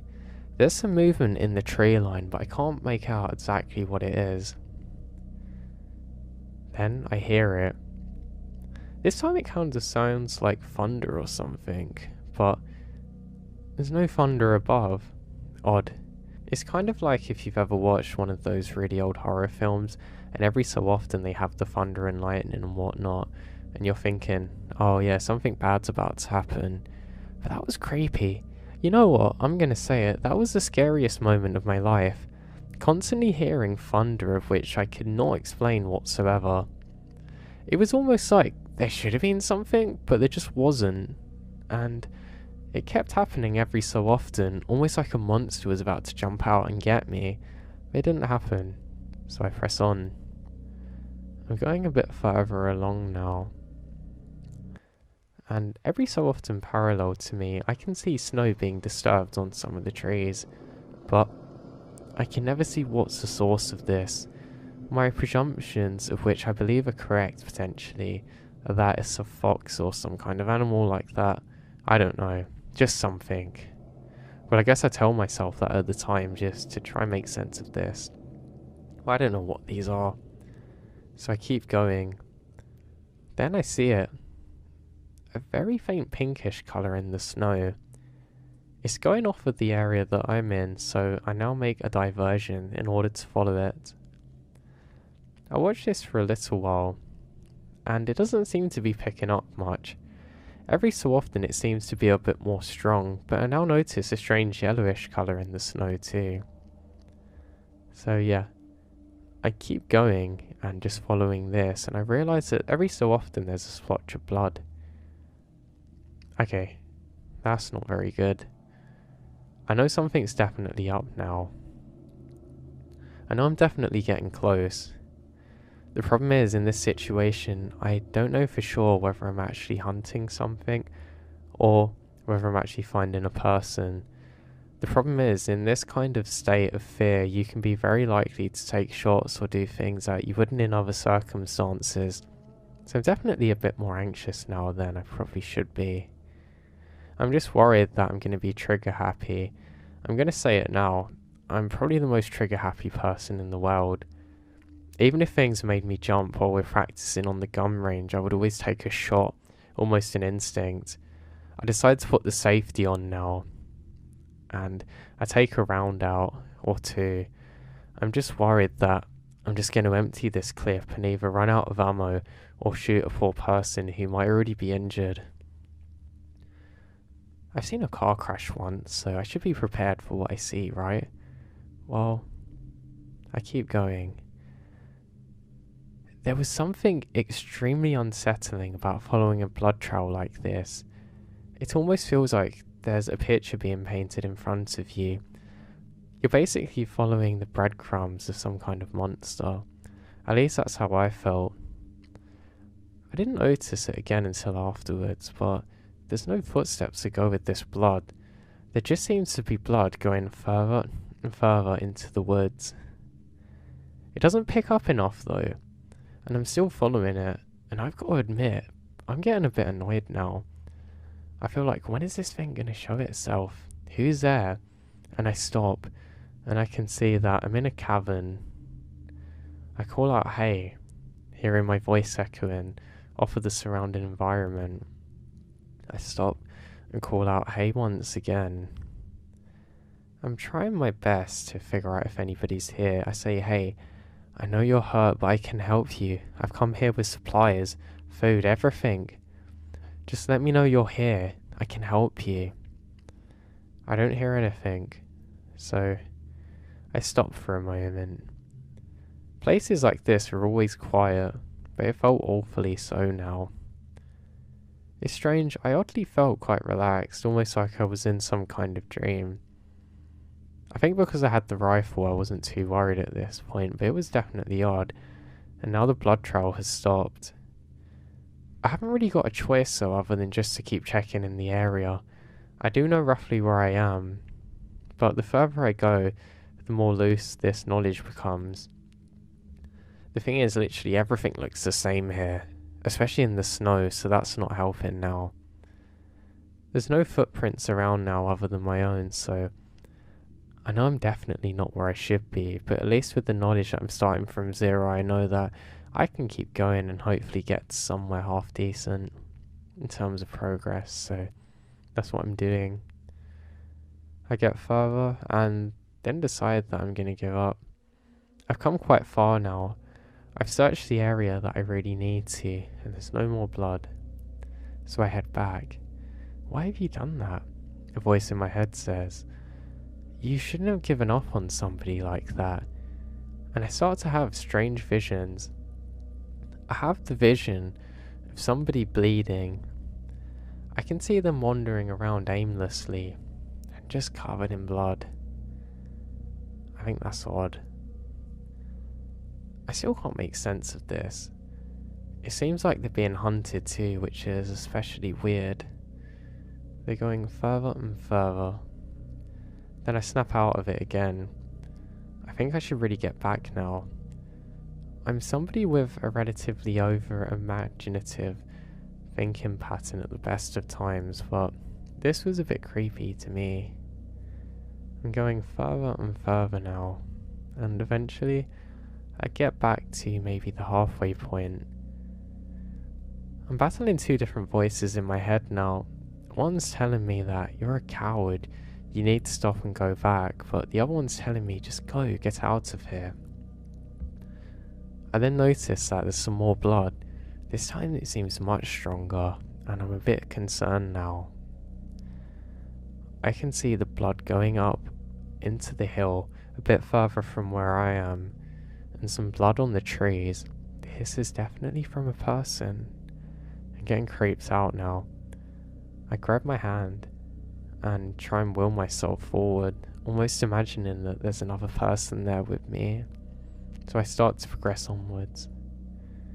Now crash.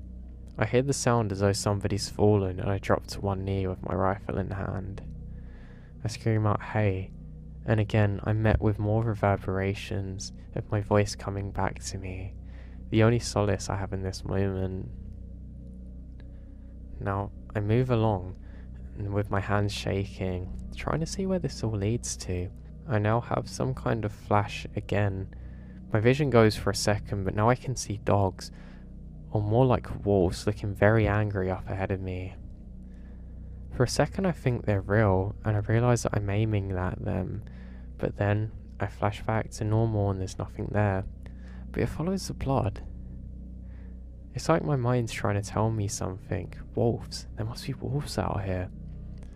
So I start going further, and I can hear wolves. Oh no, I think I must be in a bad area now. But I press on furthermore. The blood seems pretty bad. I know that I'm about to find a dead body. I get a chill up my spine as I realise this. The wind's picked up now, and it's kind of making a bit of a haunting sound. For reasons unknown to me, my legs feel extremely heavy at this point, and I really have to force myself up. I actually start using my hands on my knees to help me go further. I look at the blood on one of the trees and it looks fresh, and you can see the distinctive marks of somebody's forefingers. Oh god. I call out, "Hey, hey," somewhat getting angry this time.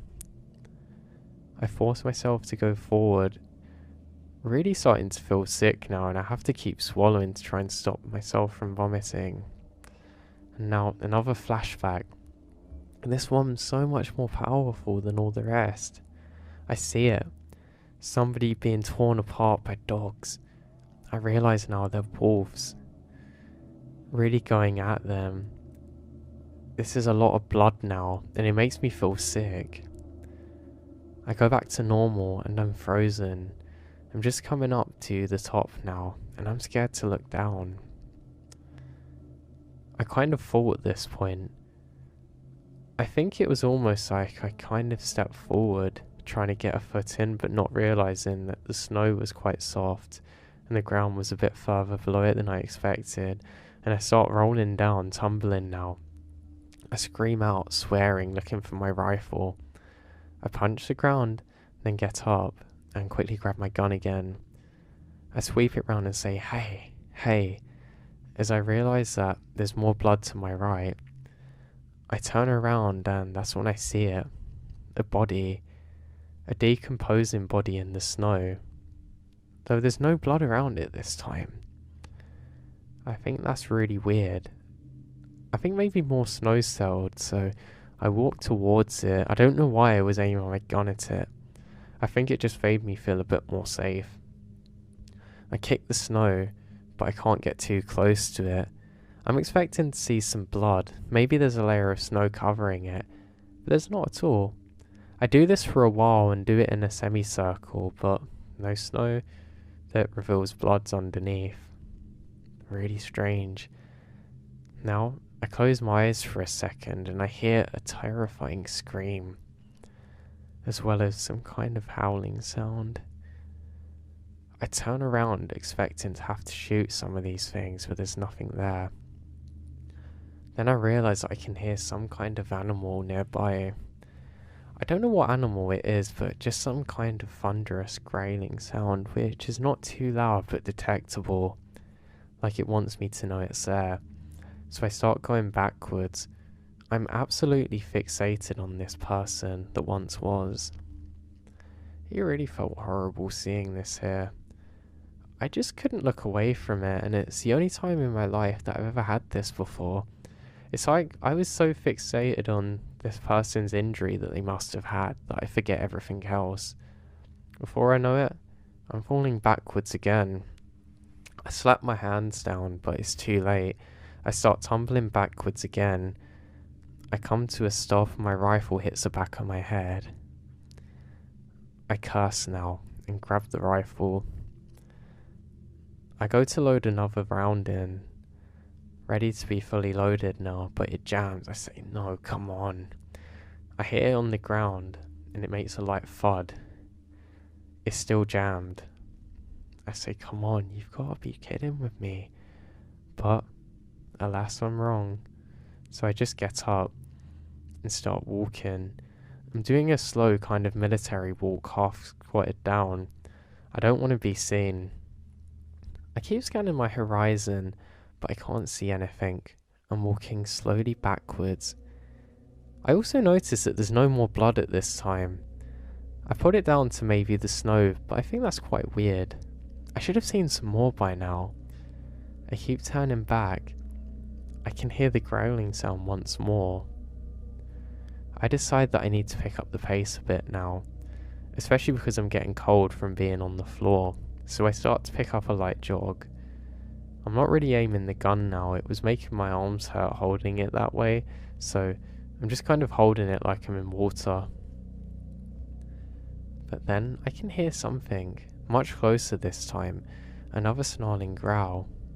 It's starting to get dark now and I do start to panic. I let off a shot in fear. It was probably lucky that I still had the gun higher than I expected, because I probably could have just killed someone then. I now realise that the rifle's actually unjammed itself and I'm really happy. I quickly put another round in and I'm ready to fight now. I think the bravery took over for maybe 1 second, but then I can hear more growling. I start to pick up the pace more. It must be those wolves. They've got to be hunting me now. I never had a situation like this before. I can let off my warning shots, but I don't know what to do other than this. I wasn't really trained for this. The thing is, there's one of me, and these are pack animals. So what if they want me? That'll be it. They'll just kill me. And then there's no more John going around anymore. I start to tear up at the thought of this. The thought of people knowing what happened to me. I guess I can go up in a tree, but how long can I stay up there for? It's going to be really hard to climb up these trees. I don't think I have the strength for it, to be honest. So I keep going now. I decide all I can do is just let off a few shots, and that's what I keep doing. I'm down to 4 rounds now, and I know I can't do this the whole way. I think I'm going to get down to my last 2, because at least then I can probably maybe kill a couple of these things. Now I hear a wolf howl. I haven't heard this before and it really scares me. It sounded so close. I quickly look round in all directions trying to find this thing, but I can't find anything. I punch down now in anger. I slowed the pace a bit. The pace I had would have been impossible to keep up with in the thick snow like this where I was now. But I keep going. Whenever I heard that they were getting close, I would let off a round. I've only got a few more left now. I have to conserve the ammunition. I don't understand why they couldn't give us more ammo. I mean, I know I'd let off a lot of rounds, but come on, we're out here alone. I start going further when I now see one finally. There is a wolf not far away.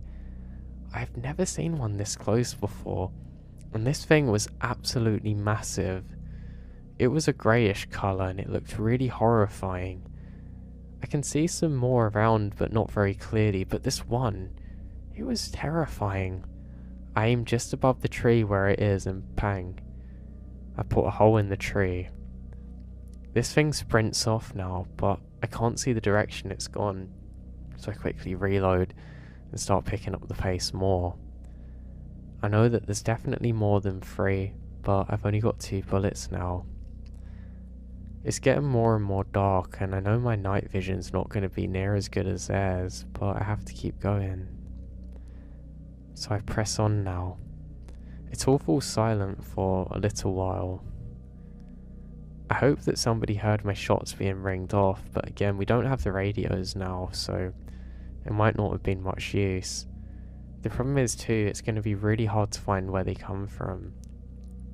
I just hope that somebody heard it and can come and help me. I now make it back onto the path. I crash through it, leaving it open, and I start walking. Every time that I hear my feet on that wooden board, it made me feel more and more comfortable and confident. I know that I'm not that far away now. I put the safety on finally and shoulder that thing and keep going. I've probably gone for about 30 minutes straight now. I can't hear any more animals and I see some of the others. They look very panicked and rush over to me asking what's wrong. I just stand there for a moment and say, "Wolves, wolves, there's wolves out there," and they look concerned. One of the other guys goes out to get more guns, and now I have to show them where I found it, that body. I say there's somebody there, they're pretty beat up. They ask how bad is it, and I say, well, I don't think they're gonna make it. Now time is of the essence. I felt a lot better now having all 4 of us there together. They called our squad the Hunter Squad, which was kind of cool I guess, but I kind of felt like we were the pack animals now and not them, so we head out there.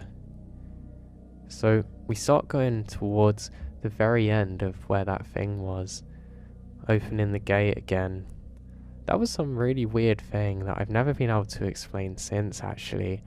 The gate had managed to close. I run through that, leaving it open basically, crashing, but it was closed. Strange, maybe it was just my momentum made it swing back, but I didn't hear anything. But I don't know, I could have been scared and not heard it. So now we go ahead. We're all pointing in different directions, and there's one of us going a bit slower checking our 6. This is really important. I don't have more than the 2 bullets with me now, but that's fine, we have quite a few. We've all got these rifles. They're not semi-autos, but they're pretty powerful, I guess. So we start going and I say, but there was blood here. There was literally blood here. I don't understand. But we keep on going. And I can't figure out where we're supposed to be. We now stop because we can hear growling and we get down into a formation. That's when I hear the first shot. I turn around to look where it's come from and there's another. I can then see my colleague shooting away. Bang, bang, bang. 5 shots are let off in total, and then there's silence. I look up and I can see some animals slouched over. There's at least 3 of their bodies and they look huge. I go over there, but my colleague stops me saying, "You're crazy, you're gonna get yourself killed, John." I say, "Yeah, you're right." And I start slowly turning back. We move up now and we keep going. I finally recognise where I was because of my own footsteps, but again, there's no blood, which is strange. I see, yeah, it's right there over the hill, and we make a formation up there. The team leader then goes down to investigate Mark. He's quite brave, I've got to give it to him. He used to be in the military, so he's not really fazed by much of anything. So he goes down. He gets further and further until he puts his hand up, signaling him for us to stop. At least that's what I think he's doing. It might have been a military thing, I don't know. He then goes over to where the body is, and he says, yeah, he's long gone. He puts his hand up, gesturing for us to come closer.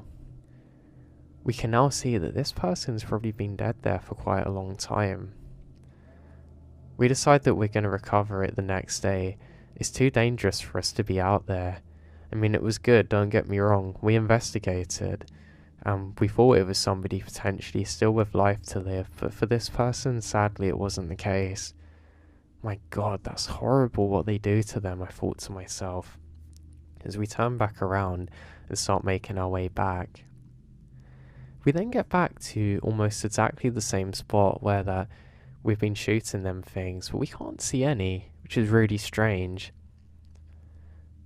We think maybe they've limped off or something, but my colleagues are certain that they put enough into them that they shouldn't have made it. It's really bizarre. We all look at each other confused, but decide to press on. We're still holding that formation, just not as tight. Because of getting a few of them and the sounds of our rifles, they've definitely fled now. We eventually get back in, and I get sent back home again. It turns out that they could never recover the bodies of those wolves. It's really strange. The other thing that doesn't make sense is I definitely saw some blood, but that body had been there for quite a while. So I just don't understand what could have happened in that case.